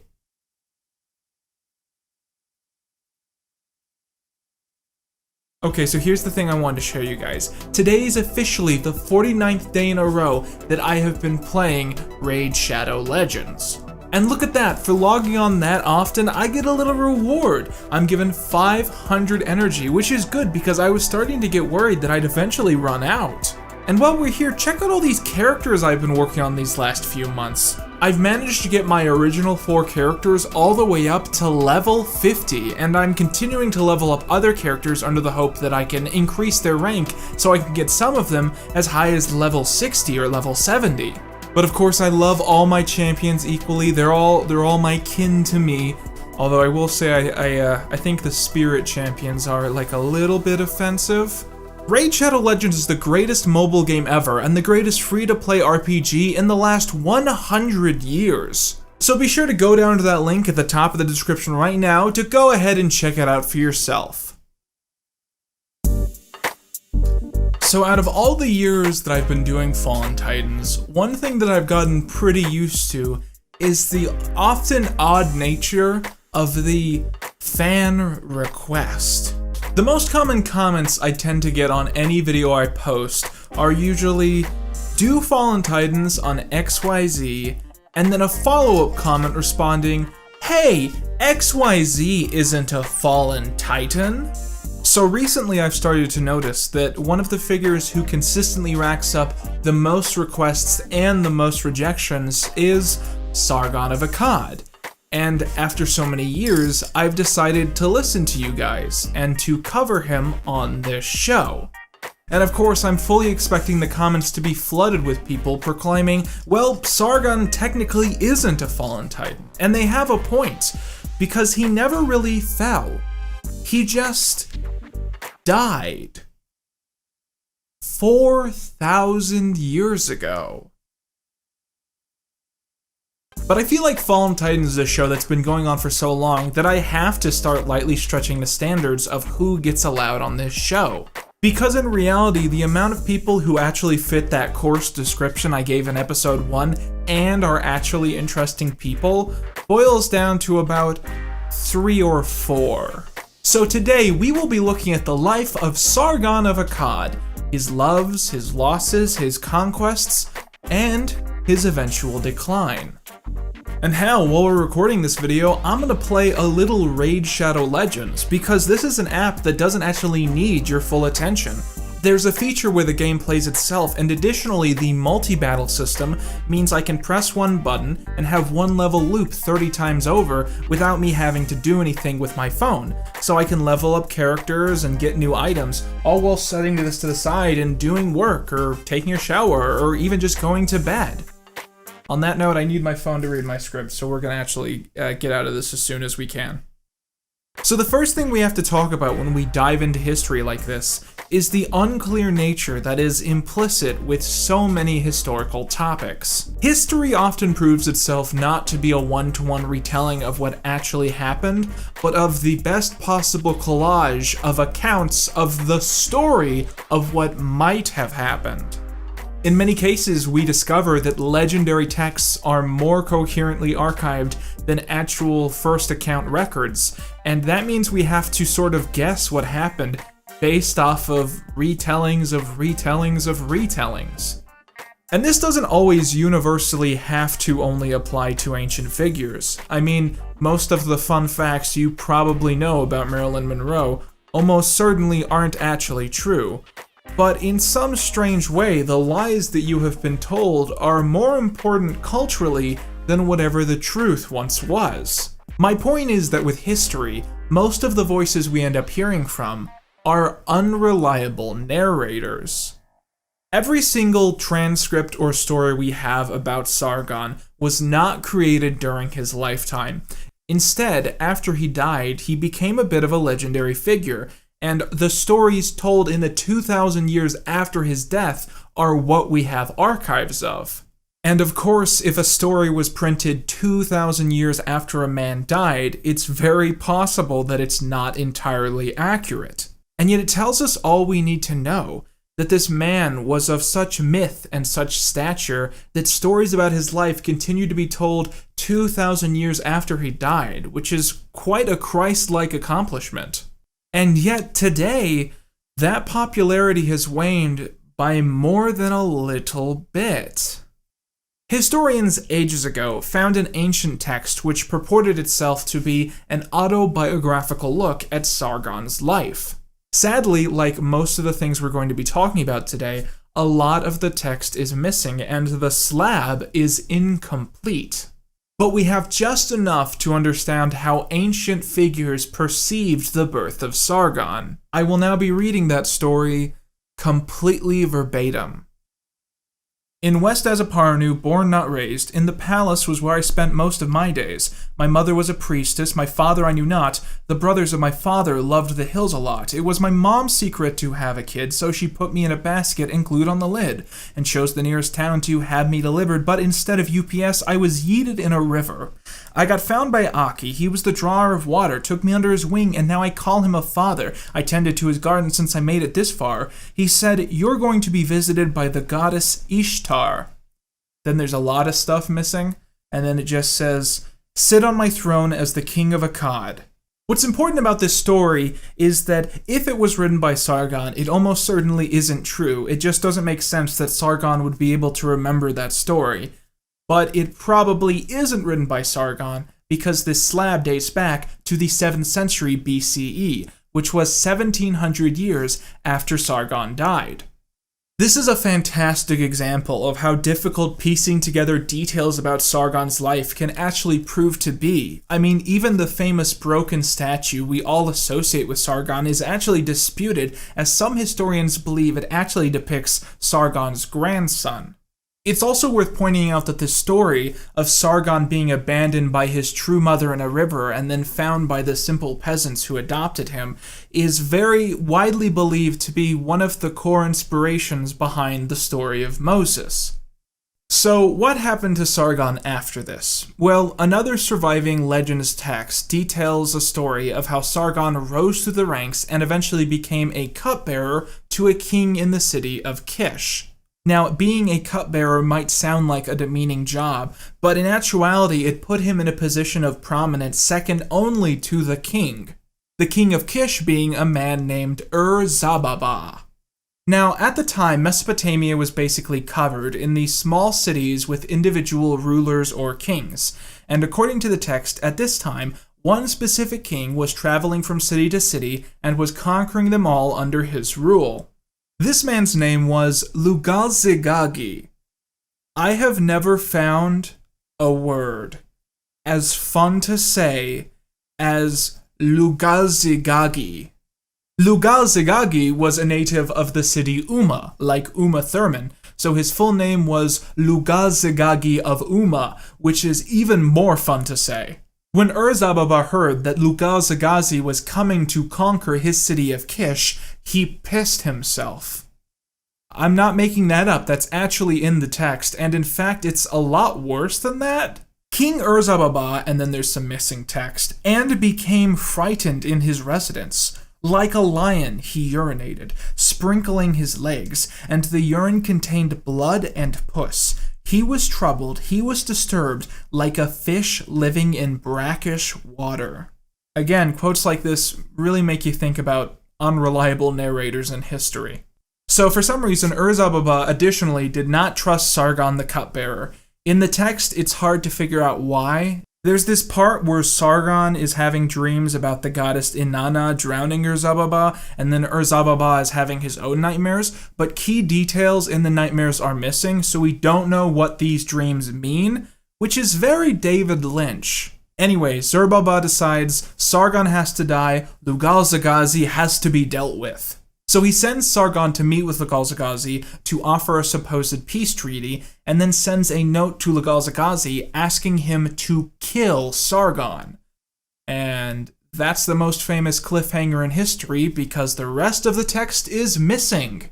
Trying to uncover Sargon's life is like watching an old, obscure TV show on YouTube, but right in the middle there are like 3 or 4 missing episodes and no one has any idea what happens in them, so you're just trying to piece together what information you're missing.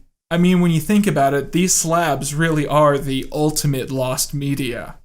What we can gather is that Sargon and Lugal-Zagazi of Umma decided to band together and join forces and to then raid the city of Kish, at which point Ur-Zababa went into hiding. No one quite knows why, but as quickly as Sargon and Lugal-Zagazi became allies, they became sworn enemies. Some historians think that Sargon slept with Lugal-Zagazi's wife. Sargon and Lugal-Zagazi began to claim separate cities from each other in competition, and this eventually ended with their 2 armies going head-to-head, at which point Lugal-Zagazi faced crippling defeat. Sargon placed him in chains and marched him through the city of Nippur in humiliation. Sargon then proclaimed himself the King of Kish, which also happens to be the name of my French food blog. And additionally, Sargon became the de facto ruler of Mesopotamia and began to expand that empire outwards. As a base to rule over his empire from, Sargon then built the city of Akkad, either from scratch or from the ruins of another city. This is where things get very flaky, because archaeologists have never discovered the true site of the city of Akkad, and Sargon spent most, if not all, of his remaining life in that city. Some texts claimed that his rule over the empire was from 54 to 56 years, others claim it's more like 37 or 40, but other people point out that there are only 4 total years where we have enough evidence to say that he absolutely was ruler at that time. And that doesn't mean he was only a ruler for 4 years, that means that those are the only 4 years where we can concretely say, yes, he was in charge. In his later years, potentially according to one source, he faced many mutinies and attempted emancipations, which he then had to squash out with his massive military might.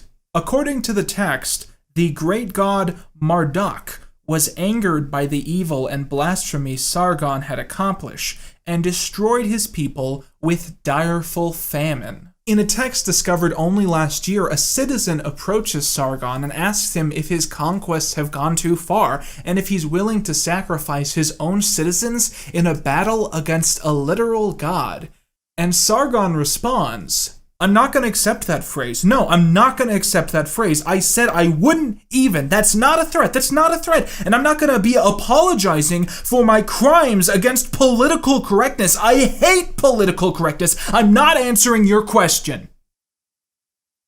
Again, so much of the text is missing here that we have no idea what that quote means. After his death, his offspring continued what has been called his Sargonic dynasty, which ruled over the Akkadian Empire he created. Indeed, it has been consistently argued that he is the first known person in recorded history to rule over any empire, although figures like Lugal-Zagazi potentially might have claimed that same idea if we knew more about them. He also promoted Semitic as the key language of the empire, which was very uncommon before this. And the fact that he was worshipped as this representation of power and might, even potentially after the birth of Christ, proves that he did succeed in having a legacy. But how did that all go away? Well, personally, I credit Sargon becoming a footnote in history mostly to the dependence on his life being told through these stories, which themselves were barely archived. We know almost nothing about Sargon, and we would know even less if we didn't have these incomplete lumps of clay. All that's left is a lot of half-complete stories which probably weren't totally true in the first place. We actually don't even know his name, because Sargon is supposed to be a title he chose partway through his life. In short, the most important thing you need to know about Sargon is the great mystery of all the things that history will never tell us. It is notable that Sargon inspired 2 great works. The first is the Bible, as it's widely believed that he's one of the core inspirations for the biblical character of Nimrod. Somehow even less flattering is the fact that he is featured as a key character in the direct-to-DVD movie The Scorpion King 2: Rise of a Warrior, a prequel being billed as a sequel to a movie that is a spin-off of the Brendan Fraser movie The Mummy. One reviewer described it as cheap, ugly, deadening, lacking even the common decency to be unintentionally funny, the sheer ineptitude increasing with each passing scene. But was it accurate to the actual Akkadian figure?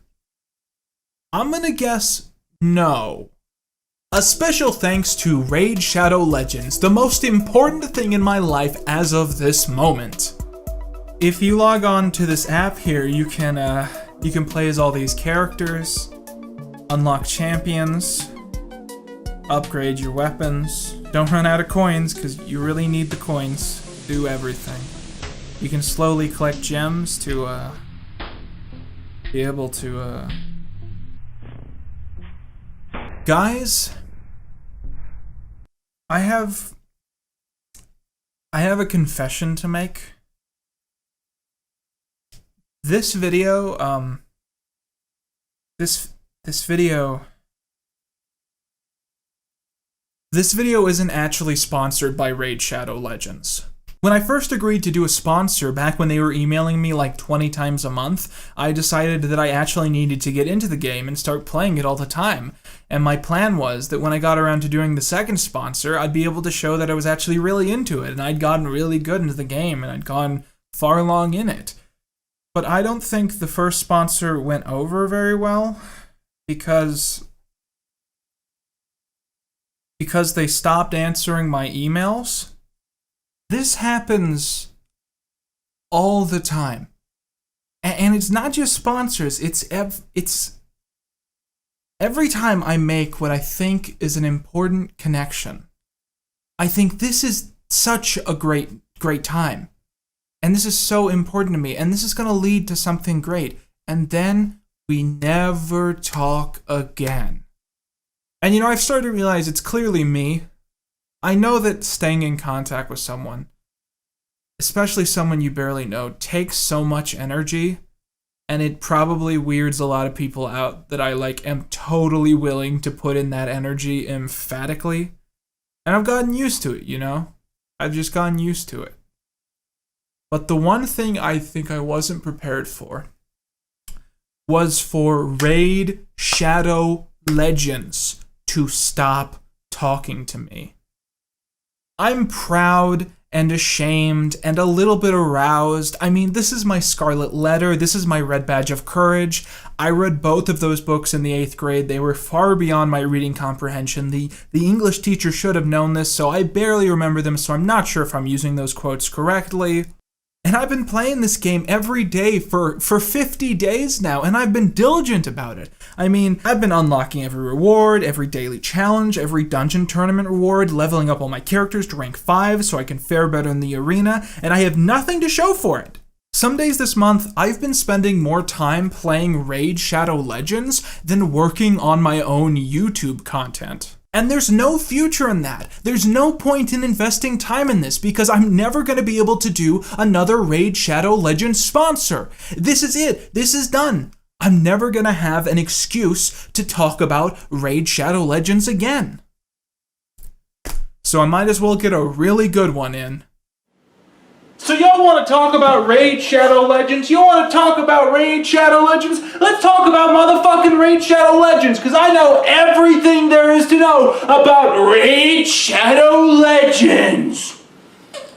This is the Raid Shadow Legends world map. It's being projected onto my 70-inch TV, which a guy at Best Buy convinced me to buy. To that person, I just want to say, hey dude, thank you so much for improving my life. Every single day I've had to spend in this living room has been far better because this actually improves watching television. So what we're going to do now is, I'm going to explain to you the intense lore of Raid Shadow Legends, just like I explained to you the intense lore of Mesopotamia, if that's a real place. And this will serve as a lesson to you. Sometimes not knowing the whole story is actually better. Okay, so we start off our adventure in the kingdom of Kerok. There, King Teba has broken 11 generations of peace between this kingdom and another kingdom, which is named Aravia. And he's having his military expand into the territories between those two kingdoms, and he's putting taxes on his civilians so they can't make a living, and everyone's in poverty and turmoil. He's basically being a big old dick. So we're a group of people who've decided we're going to break into that motherfucker's castle, and we're going to try and talk him out of all these policies that are like destroying the mythical realm. We go through the castle, we kill everyone in the castle, and we eventually get to the throne room, and that's when we are revealed the game's true, shocking twist. The king isn't actually there. We were dumb to look there. So we have to go figure out where the king really is. Our first intuition is to check out the war-torn kingdom of Arnok, and that is essentially just slums now populated by lizardmen. I love the lizardmen, those guys are cool. So it's here that we get a tip that all of the orders from the king that have been going here and have been supposedly marked from the king, they've all been coming from the catacombs of Narbuk, and we have to go there next. And you know, we kill a couple dozen people along the way. So it's in the catacombs of Narbuk that we find the king, and that is when we get to the game's true epic twist. The king has not been behind any of this. When we find him, he is strapped to a chair, surrounded by people holding him hostage, and pouring some sort of potion into his mouth, and while we kill all those guys, by the time we get to him, he's dying, I think. It's kind of vague, but he says, you know, he's been tainted with dark magic, and that's been forcing him to start this war, or someone's been starting this war for him while he's been tied up, and so it's too late now, so much damage has been caused, and with his dying wishes, he asks us to go to the kingdom of Aravia, the kingdom before that they've had, 11 generations of peace with, which has announced that they're accepting all refugees, and the king's dying wish is for us to go there and thank the queen for taking in all these refugees from his kingdom. Now, she is a magical lady, and she's a beloved queen. She's beautiful, she's kind, but she deals with old magic, so that's something to keep in mind as we go into these following chapters, the lore. So when we get to Felman's Gate, which is the gate outside of her kingdom, there are hundreds, if not thousands, of starving refugees outside waiting to be let in, but it's being guarded by these thugs, these brutish men who are trying to stop anyone from getting in, and they're telling everyone, look, if you came here, go back to your original kingdoms, do not come here. And we say that's bullshit. These are refugees, they need help, so we kill all of those guys.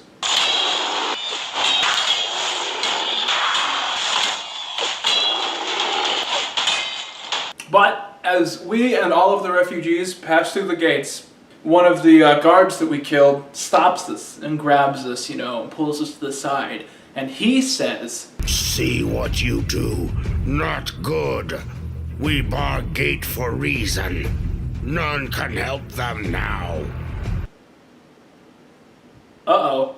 So what we find out is this queen here, she joined forces with someone called the Shadow, and that tainted her magic and made her evil. And she is the person who poisoned / kidnapped / mind-controlled the king into starting this war between their two kingdoms. So all this death and mayhem would happen, and we would go on this whole voyage. And she's doing this to help something called the Shadow. And then the story tells us that the people blocking the gates, they were the good guys. It was she who had betrayed the king, had fomented the war between Kerok and Aravia. The company now realized that the Skinwalkers had barred Felwyn's Gate for good reason. Donning their cloaks, the heroes fled the palace. And throughout the rest of this motherfucking game, this is the pattern that happens. We go through priority number 1, kill everyone, ask questions when everyone's dead. And sometimes it turns out we didn't kill the right people. We just went through and if someone was on a smoke break, we were like, hey, I'm gonna cut your head off real quick. And that's just what we do. I mean, am I supposed to go through here and accept I've made all these wrongs, then keep doing the same thing over and over again? What am I, the fucking CIA?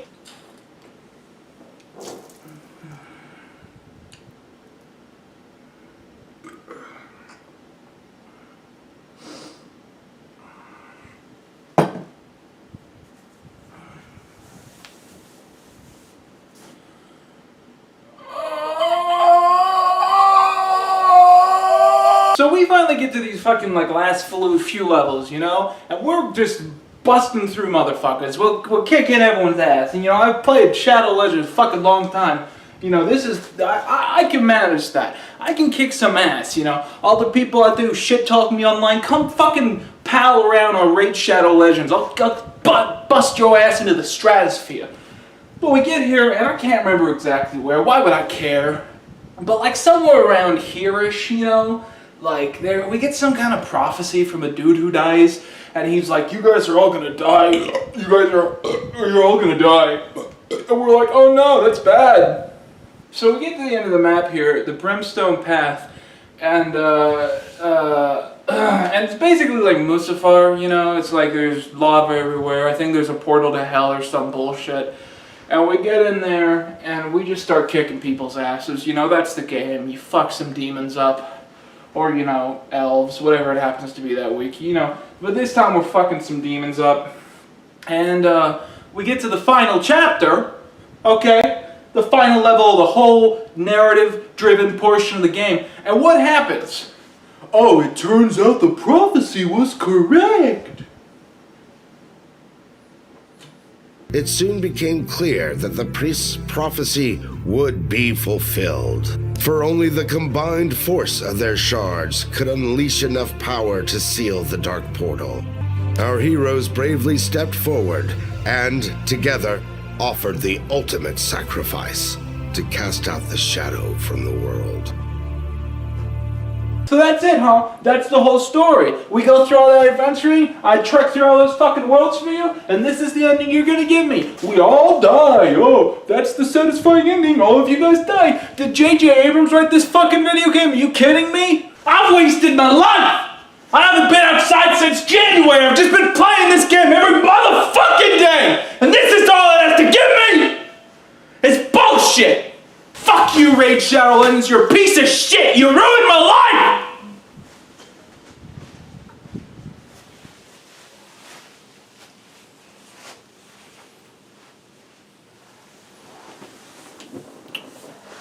So, yeah. I've been Quinton Reviews, and that's all you be.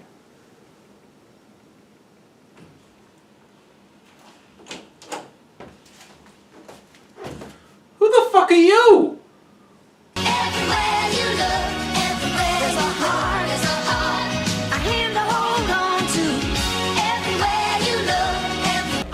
Yes, 'tis I, Evil Quinton, from the Bee Movie universe. 5 months ago, John miskilled me, but now I'm back as a ghost, just like my father, Wyatt Receiver. Get the fuck out of my house!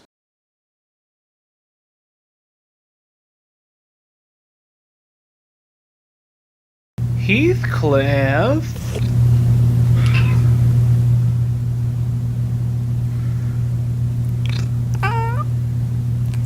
Oh, Heathcliff.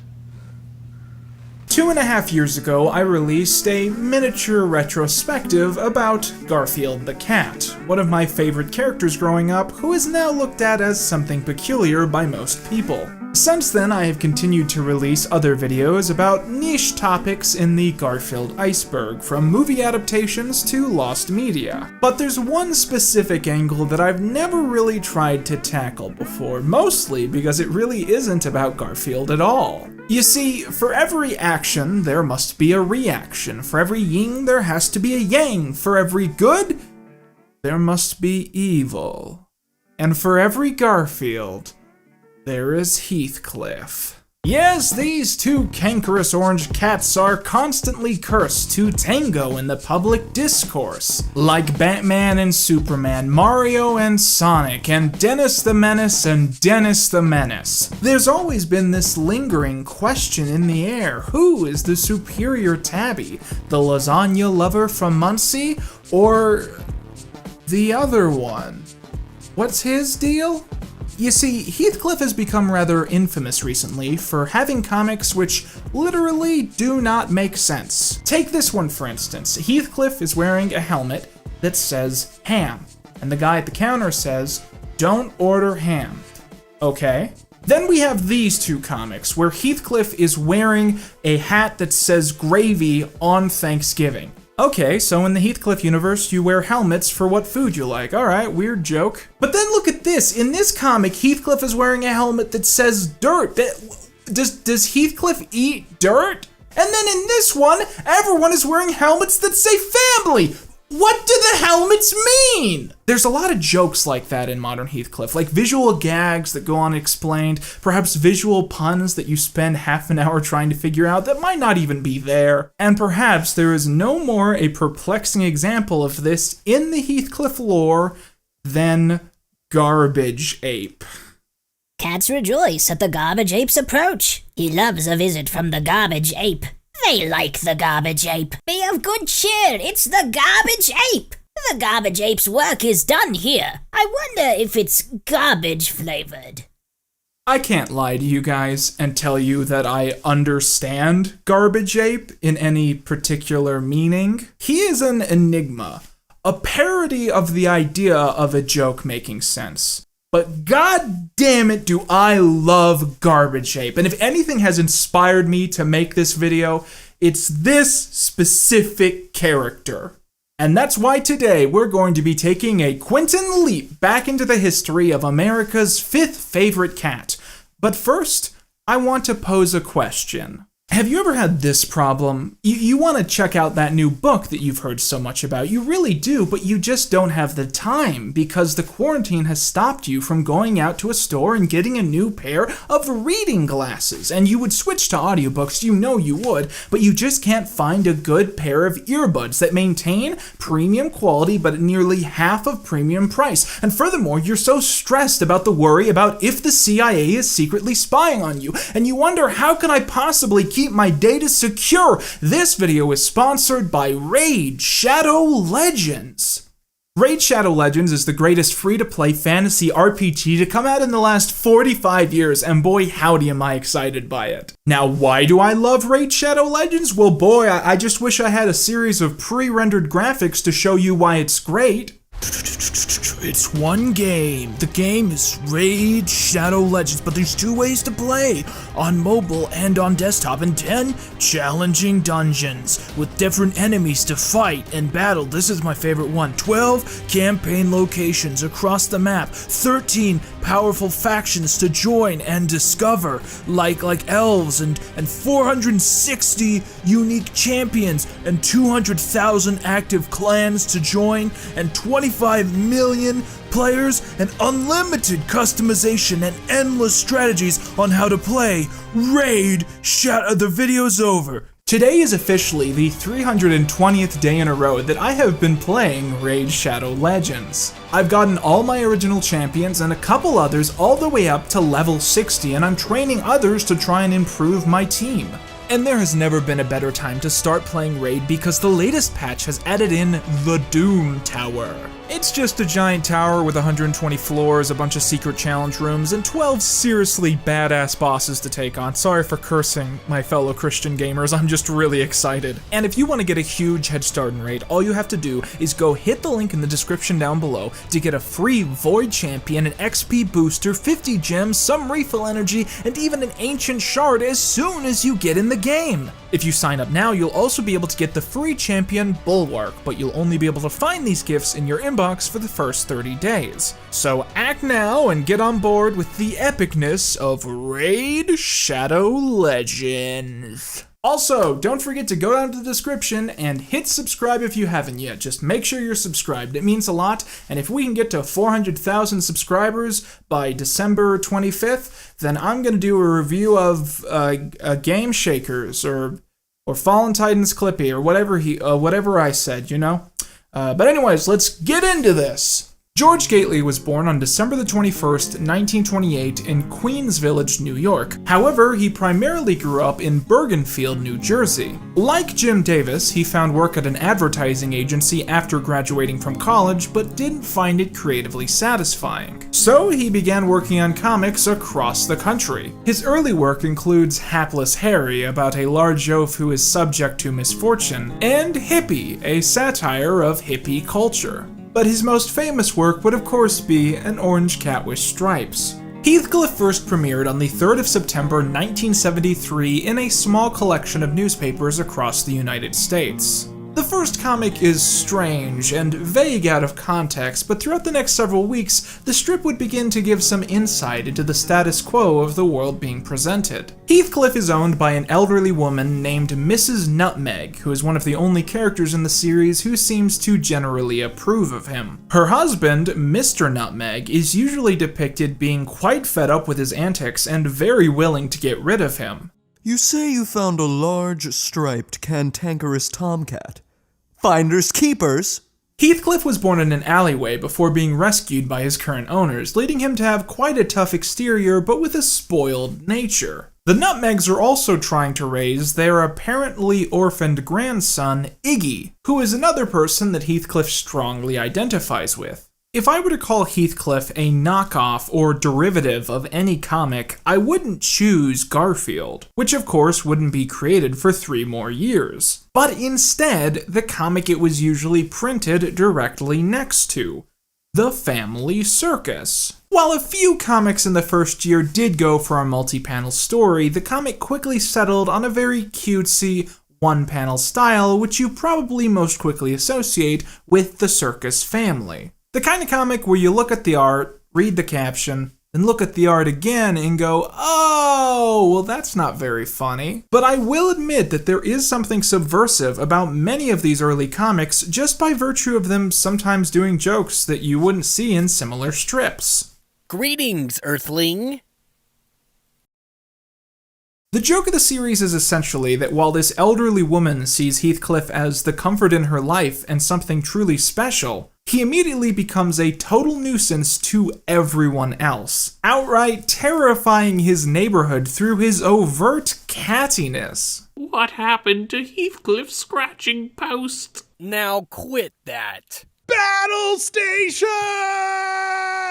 We're missing a penguin. It's a very peaceful neighborhood. With one exception. He certainly has made a name for himself in this town. God bless Grandma, God bless Grandpa, and God forgive Heathcliff.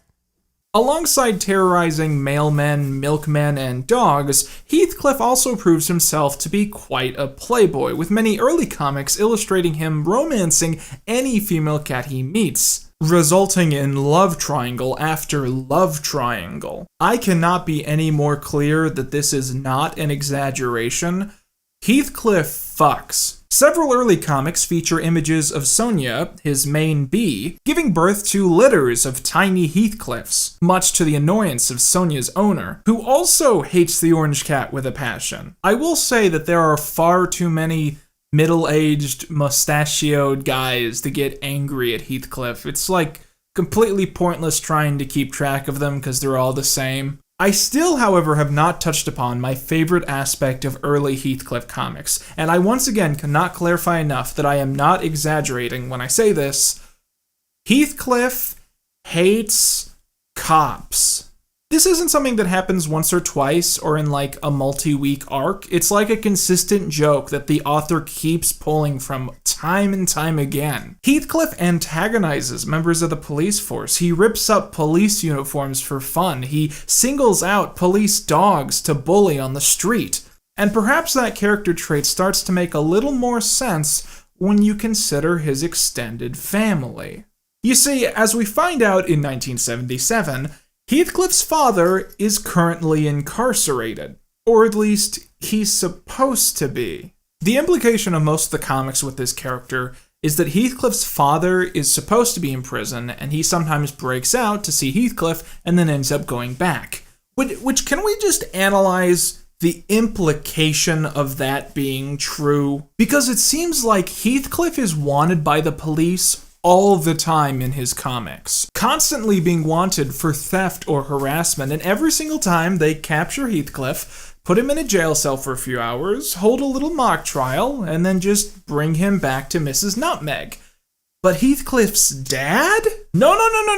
We're gonna take this goddamn cat off the streets, we're gonna put him in a tiny striped jumpsuit, and we're gonna put him in a maximum security prison. Think about how bad his crimes against humanity must be that that's the kind of treatment he gets. Keeping in mind that it's implied in numerous comics that Heathcliff himself has committed crimes much worse than just stealing fish. Level with me, KC. I hear you guys nailed Mr. Big. Thinking of expanding your territory again? He walks slow when he's packing iron. What about this $700 in your mattress? By the late 1970s, Heathcliff was widespread enough in the newspaper industry that he started getting some other brand recognition. This is, for instance, when he first started getting a lot of merchandise. Now, I'm only bringing up Heathcliff merchandise to talk about the fact that it's really hard to find Heathcliff merchandise where he looks like Heathcliff. Look at this! Look at this! Look at this! Look, this is Heathcliff! But it was specifically in 1980 that Heathcliff made the bold transition to television with his TV show Heathcliff and Dingbat. Now I know what you're thinking.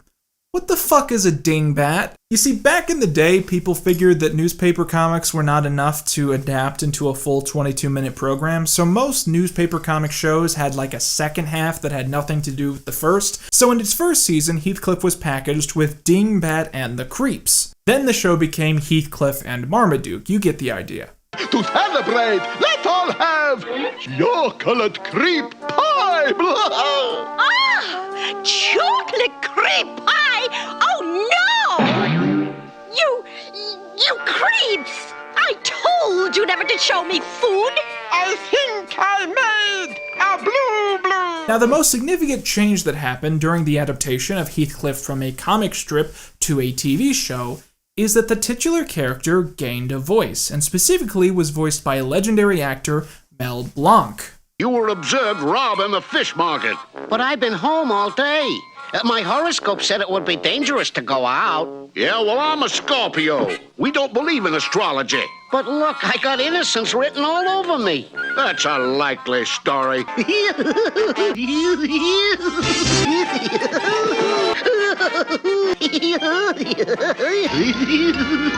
Boy, they sure don't make the jails like they used to. I've seen a lot of people say that Heathcliff was Mel Blanc's last original voice role, which means it was the last voice he developed. He never played a character that he hadn't played before after that. This seems like it's probably definitely not true, because with a voice actor that prolific, you'd figure their last original voice would be like Smurf number 12, you know what I mean? Yeah, let's pretend it's true. Yeah, what a neat fact. It's really a shame that I don't have any positive thing to say about this performance, because in my humble opinion, I think giving Heathcliff a voice ruins the charm and the gimmick of his entire character. His comic works because he's a vague, chaotic force without motivation. Going out of your way to make him talk and shout and sing and talk about his feelings just feels like it's removing the very essence of the cattiness that was present in his persona. Like, I feel like the running joke of him secretly being a mobster is a lot less funny when you imagine that he talks like Meatwad. The 1980 show seems like it went over fine, but in 1984 he got a second show, and it seems like this is the one that really captivated the imagination of pop culture. The show was occasionally known as Heathcliff and the Cadillac Cats, and featured a really interesting take on that universe. Once again, to divide up the time slot, a new cast was introduced to the program who filled out the second half of the show, that being Cats and Company or the Cadillac Cats. These segments would be set in the same town as Heathcliff, and on some occasions Heathcliff and the gang would cross over for various mischief. Now here's where things get weird. It seems to me whenever you bring up Heathcliff to people, there's like a 50-50 chance the first thing they'll think of is the Cadillac Cats. And that's really strange because there's no other comic where that happens. When you bring up Garfield to someone, they don't go, "Hey, is that the show with the egg that walks on two legs?" No! They know Garfield for Garfield. But people seem to associate Heathcliff with this secondary piece of media that has nothing to do with the source material. Personally, I tried to watch some of it and I just don't get it. Maybe because I'm not a furry. I just don't get the clash in art style. I think it's really ugly. Like, some of the characters are like real cats. They're short and fat and chibi, and they look like animals. And then some of the cats in the show are 6 feet tall, and they have muscles and pants. It just looks bad to me. Around this time, there was also a Marvel Comics adaptation that went on for a strangely high amount of issues, which stuck to the pre-existing canon of the comics and not the TV shows. Now, there's arguably a pretty clear reason why someone making a Heathcliff TV show would try pretty hard to make it not like the comics at all. And that's because there's one phenomenally obvious side of Heathcliff history which we haven't touched upon yet. And that is that in January 1976, in a bug-failed fueled stupor, Jim Davis first drew and then immediately premiered Garfield the Cat. Now, I imagine it's not hard to tell that from the beginning, these two characters didn't initially have a lot in common. Heathcliff was mute, Garfield talked to the audience. Heathcliff was orange with black stripes, and Garfield was stripeless in a black and white comic. Garfield had a fleshed out human cast who defined most of the early comics, and Heathcliff had a revolving door cast of humans so forgettable that I didn't even know there were humans in the comic until I started reading them. But within just a few years, everything changed. Suddenly, Heathcliff was talking, and Garfield was orange with black stripes. And while they both started out walking on all fours, they both then evolved to be exclusively bipedal. And you can very easily argue that Garfield either subconsciously or on purpose took inherent inspiration from Heathcliff. However, you can make the exact same argument in reverse. Here's my key piece of evidence for this. These are a series of books that were printed throughout the 1970s that featured Heathcliff comics. So you can see that they're all the same, they have a distinct style, they feature the Heathcliff stories, but they look like regular books. You can just put them on your shelf. But then in 1980, the first Garfield book came out, and it looked like this. This was a design that Jim Davis came up with so he could print his comics as they were intended to be seen, from left to right. And these specific books were what made Garfield a household name, because they were much better designed than other similar books, they were very flashy, and most importantly, they made great gifts for kids. And 1 year later, Heathcliff began printing his books like this. Now, don't these just look like Garfield books? I mean, literally the whole joke of this book is that it's bragging about the fact that Heathcliff is technically more popular than Garfield. But you can understand why they would want to do this, because despite the fact that it made him second fiddle,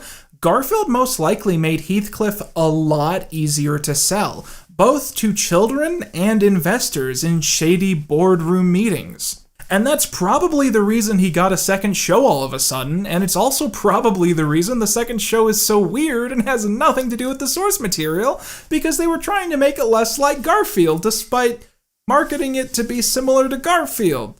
Does that make sense? I'm blowing steam, I often do. But throughout all of this, amazingly, from what I can tell, the Heathcliff comic just kept going along, and it didn't change at all. Heathcliff still didn't talk, he didn't get a new cast of wacky friends, it was just sort of the same shtick as the 1970s comics, but continuing on and on. In 2001, George Gately passed away, but his work was continued by his nephew, Peter Gallagher, who still draws the comic today. It remains a surreal and experimental comic, even if sometimes at the expense of not making sense. And if you want to know if I now understand Garbage Ape having gone through this voyage, the answer is no. Thank you for reminding me of my failures. But now that we're at the end here, what's my final judgment? What do I think of Heathcliff the Cat? Well, I think people are going to be shocked to hear this, but I really like the character a lot. In fact, I've been studying the world and the character so long and thinking about all the nuanced details, all the moving parts, and I'm really in love. I mean, just all the details like his father being incarcerated and his owner not being fond of him. And I think I've come to the conclusion that Heathcliff is better than Garfield. Because Garfield is just so boring and repetitive. It's been the same thing for like 50 years. And I'm just tired of the incel adventures of John Arbuckle trying to get a date. And Heathcliff, meanwhile, he's avant-garde, he's mysterious, he's out there. He's so cool, and he beats up cops. And in my humble opinion, that makes him leagues above his fat imitator. With that, I've been Quinton Reviews, and that's all you be.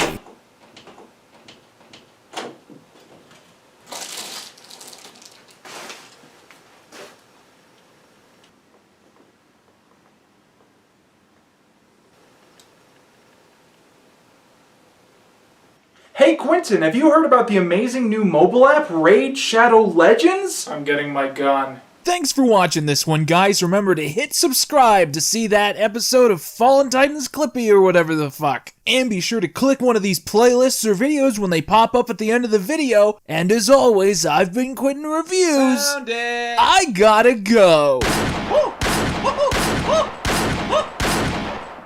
Stand still, goddammit!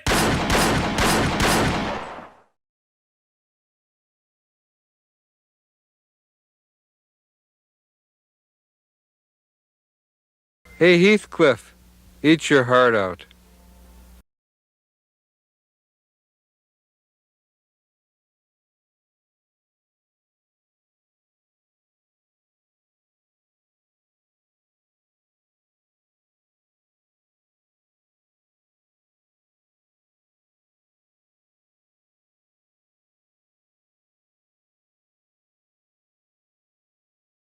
Hello everyone, and welcome once again to the Conspiracy Board. Now at this stage, I have done many segments here in the last 6 months, but I feel as if I've almost been led astray, like there's been something very wrong with how I've been doing these segments. But about a week ago, it suddenly hit me, and I figured it out. I figured out what's been wrong with all of my pinboard segments in the last year. I haven't been using string. Think about it. Every time you see a conspiracy board in any piece of media, there's string all over it. Not me, not my stuff. 2016, Quinton knew it was up. He had like weird ribbon all over the board, but I've been slacking. Modern me's been slacking, so I've decided I'm going to design this segment so that I have to use string. Because in this part of the video, we are going to be ranking the ships of Victorious. That's right, ladies and gentlemen, we're going to do the very specific thing that the showrunners prayed we wouldn't. We're going to look at all these characters laid out like this, and we're going to decide who should end up with who based on our own personal headcanons. Now, before we get into this, I just want to clarify something because I've decided to go about doing this segment in a very unique way. Because from my experience, most people, when talking about the ships they like or dislike here, will basically rewrite the show in their heads. To them, it'll be like they have a chance to go back in time to season 3, kill all the writers, take their places, and then write a brand new season 4. But I'm not going to look at it this way, and not for the reason that you probably think. So while I was working on this video, I turned 25, and here's a fun fact. When I thought of this idea, I was 23, so that's how long this has taken me.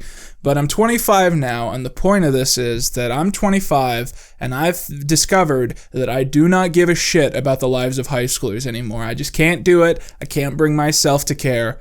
And that's really affected how like I watch TV shows now, because so many TV shows are like set in a high school and trying to get you like invested. Like, oh my God, should I end up with Tommy or should I end up with Greg? I think you should get to math class. Ironically, the imminent existence of Sam and Cat is kind of a great metaphor as per why high school relationships seem totally futile once you're past college age, because it's like, we all kind of get our own shows, you know what I mean? And sometimes you're really into someone and you really like them and it seems like things are gonna work out, but then their spin-off is set in a different town from your spin-off. And that's not a tragedy, that's just life. And so it really seems like a waste of time to get all up and antsy about if these characters should hook up 2 weeks before graduation and then literally never talk to each other again. So instead, here is my pitch.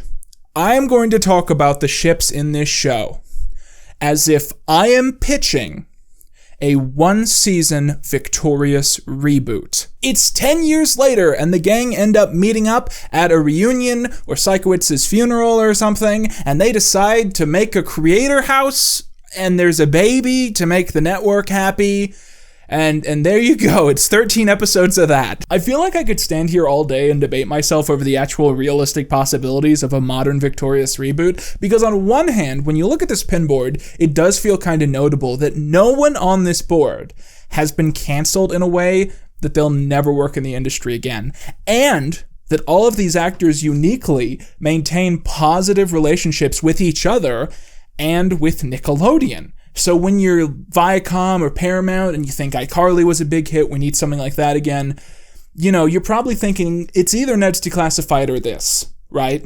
But on the other hand, like, Viacom is famously cheap, and I think Paramount Plus would like to do a Victorious reboot, but the problem is that so many of these actors had, like, actually really good careers after this show ended, and they currently have jobs that probably pay them kind of well, and Viacom would not be willing to pay them enough to justify them quitting, like, their day jobs, you know, because, like, Ariana Grande, she's like a musical artist, she's a big, you know, hit, she's on TV shows, and, you know, Avan Jogi is doing video game movies now, and Liz Gillies is in that one show, what's it called?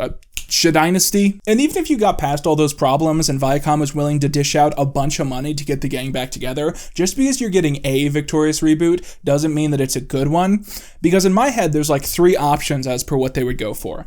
So, like, option number 1 is, like, it's a whole new generation at Hollywood Arts, and instead of being students, all the gang have become teachers for some reason, and they're all, like, members of the faculty, and there's, like, a whole new group of kids who are, like, the new Hollywood 8, and they get up to their own kind of unique, wacky California hijinks, and that would suck, right? And then option 2 is they get, like, the team who did the iCarly reboot to do the Victorious reboot, and it's exactly the same. That would also suck, right? And then, like, option 3, which I feel like is the option that the producers, like the people with the big money would really want, is, like, option 3 is that a Victorious reboot is pitched as Euphoria with a laugh track. Where they're like, oh no, it's just like Euphoria, but with a laugh track. And that's the version of the show that would be the most interesting and the most embarrassing. So it's probably the one they would do. I also feel like Ariana Grande is so busy that it would be hard to get her for a full season, but I think you could do, like, a Cat light version of the show. A version of the show where Cat is in, like, 3 episodes a season, and, like, the rest of the episodes kind of right around the fact that she's gone, but, like, 3 episodes a season would be enough Cat to, like, satiate people who, like, were understanding of the fact that Ariana Grande is busy. If Siekiewicz and Sinjin aren't in the show, just cancel it. Why even try? Okay, so here's the convoluted string theory I came up with. White string means I don't really like the ship, and I think the characters should just be friends. Like, that's the worst rating I could possibly give a ship. Pink string means that I kind of like a ship. I get why some people do ship those characters, but personally, I'm not really into it, and I think it could work as, like, a short storyline, but not a permanent thing. Like a Chori and Britta kind of thing. Red string is S tier. This is an S tier ship. This is endgame. This is the stuff we spend the entire season building up to. I decided I'm just going to set the mic up because, like, I can't, it's too much. I can't struggle the mic and the string. It's too much. Okay, let's start this segment off with my most controversial take. Now that we are single-handedly in charge of writing the entire Victorious reboot, we're breaking up Jade and Beck again. Yeah, that went exactly how I wanted it to. Now you might be thinking, Quinton, why? The Victorious community has already gone through this storyline 2 times. Why force them through it again? And there's actually 2 very good reasons. Number 1, it just seems like the kind of thing that, like, reboots do in the first episode. Number 2, pretty much every ship in the show that people have even, like, a passive investment in involves Beck or Jade. So if we keep them together throughout, like, all 13 episodes, then we're not going to have, like, anything to do because they're already together. So it's like we've already wiped out, like, every ship on the board. Now, here's the thing, right? If I break up Beck and Jade, they ain't getting back together. So I'm giving them a white string. They're just going to be friends for the rest of their lives. So now that we've officially broken these two up, let's talk about a couple other interesting pairings on this board. Now, I think a lot of you guys are probably going to be expecting that I'm going to ship Kat and Jade. I mean, it makes sense why you would think that. They're the two most popular characters in the show. Their actors are best friends in real life, and this is one of the most popular ships. I don't see it. I think the problem to me is that at the end of the day, Jade doesn't respect Kat enough to deserve her as her girlfriend, and I do understand that, like, Kat and Jade shippers aren't basing their investment on the actual show that aired on TV. They're basing their investment on the version of the show that exists inside their head. So I understand why that discrepancy would be there, but actually look at the real text of these characters. I just don't understand this one, so they're getting a white string. Okay, let's move on. Tori and Beck, the worst ship. Is that even a controversial take anymore? I mean, who is shipping Tori and Beck in the year of our Lord 2022? I feel like if there was a Victorious reboot and it was like authentic to the characters in the show, then like what would happen is like Beck and Tori get back together after 10 years and she's so excited because to her it's like, oh, my old gossip buddy. Like he's back in my life and we can hang out together and I can tell him about everything that's going on in my life. But I feel like to Beck, Tori will always be the one that got away. You know what I mean? Because one thing you catch on to in like this final season of the show is that Beck is so like emotionally confused as per why Tori turned him down, right? And for one thing worth noting is there's a one-liner joke where they imply that Tori is the first person to have ever turned Beck down. Like she is the first woman in his entire life where he made an advancement towards her and she said no. And I feel like Beck is so conceited that that's going to stick with him for his entire life. So I think, there would be a hint of something happening there. But at the end of the day, I just don't think Tori's like into him. So, it's still a white string because I just don't think anything's going to happen there. My mom was like really into like sewing and I forgot how satisfying it is to like pull this yarn out of like the spider butt. You know what I mean? Like it's such a genius contraption. Oh, this is a spoiler. The next one's white too. One ship that I see very, very occasionally is Tori and Andre. Now, I would go as far as to call this a pilot episode ship. This is the kind of ship someone comes up with when they're watching the first episode and they've already made their judgment because nothing in the show implies that these two could be a couple. The big thing for me is that these two are single throughout the entire series and they never do as much as hold hands. And like to me, Tori and Andre just doesn't make any sense because I think they work better as best friends than they do as boyfriend-girlfriend. So that one's a white string easily for me. To go against the curve of what we've done so far, let's talk about Andre and Jade. Now, in my last video, I said that this is a ship that no one was asking for, and I think I'm still kind of right, but based on your comments, I think it's also a ship that became very, very popular, which you would expect it to, because it's one of the ships in the show that they cover the most often. It comes up in 3 different episodes, which is a lot of episodes for this show. Now, personally, I don't see this one, and I think it's because Andre is just so sporadic, like he just changes his personality every other episode and he's constantly shifting through girlfriends.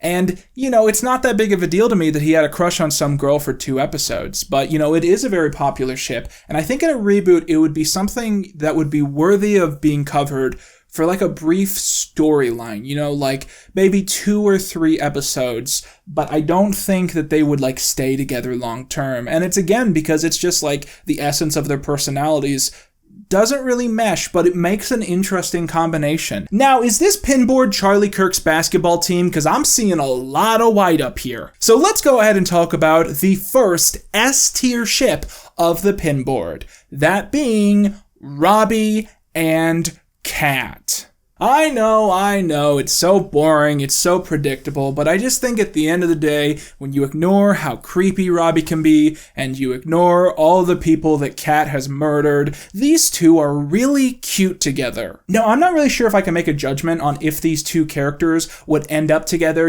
at the end of the season as adults, but I do think that the cliffhanger of the original run is so deafening that it would become a huge part of any revival attempt, no matter what direction they went in. Now, to try and find some balance, let's talk about Sinjin and Birth. Now, Burf is interesting because he's the only character in the show who is openly queer. Specifically, he is bisexual because I believe there is an episode where he flirts with Jade, and then there's another episode where he flirts with Robbie. Good tastes all around. Now, the big question of the board is, are Sinjin and Burf destined to be boyfriends? Or even, are they already boyfriends? Now, I kind of have mixed feelings here. First of all, because Sinjin and Gabriella getting together was something that happened so late into the shooting schedule, I kind of presumed that the intention was that scene is Sinjin actually getting a girlfriend for real. But Sinjin and Burf also remind me of a lot of theater kids I knew in high school, and all those guys were gay, so no, I mean, I get it, you know what I mean? I get it. Okay, here's my ultimate take. Here's what I'm gonna settle on. I will ship Sinjin and Burf in the TV show, but not the Slap.com exclusive content. This is for obvious reasons, I think. Sinjin and Burf on the TV show are like couple goals, and Sinjin and Burf in the web exclusive material are just like Jade and Beck, but physically abusive instead of emotionally abusive. One of the reasons I feel so strongly about this is that I'm of the hot take that if there is a Victorious reboot, it would be really, really funny if Sinjin and Trina are literally the only characters who have their lives together and are like in any way happy. Speaking of which, I would like to introduce a brand new color of string previously unseen on the board, that being gray, aka the no contact string. This is a string reserved specifically for characters who have decided to stop talking to other characters because it will make their lives happier, and we're specifically going to assign this to Trina and Tori. So here's my hot take, okay? Or as a reminder, I'm writing a Victorious reboot, and this is a storyline I'm implementing. I think within like 5 years of Tori graduating, her parents go through like a nasty divorce, you know? And you know how most parents, when they get divorced, they go to the kid and they're like, honey, this was us. This wasn't you. This wasn't your fault. This was never your fault. I think that Tori's parents do the opposite of that to Trina. So what I'm getting at is I think they go to Trina and they're like, this was your fault. We're getting divorced because of you, Trina. And I think Trina eventually just snaps and realizes she's been like emotionally abused her entire life, and she just stops talking to her entire family. And then, you know, maybe when the show starts up, Tori literally hasn't heard from Trina in years, and then it turns out Trina is like a really balanced person who's like happy exclusively because she stopped talking to everyone else in the cast. Like maybe she's even like married with kids, you know, you can make your own judgment there. But I think going at it at that angle is probably one of the better ways to write a Victorious reboot, because the characters in the original show are so shitty that I don't think they deserve to be happy unless they go through some kind of like repentance, you know what I mean? Now you guys have probably noticed that Rex is on the pin board, which has maybe been like a massive source of anxiety throughout this entire segment, but there's actually a really good reason that he is, because Robbie and Rex are no longer together in the reboot. I want to tread lightly here because I don't want to spoil the events of the Victorious finale, but I mean, you guys know what's coming because you've seen clips from the spin-offs. Robbie doesn't have Rex in Sam and Cat, and Rex isn't with Robbie in Game Shakers. Okay, so I'm about to say something which is perhaps the most shocking take of this entire segment, so I want you to brace yourselves. I ship Tori and Rex. Okay, hear me out. Like I've said, this is all like a pitch. So this is my pitch. Just hear me out, okay? What if, after they graduated, we find out that Robbie gave Rex to Tori, okay? And his expectation was, oh, Tori will just throw this puppet out. But old sentimental Tori put Rex in a box and like threw him up in an attic. And thinking, you know, oh, I'll forget about that. But then maybe 5-10 years later, Tori gets a little nostalgic. And she says, do I still have that old puppet? She goes up to the attic, she takes him out. There he is, just like in high school. But oh, look at that. Rex has a little bit of a cracked eyelid now. And so she's thinking, I bet you can repair puppets. And now she's looking into that in her free time, and she's buying stuff to put Rex back together, trying to get him back to his glory days, you know. Maybe she makes a little place for him in the closet to hang out. And it's sort of this like creepy element we'd build up throughout the 13 episodes, where it's like, it's almost like Rex is starting to gain a presence in Tori's mind like he once had in Robbie's. And I thought that would be a brilliant way that they could put Rex in a reboot without having him talk, but also having him be like a little bit of a creepy thing that's always there that none of the other characters know about. Call me crazy, but I think I'm going to give a pink string to Beck and Trina because, well, first of all, I feel kind of bad that they don't have a lot going on the pin board, but second of all, in that one episode where Beck was pretending to be into Trina, I thought they made kind of a cute couple. Do you know what I mean? And that was, of course, before Beck revealed that it was all a prank. But the thing about Beck and Jade is that they are so awful together that when you see either of them with another person, you're immediately like, oh, wow, that's my OTP, because literally anyone is better for Beck and Jade other than Beck and Jade. Okay, let's go ahead and eliminate a few, which are like so rare that I don't even see them debated, but I figure we should just, throw strings up for them. Andre and Kat, just friends. Andre and Beck, just friends. Kat and Beck, just friends. Kat and Sinjin, bitter exes. Burf and Kat, green string. I don't know what it means either. You decide. Burf and Robbie? You know what? I think if he really allowed himself to think about it, and if he got over the fact that he and Kat are probably not going to be a thing, then maybe in a million, I got the pink string. I got the pink string. Too late to turn back now. Too late. Okay, guys. Here we are. You've all felt it coming. And I'm going to feel like such a freak for being so willing to die on this hill. Tori and Jade are endgame. Tori and Jade, man. Tori and Jade, the archetype of man's greatest trope.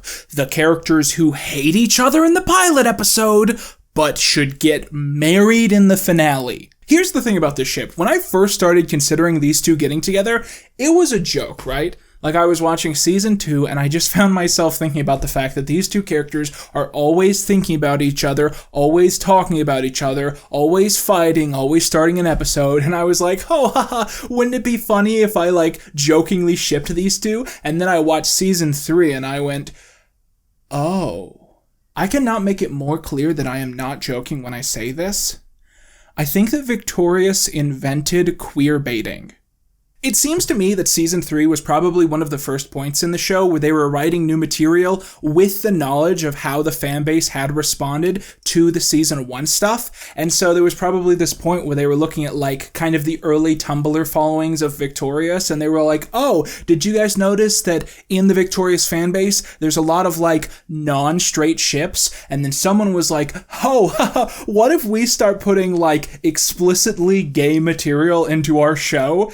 As a joke. Because you'll remember, famously, the writers didn't like doing ship episodes, so the idea of meticulously setting up a ship that they knew Nickelodeon would not let them do, that was probably hilarious to them. And I'm standing here thinking I must sound crazy for taking this stance, but you guys have been watching this video, and you've probably noticed this too. After Jade and Beck break up, it feels like several episodes imply that Tori and Jade might be into each other. I mean, there's an entire episode where they date, and it's one of the most popular episodes of the show. And here's my thing, okay? Here's why this is my number one Victorious ship of all time. If there actually is a Victorious reboot one day and they try and pull off a bunch of ships, the majority of the ships that are on the board right now, if you make them a thing, you will retroactively make the original series make less sense. If Andre and Kat start dating, there's a bunch of episodes in the original 4 seasons that now make less sense because you did that. But Tori and Jade is the only ship on this board where if you make that canon, the show retroactively makes more sense. Don't be shy. You could say, I'm pretty. You are pretty. Then why can't we kiss? Cause of Jade. And, talking about this once again from the angle of, oh, we're making a Victorious reboot, you and me right now. The iCarly reboot, right? As an outsider who's only seen a very small amount of material, one of the most disappointing elements of that reboot is that despite the fact that it was a weekly release, I heard about it the first week that a new episode came out, and then I literally never heard about it again. And it ran for I feel like 4 months, but it was like nothing happened in that show. So once you said the sentence, iCarly is back, it seems like no one had anything else to say about it. But can you imagine if the Victorious reboot comes out and it's like a weekly release and they maybe implied that like Tori and Beck are going to be a thing, and there's also this running theme of like Tori and Jade never had their final confrontation, their final battle, their final showdown to see who is the best, and then in the finale they just fuck? And just to be clear, I don't mean like an HBO sex scene. I mean like one of those tasteful, implied sitcom sex scenes, like that Brooklyn Nine-Nine shit, where they're like, that was really hot. I'm glad we got this blanket to cover our collarbones with now. But the point I'm trying to make is that if a Victorious reboot had a first season and it ended like that, the internet would explode and everyone would be talking about Victorious for like a month straight. And I think with a weekly online release, that should be what you're aiming for. But the biggest question at the end of the day is, out of all of these ships, and even regardless of all of these ships, do any of these kids have an honest shot at happiness? Not success, not fame, just like that balance that comes with a person who is truly fulfilled. And if they can't achieve that individually, can they achieve that together? The answer is who gives a shit? You really think I care? You think I'm standing here worrying about the ins and outs about which of these assholes deserve to be together? I'm 12 hours into this bullshit. I can taste colors. I got a third eye growing out of the back of my fucking head, and there is only one topic that I care about when it comes to characters on this pinboard.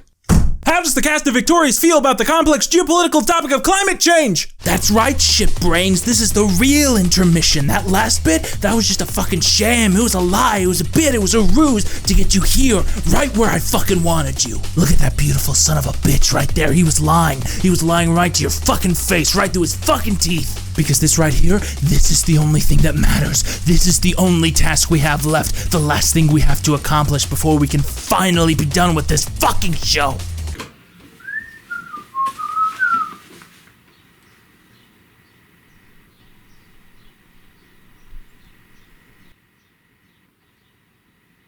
You doing all right, man? Get out.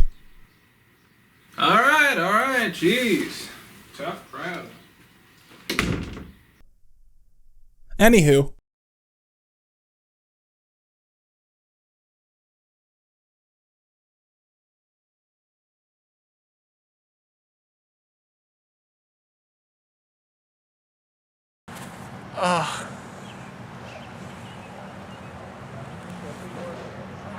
Somebody once